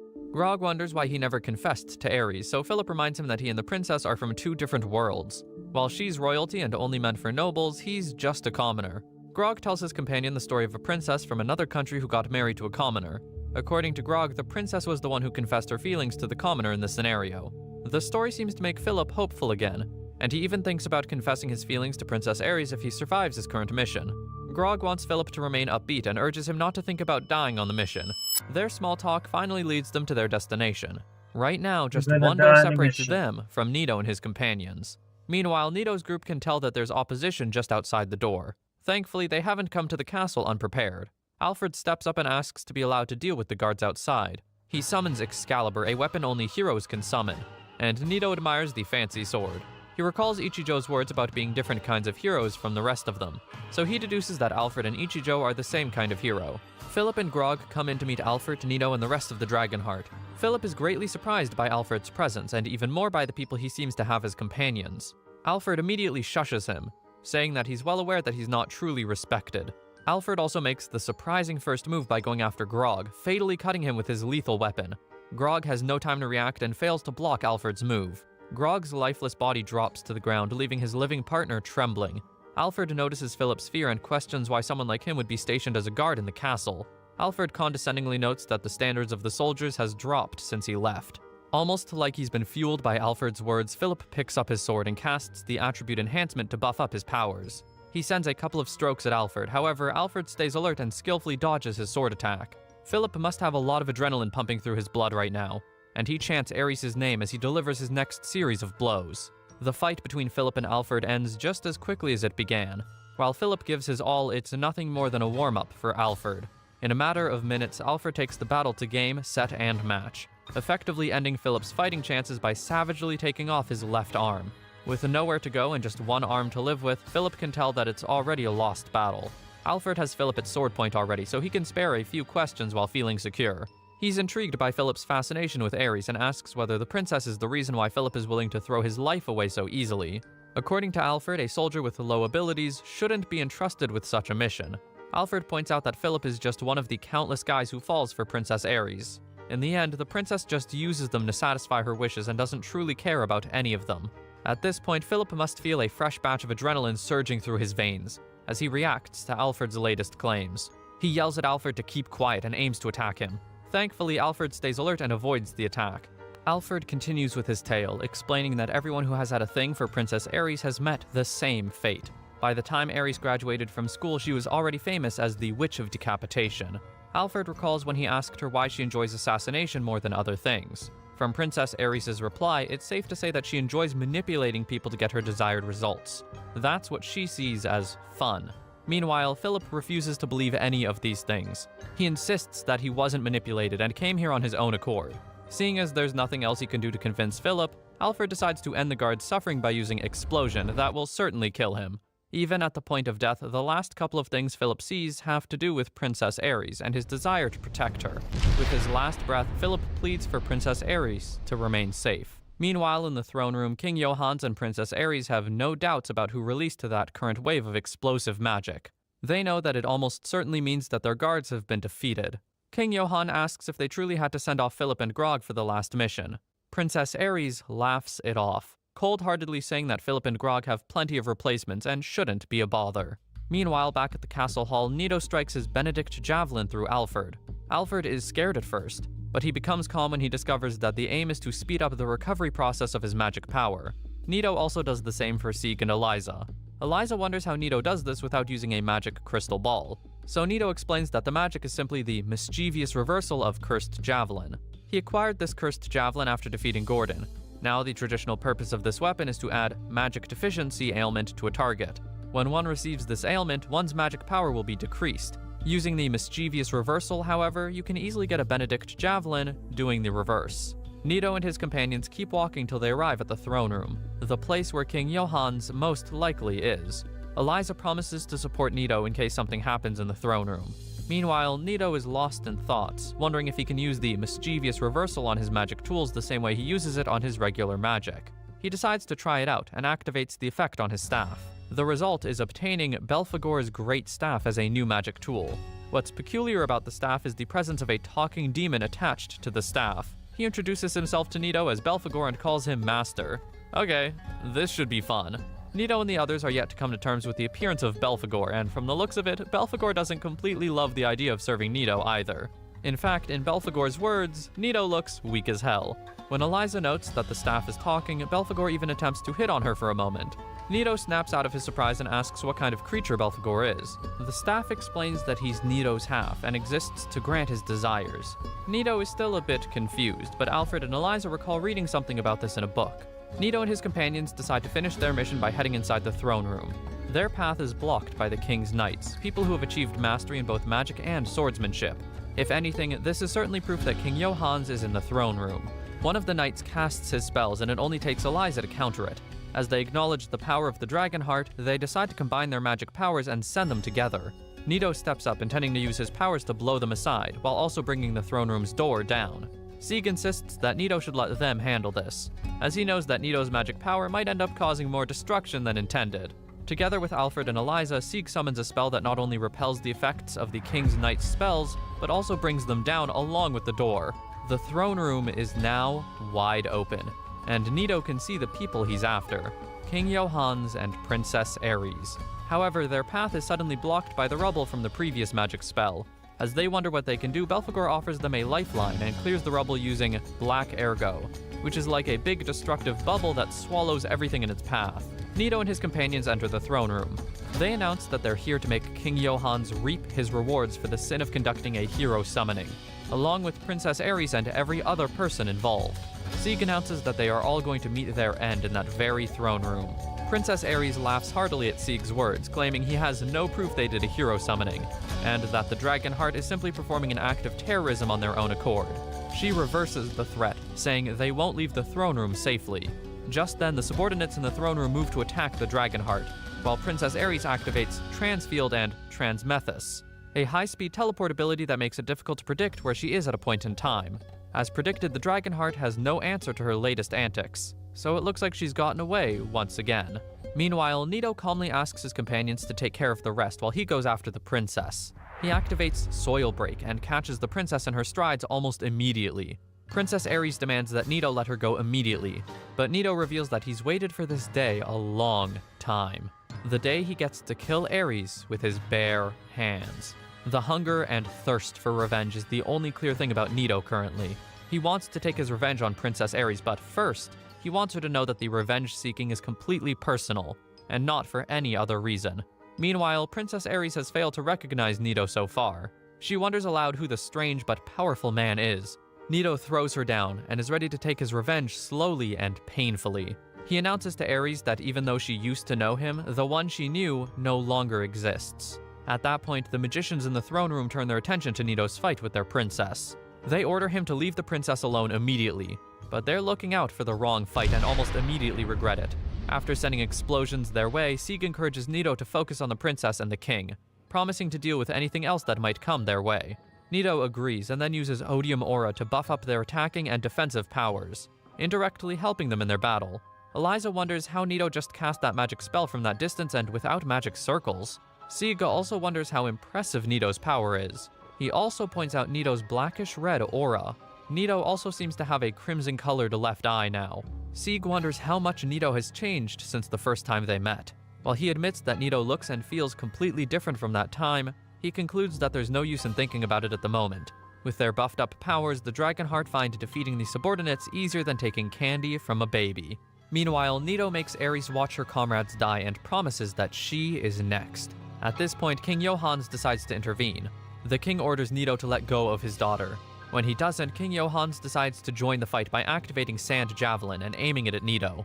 Nito activates Soil Break, breaking the javelin before he breaks a sweat.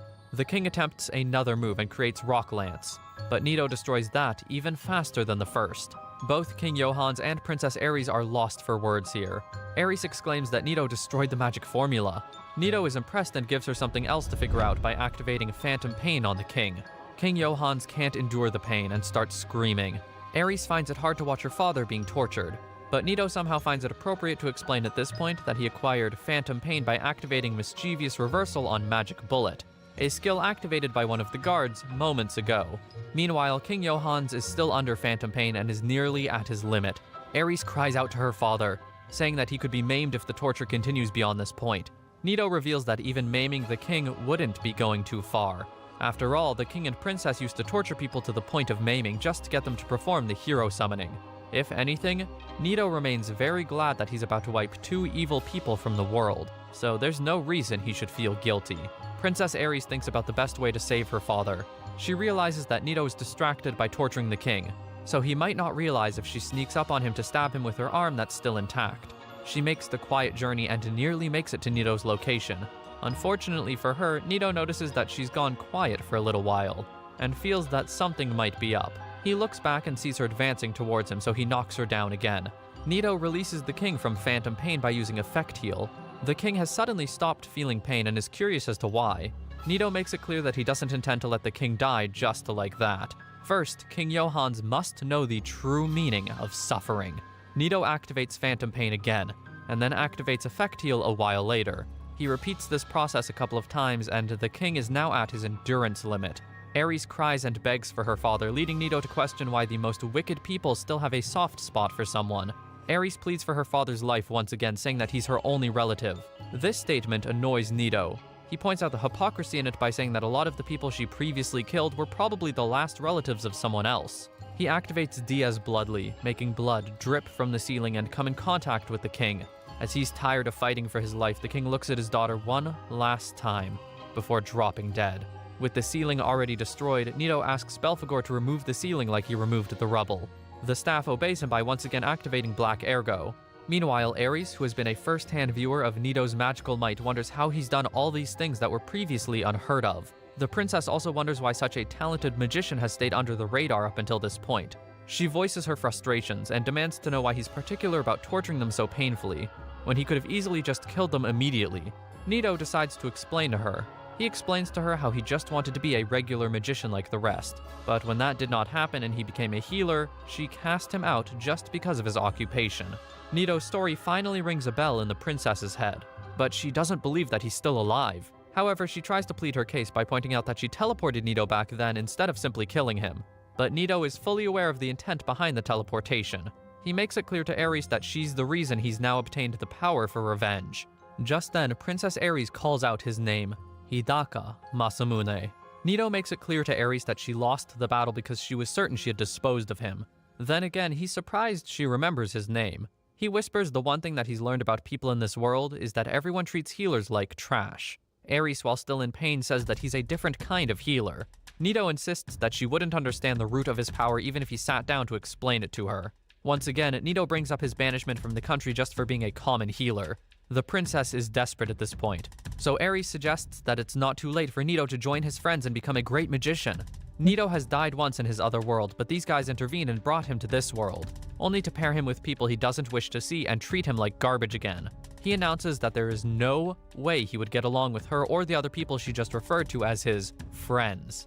Meanwhile, Sieg notifies Nito of their mission completion. All that remains is for him to finish off the princess, and he says he plans to do it quickly now. He asks for the well-being of his classmates, particularly the nice Saiki and Ichijo, who is always a character. Aries tells him that they're doing excellently. Nito asks what would happen if the reverse was the case, and whether she would have performed another summoning. While talking, Nito activates Soul Break, which gets rid of the teleportation circle the princess has been quietly working on. He explains to Sieg that he's fully aware that she's capable of making her teleportation circle transparent. According to him, he could tell that she was plotting something from the look in her eyes. And it doesn't come as a surprise. She's always prioritized her safety over everyone else's. Nito activates Phantom Pain and Effect Heal for Aries, just like he did for her father moments ago. He makes it clear that she disgusts him so much that he might accidentally kill her. He takes off her right arm with his weapon and she can't even scream any longer. He takes off the left one along with it, and then activates the heal powers of a healer to stop the blood flow. By doing this, he mocks her, helping her with the same powers she previously discarded. She still insists that he's special because he's not a regular kind of healer, so he takes off her legs next, leaving her fully amputated. Even at that, Aries still shamelessly begs for her life. Nito asks whether she's willing to live the rest of her life without arms and legs. He ignores her endless pleas from that moment on, and he ends her life by crushing her head with his foot. And now King Johans and Princess Aries are dead. Revenge has been obtained. Meanwhile, Nito can tell that his Dragonheart companions have been watching from behind. He confesses to them, saying that his latest victims were killed because of personal grudges and nothing else. He admits to having no sense of justice, unlike the rest of them, so he says he completely understands if they withdraw their invitation for him to join the organization. Sieg makes it clear that the Dragonheart organization isn't particularly obsessed with justice.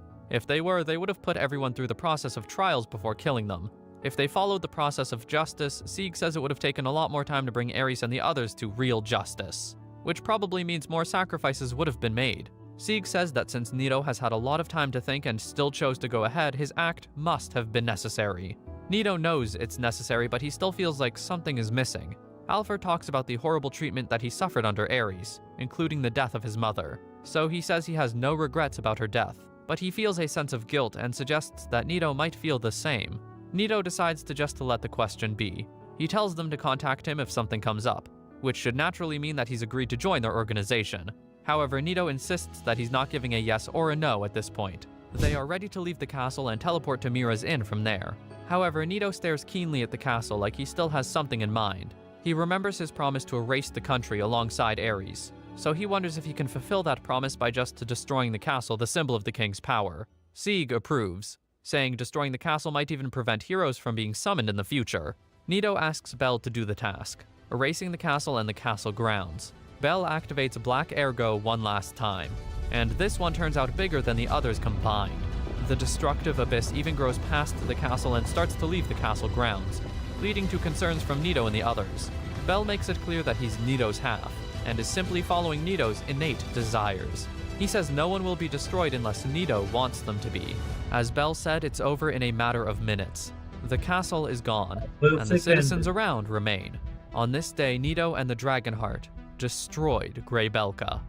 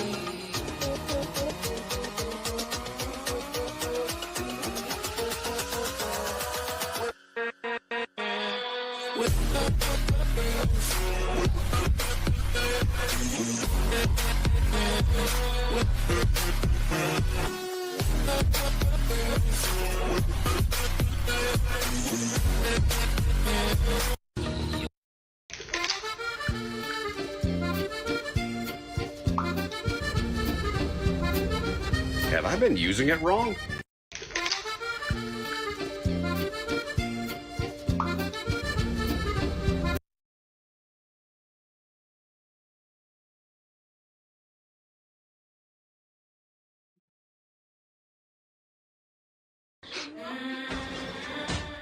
Don't blame me, love made me crazy. It doesn't show me doing it right. Lord, save me, my drug is my baby. I'll be using for the rest of my life. Oh, Lord, save me, my drug is my baby. I'll be using for the rest of my life.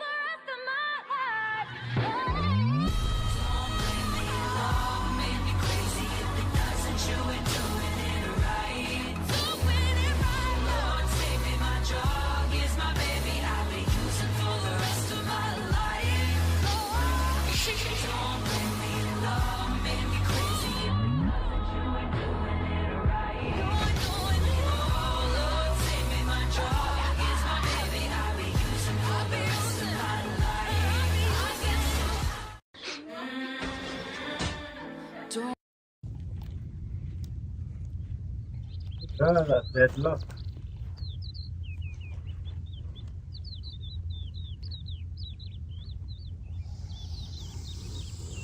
Ain't going nowhere.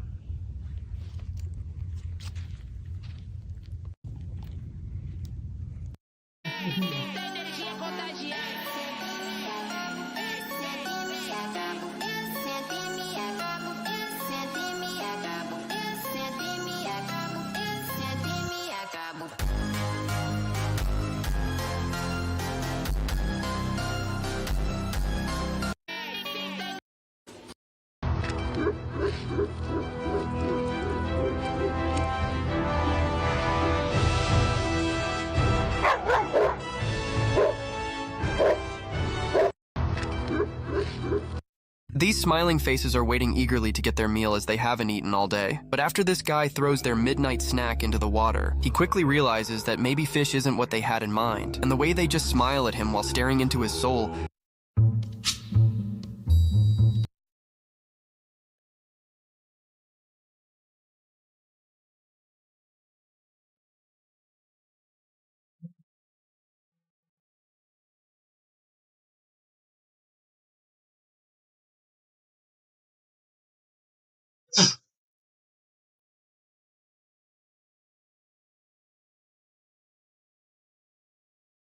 I always thought there was a right way to animate, and I was quite naive in thinking that every time my mentors taught me their new workflow, I thought this was the way it had to work. It wasn't until I got the best piece of advice ever. A good animator has a tool set of different workflows, and they set the right one for each shot. The workflows in this video are by no means the only way to animate, and they might not even work for you. But over the years, I've animated lots of different shots, and anything that's come across my desk, I've been able to tackle using one of these three methods. I've also made a video or streamed each of these workflows separately. If you want a more detailed sort of example and I guess real-time demonstration of these workflows, go watch these videos. I spend a lot of time on them. They're great. Now the three workflows are pose to pose, spline blocking, which is my own name for this, and layered approach. Let's start with pose to pose. This is the most traditional method of animating, probably the most famous, and I still think it's the best way to learn for a beginner. This workflow is about focusing on the appeal of posing. You really have to think about the animation principles and how they apply to each pose. It's also really good for getting really good feedback early on in the process. You can block out your story beats and then make acting choices. This method also works great for cartoony shots or more stylized animations where the posing is super important to the shot and the timing is snappy, very quick, and weight and things like momentum are slightly less important because you're further from reality. The key thing about this workflow is to plan really well. You got to make your thumbnail sketches, you got to make your video reference, and make sure you understand what the shot's going to look like before you enter Maya or Blender. On the screen now is my student work, actually my first body mechanics assignment, but here you can see I sketched out all my poses. I then filmed reference from the sketches. I found my breakdowns, my key poses, my anticipations, and then blocked them out into Maya. The actual method of blocking out your shot itself can change depending on the person. The method of blocking that I've chosen and that I was taught at Animation Mentor is find your golden poses, then find your anticipation poses, then find your breakdowns, and then find your in-betweens. The method of finding, I guess, your breakdowns is quite difficult for some people, but the main thing to think about is you have your two golden poses. Your breakdown, think about what's leading and what's dragging.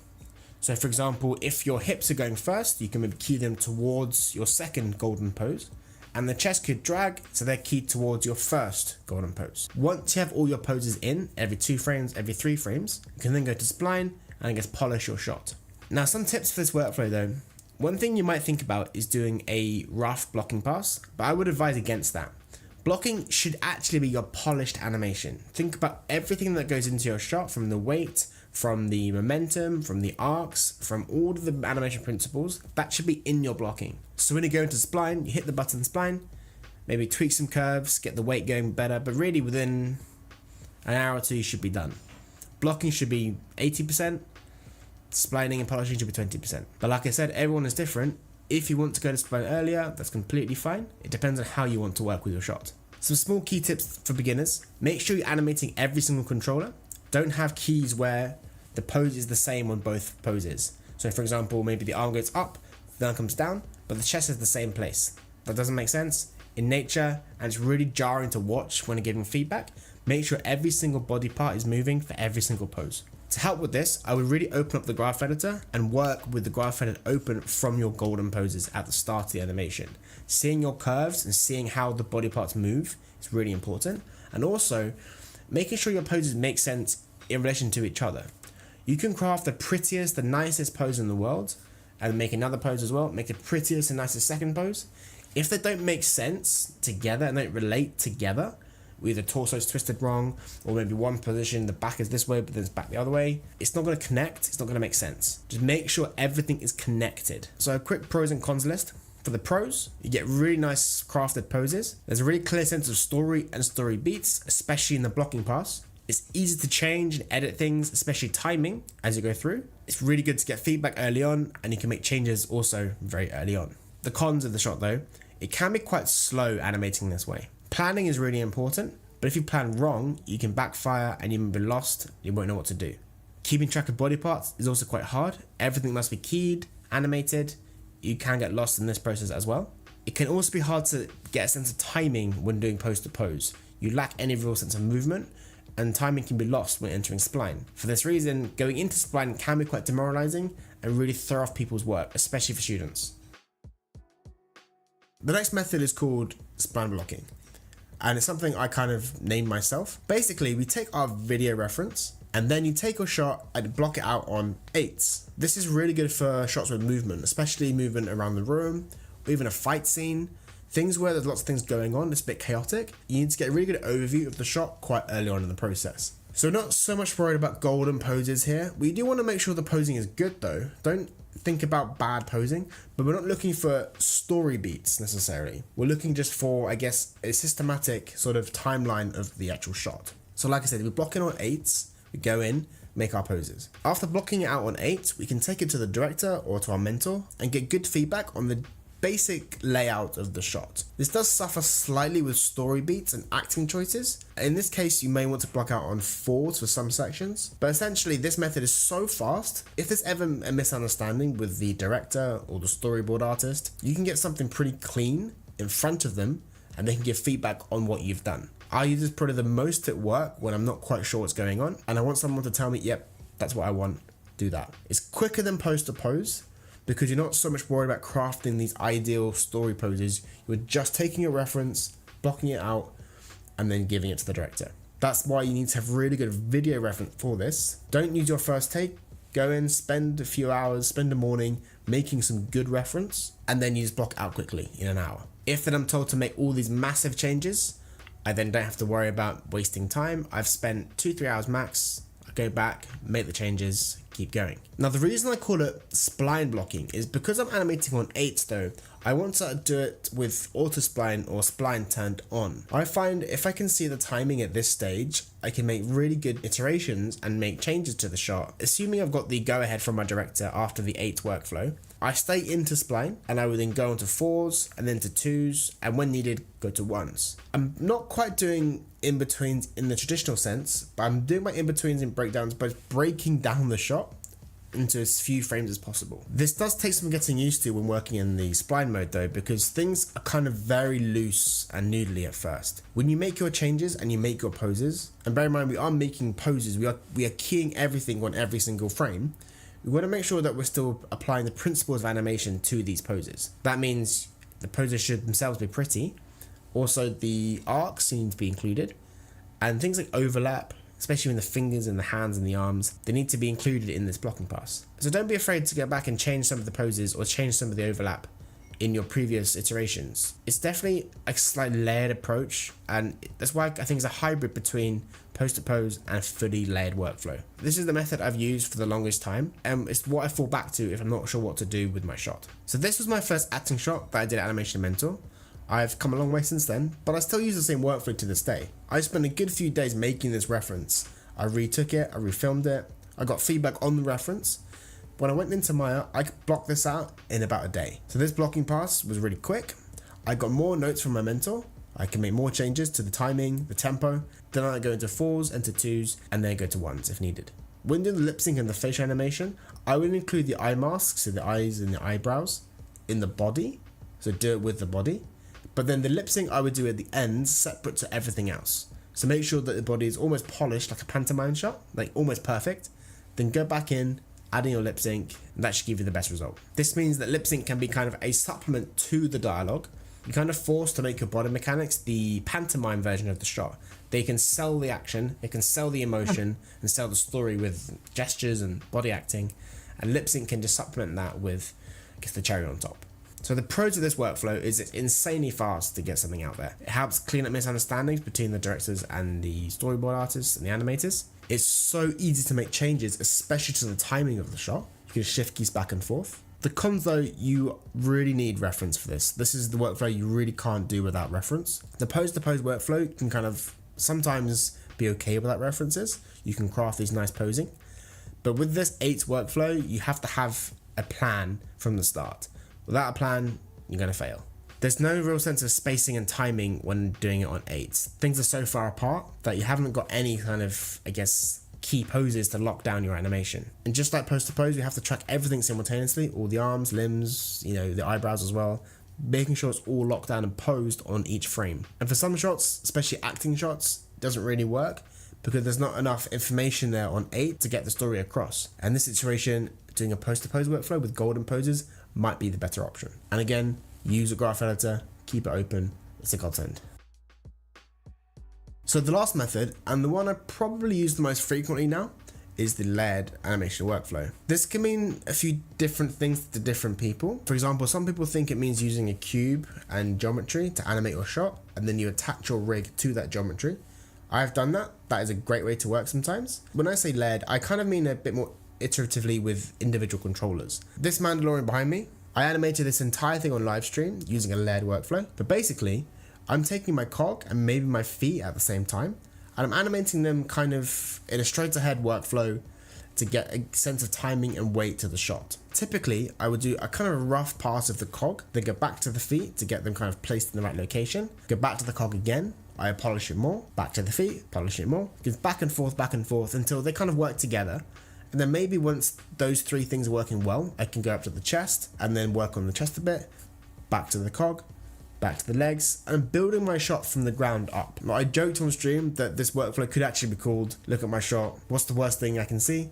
Fix that first. Do the on repeat. I want to fix things that I think are causing the biggest issue to the shot, which is quite hard to see at first because everything is wrong, which is why this method is more advanced and I think something you shouldn't learn unless you've learned pose-to-pose workflow. But this does work quite well when reference is lacking or it's hard to find the exact shot you need it for. So I use this workflow a lot for creature shots at work as well. It's really good when you have this big massive, fat like a cat or a dog with this massive body of stuff. Just getting it moving through the scene is quite important. I can then use the back legs or the hind legs, get those placed correctly, and then kind of move to the front and go through my shot like that. This doesn't mean that I'm only working on the cog for the entire shot and then go to the feet. It is definitely a back and forth process, but by doing this, I'm not really having to rely on reference so much, and things like, filming it myself, which is impossible for dogs or cats, I don't have to worry about too much. That being said, don't mistake not having reference for not having a plan. You should still have a plan for your shot. Think about where they're going, where they're coming from, maybe sketch out in thumbnails, or maybe do use that cube just to get the path going first. But something that you can use as your reference, which isn't just a video. It's really important to know where you're going with the shot.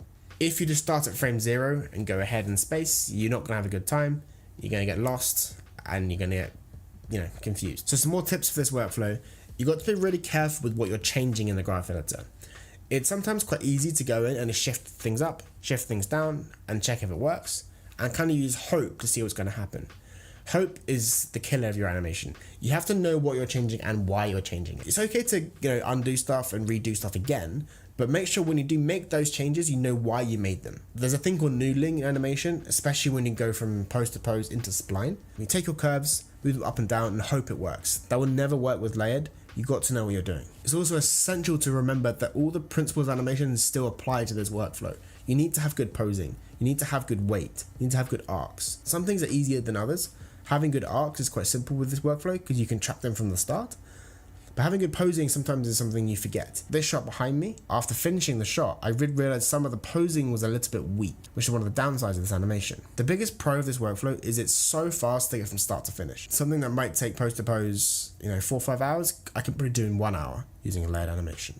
It also creates very realistic movement. Because we're not blocking it out together, everything is kind of already offset. There's natural offset within the animation itself. Like I said, it's also good when you don't have references because you can really just combine your ideas in your head and your thumbnails and make something good in Maya. It's also really flexible with individual curves. You can make changes to things like the weight, to the speed, or to maybe overlap stuff really fast, just shifting the individual keys in the graph editor. But one of its pros is also its biggest con, which is making timing changes to the entire shot can be tricky. Your keys all over the place, you can't just shift a frame back and forth because you might shift things different amounts if things are keyed differently. It's also very hard to get feedback early on in the process. You have to go quite a long way in the shot before it's presentable. And even then, you might have to bake it down to 2s or to 4s. Hopefully it looks similar to your animation, show the director, get feedback, put it back into your layered animation, and then you can start working on it again. It's a bit tricky to get feedback. I use this most when I know exactly what I have to do and I've already been signed off by the director. It's also not very good for facial animation, especially with cartoony stuff. You have to really get these nice golden poses with facial animation, and with doing a layered approach, it just feels all too spiny. The eyebrows moving too much, it just becomes a spiny mess. So with heavy dialogue shots, I would probably stick to one of the other workflows. It's also easy to get lost in the animation. The curves can be quite confusing, especially if you're new to the graph editor. All these things going all over the place. There's no coherent information. It's all random keys everywhere. It can be a bit confusing. That being said, the flip side of this is it's quite an empty graph editor. Things may be all over the place, but there's not keys on every single frame. You click on one curve, it's pretty empty. It's not too confusing once you get down the basics. So after watching this video, you might be thinking, okay, so I use one workflow for this entire shot, I'm not going to change. That's not true. I frequently use all 3 workflows in the same shot. For example, this shot now of a horse and a man. The man was done post to pose, the whole thing post to pose for the man. But the horse was done completely in layered workflow. 2 separate characters, but the same scene. You can even use the same character and different workflows in the same shot. The first 50 frames, he's doing maybe a dialogue bit, he's talking, and then he stands up, walks across the room. You can take the first 50 frames post to pose, and the walking part, maybe do it layered, or maybe do it on 8s. There's not really a right or wrong answer to this, it's really what is suitable for this section or for this shot. And that's the key thing you should take away from this video. There's not a wrong way to animate. You animate how you want to animate. If it looks good, it's great. If this was useful, please do think about subscribing. Go watch my live streams. I've been doing it quite a lot on the weekdays. Most weekdays, Monday to Friday, I do at least an hour. Pretty open to suggestions. I animate what you tell me to animate. And also, I have a Discord down below. You can send me your work, especially if you've done my tutorials. I'll give you feedback, do it on live stream or separately. All free of charge. Just join my Discord, send me a message and say, hey, what do you think? Thanks for watching, have a good day, and happy animating. Cheers, bye-bye.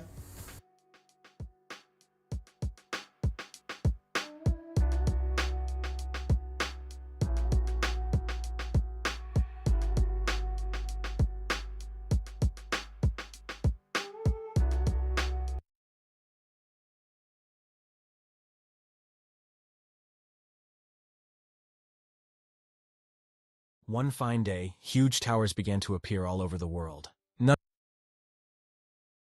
And Dragon Kingdom mobilized 100 million troops overnight. While everyone eagerly enlisted and rushed to the battlefield to slay the enemy, I chose to stay behind in logistics as a common soldier. Everyone mocked me as a coward afraid of death, and my superior looked puzzled as he asked me why I chose to retreat. Facing their queries, I did not offer much explanation. Instead, I left the recruitment scene amid everyone's insults. Little did they know, I had already awakened 5 major talent skills: the ability to tame exotic beasts, elemental skills to harness ice, fire, wind, and thunder, a demonic ability that grows stronger with more killing, an infinitely stacking formation ability, the ability to summon armies of the undead. As long as I can level up these 5 abilities to their max, I can surely repel the attack of 1,000,000 exotic races. But if I were to go to the battlefield now, I would end my talents prematurely like in my previous life. Originally, in the year 2690, demonic creatures from numerous races descended upon Earth. At first, humans could counter the monsters with firearms, but as more high-level monsters joined, ordinary humans humans were completely overpowered. The casualties in the Dragon Kingdom's army alone reached 10 million. However, as time passed, humans awakened numerous powerful superhumans. With their help, the invasion of the numerous races slowed down. At this moment, in Karma City on the border, an officer passionately declared from the stage, "Behind me is the list of those who died in battle last month. They were our friends, our family and siblings, and the heroes of our Karma City and the entire Dragon Kingdom. Now, as the battle against the demonic creatures of numerous races is about to begin, as a border city, we in Karma City have no way out. Now that the Eastern Alliance is about to rally 1 million ability users to counterattack the numerous races, what should our Karma City reserves do? Protect our homes and country, defend our lands and rivers." Instantly, the crowd shouted in unison, "Enlist! We want to sign up to enlist. We want to go to the front lines and kill the enemy, kill the exotic races, tear them apart, and protect our Dragon Kingdom." The people's desire to enlist reached its peak, but just as everyone was eagerly signing up, a boy requested to stay behind in logistics. As soon as he said this, the officer was taken aback, as he never expected someone to willingly choose to be a coward under these circumstances. His classmates beside him angrily called him trash, pointing out that logistics was filled with the old, sick, and women and children. Immediately, the officer also spoke up. "The numerous races are slaughtering our people. You are healthy and excellent in performance, yet you choose to retreat from serving your country. Do you live up to the nation's cultivation of you?" The boy, named Nanzing, said, "Sorry, officer, I have my own choices." At this point, his classmates began to jeer, but they were interrupted by a middle-aged man standing nearby. The speaker was a veteran general who had lost his left arm. "Young man, I respect your choice. Enlistment is not compulsory. It depends on personal will." The old general then sighed. "It's a pity for such a promising young person. Just take your form and leave." Amid everyone's insults, he slowly left. The next day, the enlistees, supported by tanks and airplanes, began to move towards the front lines. Carrying a conviction of victory and full of fervor, they aimed to protect their homes and defend their land. Meanwhile, Nanzing could only stand secretly behind the crowd, and then he sighed softly. His refusal to enlist had made him a hot topic online, but Nanzing did not respond to it. Indeed, they are all heroes, but this battle is surely a suicidal charge, with no return. Humanity, with its million-strong army, still underestimated the power of the numerous races. In his previous life, he had rushed to the front lines early to fight and join the battle headquarters, becoming a brilliant commander. As humans were steadily defeated, he used his life to research and develop 5 talents, which he then placed within himself. But before he could fully level up all his talents, humanity was defeated. Even though he alone killed all the monsters at the scene, he ultimately lost to the numerous races' supreme strongest. Unwilling to accept this, if he could have fully leveled up his talents earlier, he would have had the power to protect all of humanity. Perhaps Nanzing's obsession touched the heavens, and he was reborn, miraculously returning to the time before he enlisted. And the talent tree he had created with his life also appeared. The beast taming tree allowed for mass taming of beasts. The elemental tree could condense water and fire. The Shura tree amplified his own frenzy the more enemies he killed, and the tactical tree could set various formations with immense power. Although cultivating these 5 talents requires a massive amount of source stones and time, mastering all 5 to their extremes can turn the tide and lead humanity to defeat the invasion of the numerous races. But if he were to go to the battlefield now, he wouldn't kill many monsters and might even waste his talents or lose his life. The best place to obtain source stones is the trial grounds, which are filled with numerous mutant beasts. Through trials, one can continuously acquire source stones to enhance one's talents. Currently, only the elderly, weak, sick, and disabled are working in logistics, preparing various supplies for the frontline soldiers. At this moment, a girl with a crutch sighed, "It would be good if I hadn't been injured." Nanzing suddenly approached and asked, "I am here to train at the trial grounds, and I can help you deal with the mutant beasts." The girl immediately responded, "That would be really great, as we are struggling to find help. Let me take you to change your clothes first." But Auntie Jean on the side was very puzzled. Why would a young person come to the trial grounds? Just then, it seemed she thought of something and quickly started searching for her phone in her pocket. "Isn't he Nanzing, the one who refused to go to the front line that's all over the trending searches?" Seeing this, Auntie Lee was also confused. He refused to go to the front line, so why come here to train? Maybe he wants to compensate for the guilt of living safely in logistics. The girl took out an alloy knife for handling the mutant beasts. "You have to be very careful." Nanzing expressed his thanks, glanced at the alloy knife he hadn't used for a long time, and then walked alone into the trial grounds. Watching his departing figure, the girl thought, although he doesn't talk much, he is quite handsome. Auntie Jean immediately stepped forward to remind her, "Don't be foolish. No matter how handsome he is, he's still a coward. He is that Nanzing who dares not go to the front line." Hearing the discussion behind him, Nanzing paid no attention and walked into the trial room without looking back. As he finished selecting the difficulty for his trial, alarms suddenly sounded around him. "The trial has begun. Please prepare yourself." Then, numerous monsters burst out of cages nearby, charging at him from all directions. actions. But at this moment, he was not panicked at all. Since heaven has given me a second life, I must give it my all in this one. So, the next step was to start with the Beast Tamer talent. Since the invasion of the numerous races, Earth's creatures had also mutated. Fortunately, with the experience from my previous life, handling these basic umbrella bird monsters is quite straightforward. After killing a few umbrella birds, a shimmering golden egg suddenly appeared. With this golden egg, I could add a tamed mutant beast to my collection. However, my current body is still too weak, so I can't fight for long periods. But if I can hit their vital parts with each attack, dealing with these mutant beasts for a short duration shouldn't be a problem. Thus, I swung my longsword without hesitation. Although they are just some low-level mutant beasts, they can be quite troublesome when they gather. Let's deal with these above first. After 10 minutes of fierce fighting, I finally increased the number of tameable beasts to 5. As expected, the efficiency has greatly improved. Just then, a loud bird call sounded beside me. Turning around, I saw a huge umbrella bird, the leader of the umbrella birds, the Umbrella Bird Emperor. Given my current physical condition, it is indeed difficult to confront it directly, so I must be smart and not forceful, aiming for a critical hit, a killing blow with each strike. As my longsword struck the Umbrella Bird Emperor with a clang, this guy was much harder than in my previous life. Since that's the case, let's do it one more time. At this moment in the trial hall, the two aunties looked doubtful. Suddenly, the girl stepped forward and asked, "It's lunchtime already. Why haven't you left?" Auntie Zhang gestured to little Lu. "Don't worry about it. I want to see how long that Nan guy can keep up his act inside. Other kids are out on the front lines fighting, and this guy is still muddling through here. If he dares to run away later, I'll grab him with a capture move." However, little Lu remarked, an A-level trial doesn't seem much easier than the front line. As they were discussing, the announcement of the end of the A-level trial came over the loudspeaker. Auntie Zhang smirked. That guy must not be able to take it and is about to run away. Let's go and catch him now. But as she turned around, she seemed to bump into something. Regaining her composure, Auntie Zhang was stunned because the Nan Ziying they thought was weak and cowardly was now covered in scars. Even his clothes were torn beyond recognition, his face smeared with what was either monster blood or his own. Muddling through like this? Did you actually pass the A-level trial? Nan Ziying calmly replied, "Yes, I passed. I took care of all the monsters on the first level. The bodies of those demons will need your attention. I need to go and clean up now." With that, he turned and left without looking back. The three who had entered the trial grounds were shocked. My god, all these monster corpses. He actually really passed the A-level trial. Nan Ziying went home and started taking a shower. Looking at the Beast Tamer talent tree panel, he couldn't help but ponder. To upgrade to level 3, just staying on the first floor of the trial tower won't cut it. The front lines have already been breached by the numerous races to the 7th and 8th defense layers, and it probably won't be long before they break through to Karma City. I don't have much time to cultivate. I must quickly max out my talent levels. Meanwhile, the aunties were dealing with the corpses of the exotic beasts. That guy really went all out. Didn't you say he was a coward? Few people have passed the A-level trial before. Hearing this, Auntie Zhang scoffed. He's just harming himself so he can find an excuse to lie around at home. But as soon as she finished speaking, Nan Ziying appeared in front of them again. "What are you doing back here? We don't need you here. We've already finished the work on the first level," Auntie Zhang said. Nan Ziying calmly stated, "I'm not here to help you with the bodies. I'm going to the second level to continue the trials." At this, Auntie Zhang exclaimed in shock, "You're going to the second level with those severe injuries? What are you trying to prove?" Little Lu also advised him, "You should heal up before going on. The second level is filled with large mutant beasts. Thank you for your concern, but there's no need to worry about me." With that, Nan Ziying headed towards the second level of the trial tower. Watching this, Auntie Zhang was dumbfounded. If he's capable of this, why doesn't he go to the front line? What's he trying to prove by staying here? But Nan Ziying was not in the mood to pay attention to their accusations, as he was about to face large mutant beasts far stronger than those on the first level. The second level indeed felt much more oppressive than the first. Suddenly, a huge mutant bull charged at him, sending him flying with its impact. Although he used the force of the impact to mitigate some of the blow, the intense pain reminded him this won't be as easy as the first level. At that moment, the bull snorted at him a few times. It seemed to mock him for daring to challenge them alone. Immediately, Nan Ziying's temper flared up. "Really think I'm easy to bully?" Nan Ziying never fought a battle he wasn't sure of winning. As more mutant bulls charged at him, he quickly leaped up and thrust his sword through the head of one, then slashed at the wound with his sword blade. Instantly, there was a plop sound as the bull spewed a mouthful of old blood and dropped dead on the spot. Seeing the situation turn dire, the other mutant bulls looked terrified, not expecting this human to be so fierce. At that moment, he extracted the source stone from inside the bull, thinking, since these are all second-level mutant beasts, why not just tame them and kill them off right after? So, he immediately activated his beast taming talent, and as a burst of red light appeared in his hands, the bull brothers in the arena felt like they had been struck by lightning, instantly subdued by the aura and unable to get up. Nan Ziying then walked over to one of the trembling bulls and said coldly, "Not so arrogant now, are you? Well, now you'll all become my experience points." Quickly, 3 days passed, and the trial ground ground was now filled with the corpses of monsters I had killed, overwhelming the antis who could barely keep up. After these days of effort, my tameable beast level had also risen to level 6. In just 3 days, I had slain over 10,000 mutant beasts, proving once again that the fastest leveling speed is indeed in the trial grounds. However, it's time to go hunting in the wild next. After all, the wild mutant beasts are not comparable to these domesticated poultry. Even ability users with firearms dare not guarantee their safety against these beasts. Yet, taming them is a key step in my strategy to combat the invasion of the numerous races, and it's time to start my own plan. At that moment, the manager asked, "Mr. Nan, do you wish to continue the challenge? For the sake of our soldiers at the front, we can work overtime every day." But Nan Zing responded, "I need to leave early today. That's enough for today." Saying this, he walked towards the main entrance. Auntie Zhang couldn't help but comment, "See, I knew this kid couldn't last a few days." But before she could finish, a nearby uncle jumped in. "Shut your mouth. If it weren't for him, how could we have completed our tasks so quickly? I think the young man is doing quite well." However, Nan Zing paid no mind to others' criticisms, as he had more important things to attend to. At that moment, little Lu approached with a blushing face. "Mr. Nan, you have been performing very well lately, and you have been working hard. We'll take care of the rest." Hearing a girl's voice, Nan Zing quickly turned around. "Thank you for your recognition. This is what I should do." "Okay, Mr. Nan, then I won't disturb you anymore." Meanwhile, several transport vehicles entered Karma City, carrying wounded soldiers from the front line. At this moment, the wounded were being hurriedly taken to the hospital. Nan Zing was puzzled by this. How come there are so many wounded already? It seems that the situation at the front line is not optimistic. Just then, a woman suddenly pointed to the sky and said, "Look." It turned out that 2 rockets were speeding towards the front line. Nan Zing immediately thought this was not good, realizing the situation at the front line was far more complicated than he had imagined. Otherwise, they wouldn't have called for rear artillery support so soon. The day when the defense lines would completely collapse wasn't far off. He needed to speed up his talent upgrades. At this moment, several transport vehicles suddenly stopped in the wilderness. Upon getting out, it turned out that the cars had broken down, so they urgently needed repairs. Then, a blonde girl suggested, "Let's just leave the cars here for now. There are lots of mutant wolves around. We can come back tomorrow." But just then, a dark figure appeared in the distance. Before anyone could react, the figure swiftly passed by the convoy. The blonde girl was puzzled. Who is that, heading out of the city alone at night? So, she shouted out the car window, "There are mutant giant wolves ahead. It's very dangerous." Indeed, the figure was Nan Zing, who was preparing to head into the wilderness. A short-haired girl reminded, "The wounded in the city are waiting for these medicines. We should hurry and get the medicine back." Reluctantly, the blonde girl prepared to drive off. But just then, a scream came from outside the vehicle, and the driver outside was the one who had died. "Forget about it. Let's go. There's a steel giant wolf behind us." But by then it was too late to leave, as the convoy was already surrounded by steel giant wolves. The short-haired girl picked up a machine gun and started firing at the giant wolves. The sounds of the fight quickly drew Nan Zing's attention. The medical team from Karma City is under attack. But just as he was about to turn back to help, Nan Zing felt he had to make a choice: continue forward to accelerate his talent enhancement, or go back and rescue those trapped. A large pack of wolves appeared behind him, which actually saved him a lot of effort. He had been planning to seek them out, but they had come to him instead. As the concentration of spiritual energy increased, it was clear that these beasts had also become much smarter. At the same time, the situation with the medical team was not looking optimistic. The gunfire had only temporarily relieved the attack of the wolf pack. As the number of wolves grew, the girls inside the vehicle prepared for the worst. Yet, even so, the blonde girl did not choose to give up, as the vehicle was full of life-saving medicine for the wounded. At this moment, Nan Zing was also fighting with the wolf pack. He was dispatching one with each stroke of his sword, thoroughly enjoying the battle. However, just then, a giant wolf emitting a crimson aura suddenly appeared. This must be the Wolf King. It seems that if I kill him, I can save the medical team, so I must make it quick. The Wolf King had noticed his presence and was slowly approaching Nan Zing. Seeing the increasing number of wolves around him, Nan Zing did not hesitate to activate his beast taming talent skill. Accompanied by a deafening boom, a giant tree formed from gathered energy sprouted from the ground, instantly binding the mutant wolves. All this was witnessed by the Wolf King, who howled at the sky. With the Wolf King's empowerment, the wolves broke free from their restraints and began snarling as they surrounded Nan Zing. Shoot the horse first when aiming for the rider. Capture the king first when fighting the thief. I must deal with the Wolf King first. Then, he used his talent tree to lift himself into the air, followed by a leap that brought him directly above the Wolf King. By the time the Wolf King tried to dodge, it was too late. Nan Zing landed a heavy punch on the Wolf King's head. The moment he touched the Wolf King's skull, he activated his taming skill, and instantly, an invisible energy enveloped the Wolf King's massive body. Following this, the Wolf King's eyes cleared, and the wolves around them lowered their proud heads. Seeing this, Nan Zing immediately activated his talent tree skill, instantly taming all the mutant wolves. On the other side, the the sisters in the car were preparing to make a desperate move, but just as the blonde girl stepped on the accelerator to break out, she found that no matter what, the car wouldn't start. The short-haired girl muttered, "We're done for," and in the next second, the wolves had completely surrounded them. The car windows shattered instantly. Just as they thought they were going to die at the paws of the wolves, the eyes of the mutant wolf pack suddenly became gentle, and they even looked somewhat adorable. While the sisters were still confused, the mutant wolves suddenly retreated. What's going on? Why did the wolf pack suddenly leave? Oh my god, look over there. There seems to be someone. He alone has tamed tens of thousands of wolves. This person is too strong. At this moment, Nan Ziying opened his attribute panel, thinking, if only I had maxed out my beast taming talent earlier in my previous life, I wouldn't have died so easily at the hands of the numerous races. Now, taming thousands of mutant wolves on my first attempt is a successful first step. You all seem pretty well behaved. Let's disband here for today. I'll summon you if needed. Remember, you must not attack humans anymore. After dispersing the wolf pack, Nan Ziying prepared to move deeper into the area. After all, the invasion of the numerous races couldn't be resisted by just these mutant wolves. He needed to tame more mutant beasts quickly. Just as he was about to continue forward, his phone suddenly received a message from the trial tower, indicating that the trial grounds wanted him to return for an urgent meeting. Could something have happened? It turned out that a high-ranking officer had arrived at the trial grounds. Unexpectedly, the officer started berating them right away. Your Karma City branch is really disappointing. You exceeded the tasks a few days ago, and now you say you can't do it. Seeing this, the person in charge immediately stepped forward to explain. No, officer, most of us here are elderly, weak, or sick. We can handle ordinary mutant beasts, but you've assigned us some above level 4, and we simply don't have the experience to deal with those. Hearing this, the officer became instantly infuriated. You can't even handle this, and you talk about defending the country? Do you know how severe the situation on the battlefield is? So many soldiers on the front line are going without food. To ensure the supply of the troops, we must start with these stronger mutant beasts. At this, the person in charge almost fell over. Such a heavy responsibility was thrust upon him, and it was too much to bear. I will arrange for more staff to work overtime to handle this, officer. However, the officer intensified his criticism. No one in your Karma City is of any use. I see. I've been here half a day, and not a single person came to receive me. Just wait for your punishment. Little Lu couldn't help but retort. The level of these high-grade exotic beasts you've brought us is nearly that of level 4 mutant beasts, which is beyond what our Karma City can handle. Hearing this, the officer sneered. So you're saying I'm being unreasonable? Right. There isn't a single responsible person in your Karma City. The first one who refused to enlist and deserted was from your Karma City. At this, Auntie Zhang became instantly furious. What right do you have to act high and mighty here? My husband and 3 sons all died on the front line for the country. Does that also sound irresponsible to you? We old men and women work around the clock, 24 hours a day, just to keep up with the frontline supply needs. How can you dismiss everything we've done with just one sentence? Hearing this, the officer smirked. What a shrew. Seeing this, 2 high-level ability users moved forward to discipline Auntie Zhang. A shrew dares to be disrespectful to an officer. She's looking for death, but the next second, the ability user who had just spoken was suddenly thrown backward. Witnessing this, the officer was also baffled. What's going on? Could it be that Karma City is hiding a high-level ability user? The person returning at high speed was Nan Ziying. Officer, even if there's an argument, there's no need to strike these elderly and infirm, right? Seeing this, Auntie Li exclaimed with excitement. Great, little Nan is back. The person in charge also turned to look at Nan Ziying. Isn't this the deserter Nan Ziying? He doesn't seem as bad as the rumors say. He just knocked out a level 5 ability user with one punch. At this, the officer also changed his tone. Who are you? Weren't all the young people supposed to be fighting at the front? He then raised his handgun. Insurrection. Is Karma City trying to rebel? Nan Ziying then realized this man was Lin Yukai, who in his previous life made a fortune from war profits and was globally wanted and executed 12 years after the war began. In his previous life, this guy had always been trafficking the various supplies needed at the front. He must have set his sights on Karma City's processing speed of exotic beasts, hoping to use Karma City to slaughter more high-level exotic beasts and pocket the profits from selling their materials. In this life, he would not allow such a parasite to emerge again. However, what needed to be done now was to drain the resources from his hands first, so he quickly suppressed the anger in his heart and said, there are no traitors here planning a rebellion, and these are not the irresponsible workers you speak of. The elders beside him echoed, as an officer, you point a gun at us like this. Haven't we sacrificed enough for the war against the numerous races? With this, Lin Yukai found himself in a difficult position. He had thought Karma City was just filled with the old and weak, but unexpectedly, such a skilled person had emerged to complicate things. He then realized that this young man looked familiar. It was Nan Ziying, the one who had refused to enlist. You, a coward, hide here. And not only that, but you dare to strike a superior and injure a soldier. Even executing you on the spot would meet no objections. As a level 5 ability user was about to step forward to act, Nan Ziying merely smiled slightly. That's quite all right, but then no one would be able to handle the the tens of thousands of mutant beasts in the trial tower. At this, Lin Yukai was momentarily stunned, so it was him who killed all those beasts in the trial tower before. No wonder the supply progress of Karma City has been so fast. While Lin Yukai was still in shock, Nanzing continued, the exotic beasts you brought have evil energy. I suppose other regions wouldn't be able to handle such special mutant beasts, which is why you came to try your luck in Karma City. I would actually like to take on this task, but if you intend to kill me, I can't help you. Beside him, Lin Yukai felt puzzled. How could a deserter be so familiar with mutant beasts? Seeing the reactions of the people around, it seemed that his words were true. It might be better to just go with the flow and let him take on this task. Young man, I hope what you say is true. Let's make a military decree right now, and tomorrow I will send 5,000 exotic beasts over. If you can handle them within a week, I'll let you off. If you fail, it won't just be you, but the whole Karma City will be punished. Just as they were leaving, Little Lu hurried over. Mr. Nan, mutant beasts are not so easy to handle. We can help you if needed. Hearing this, Nanzing reassured them, just do your own jobs well. Now, Nanzing's beast taming talent had already reached level 7, and the exotic beasts Lin Yukai was sending were among the stronger level 4 mutant beasts. They have high defense and strong mental interference capabilities, serving not only as supplies, but also as valuable materials. Lin Yukai, this scoundrel, would do anything for money, but thanks to him, these demons were the perfect material for Nanzing to level up his Azura talent. Soon, 5,000 level 4 mutant beasts were all delivered. A portly officer began to read the military decree. Karma City logistics soldier Nanzing is given 1 week to complete the task of handling 5,000 level 4 mutant beasts. Should he fail to complete the task on time, according to regulations, the military supply officer Lin Yukai has the right to deal with you. According to the rules, you are suspected of disobeying orders, inciting worker riots, and assaulting an officer. In case of delay, multiple charges will be combined, and there will be no need to report. Execution by firing squad will be carried out on the spot. Upon hearing this, Little Lu looked incredulous. Execution by firing squad? The portly officer scoffed. Is there a problem? Didn't you agree quite readily yesterday when the military decree was issued? But if it really comes to that, it will be my duty to personally execute Nanzing. After saying this, he patted Nanzing on the shoulder. I believe you will enjoy that process. Nanzing casually took the military decree. You're just a messenger. Why so much talk? Seeing this, the bodyguard was about to take action, but was stopped by the portly officer. He's a man about to die. No need to argue with him. Then everyone put on masks to start processing, as handling these beasts required releasing anesthetic smoke. Nanzing walked towards the trial grounds without hesitation. At this moment, the portly officer also felt puzzled. He has been tested with psychic abilities. He's not a psychic. Even I can't stay long with those level 4 mutant beasts. Surely even if he comes out, he must have gone mad. We'll just wait here to execute him. But then again, Boss Len is also petty. Just because he thought I was taking too much of a cut, to think he'd trust a deserter, it's just a waste of time. When that kid dies, all this merchandise will still be mine. You know how to report this to the boss, right? Don't worry, I'll report everything that happens here accurately. Meanwhile, for Nanzing, dealing with level 4 mutant beasts, even if its body was paralyzed, its mental strength was still abundant. Not only that, these mutant beasts could even manifest illusions. But for Nanzing, all this was futile. Then, he jumped up from the ground. Save it. To me, you are just illusions. As long as you can't control me mentally, these illusions are nothing but immovable targets to me. And to upgrade his Azura talent, he needed more evil energy. Nanzing continued, better show me your real skills, or you'll miss your chance. Then, a low hum echoed in his mind. Looking back, he saw countless streams of evil energy gathering from the ground, wrapping around his feet. Suddenly a consciousness entered Nanzing's mind. You're too tired. Let everything go. Humans need to learn to live easier. Think about the price you've paid. Think about your relatives who died around you, your father, your mother. Do you think it's all worth it? The numerous races are so powerful. How will you ever take revenge on them? But Nanzing grabbed the evil energy beside him and said, are you done talking? If so, be quiet for a while. That, he pulled the evil energy out of his mind. My vengeance against the numerous races is natural. What future humanity will have, only we humans can decide. At this moment, the talent tree slowly grew from within his body, instantly covering all of Nanzing. Once the Azura tree is activated and he enters the Azura state, his physical and mental powers can be exponentially enhanced, and these evil energy are the quickest shortcut to enhancing his talents. Just quietly become my power. As evil energy furiously continued to pour in, Nanzing's eyes turned blood red, and as countless evil energies entered his eyes, he couldn't help but roar in rage. Meanwhile, Lin Yukai was enjoying beauties and wine. He muttered to himself, now supplies are getting scarcer and scarcer, not just in Dragon Kingdom, but the front lines of other nations are also grim. I need to take this chance to make a hefty profit, otherwise all the trouble I went through to get these exotic beasts will be wasted. Capable subordinates are greedy, and I also have to watch out for secret investigations by the military. What a hassle. Lin Yukai finished his thought, down the red wine in his hand. Just as he was considering where he could find find a stable way to handle high-level mutant beasts. His phone suddenly rang. Report, sir. The Karma City branch, where the military decree was issued, has completed all their tasks. They've almost completed the task in just 4 days. Hearing this, Lin Yukai was shocked. You're saying they're already finished? Yes, sir. The task of 5,000 level 4 exotic beasts has been confirmed as completed, all handled by that Nan Zi. Upon hearing this, Lin Yukai was ecstatic, grabbing the lady next to him. This is truly fantastic. Keep a close eye on that guy for me. I'll be there shortly. At this, the portly officer was also incredulous. This kid actually completed the task ahead of time. I had checked before. That kid doesn't have any psychic abilities. How did he do it? By now, Nan Ziying's talent tree had reached level 5. Over these days, both his physical and mental strength had increased significantly. Although he hadn't broken through to level 6, he had acquired the first skill of his Azura talent. Next, he must venture deeper into the wilderness to tame even higher level exotic beasts and accelerate his plans. At this moment, Auntie Zhang changed her usual demeanor and gave Nan Ziying a thumbs up. Comrade Little Nan, you've really made us proud this time. Otherwise, some people would have continued to look down on us in Karma City. They only remember to use us when they can't handle things themselves, and then they act all high and mighty. After upgrading the Azura tree, Nan Ziying's perception of mental power also strengthened. It turned out that this portly man was a psychic. Hearing the mockery, the portly officer was already furious. These nobodies dare to insult me. I must test this kid again. But just as he was about to make a move, he was stopped by a bodyguard nearby. Don't break the boss's rules. You know what he's capable of. We have to wait for the boss to come. Besides, there's too much residual psychic energy from the demons here, and acting rashly will cause interference. But at this point, the portly officer couldn't care less. I will explain personally to the boss later. With that, several psychic attacks were launched towards Nan Zi, but Nan Ziying had also noticed the portly officer's intentions. Too bad you've messed with the wrong person today. This is a good chance to test the abilities of the Azura talent tree. At this moment, the portly officer was also baffled. He had already invaded his psychic system, but somehow the effect was not as expected. Invading the psychic system should allow him to see the other's psychic entity, but all he saw was pitch black. The next second, the portly officer seemed to realize something was wrong. Then he turned to look behind him. How is this possible? What he saw was a psychic entity formed from evil energy. What level of psychic are you? I had checked earlier. The portly man's eyes were full of terror. Tell me, who exactly are you? But the next second, his hefty legs were bound by evil energy. Nan Ziying said coldly, who I am is not important. You wanted to probe my psychic world, right? Then I'll let you have a good look. With that, a torrent of evil energy rushed into the portly man's mind. This magnitude of evil energy was more than he could handle, and he immediately screamed, please, spare me. In reality, the portly man spat out a mouthful of blood, and everyone around was at a loss. Clearly, his psyche had been destabilized. All of this is mine. None of you can take a share. Lin Yukai, you old fool. I could handle all of this by myself. Yet not only did you not trust me, but you also had someone watch me. The two aunties were also baffled. Is being a leader really that stressful? Just a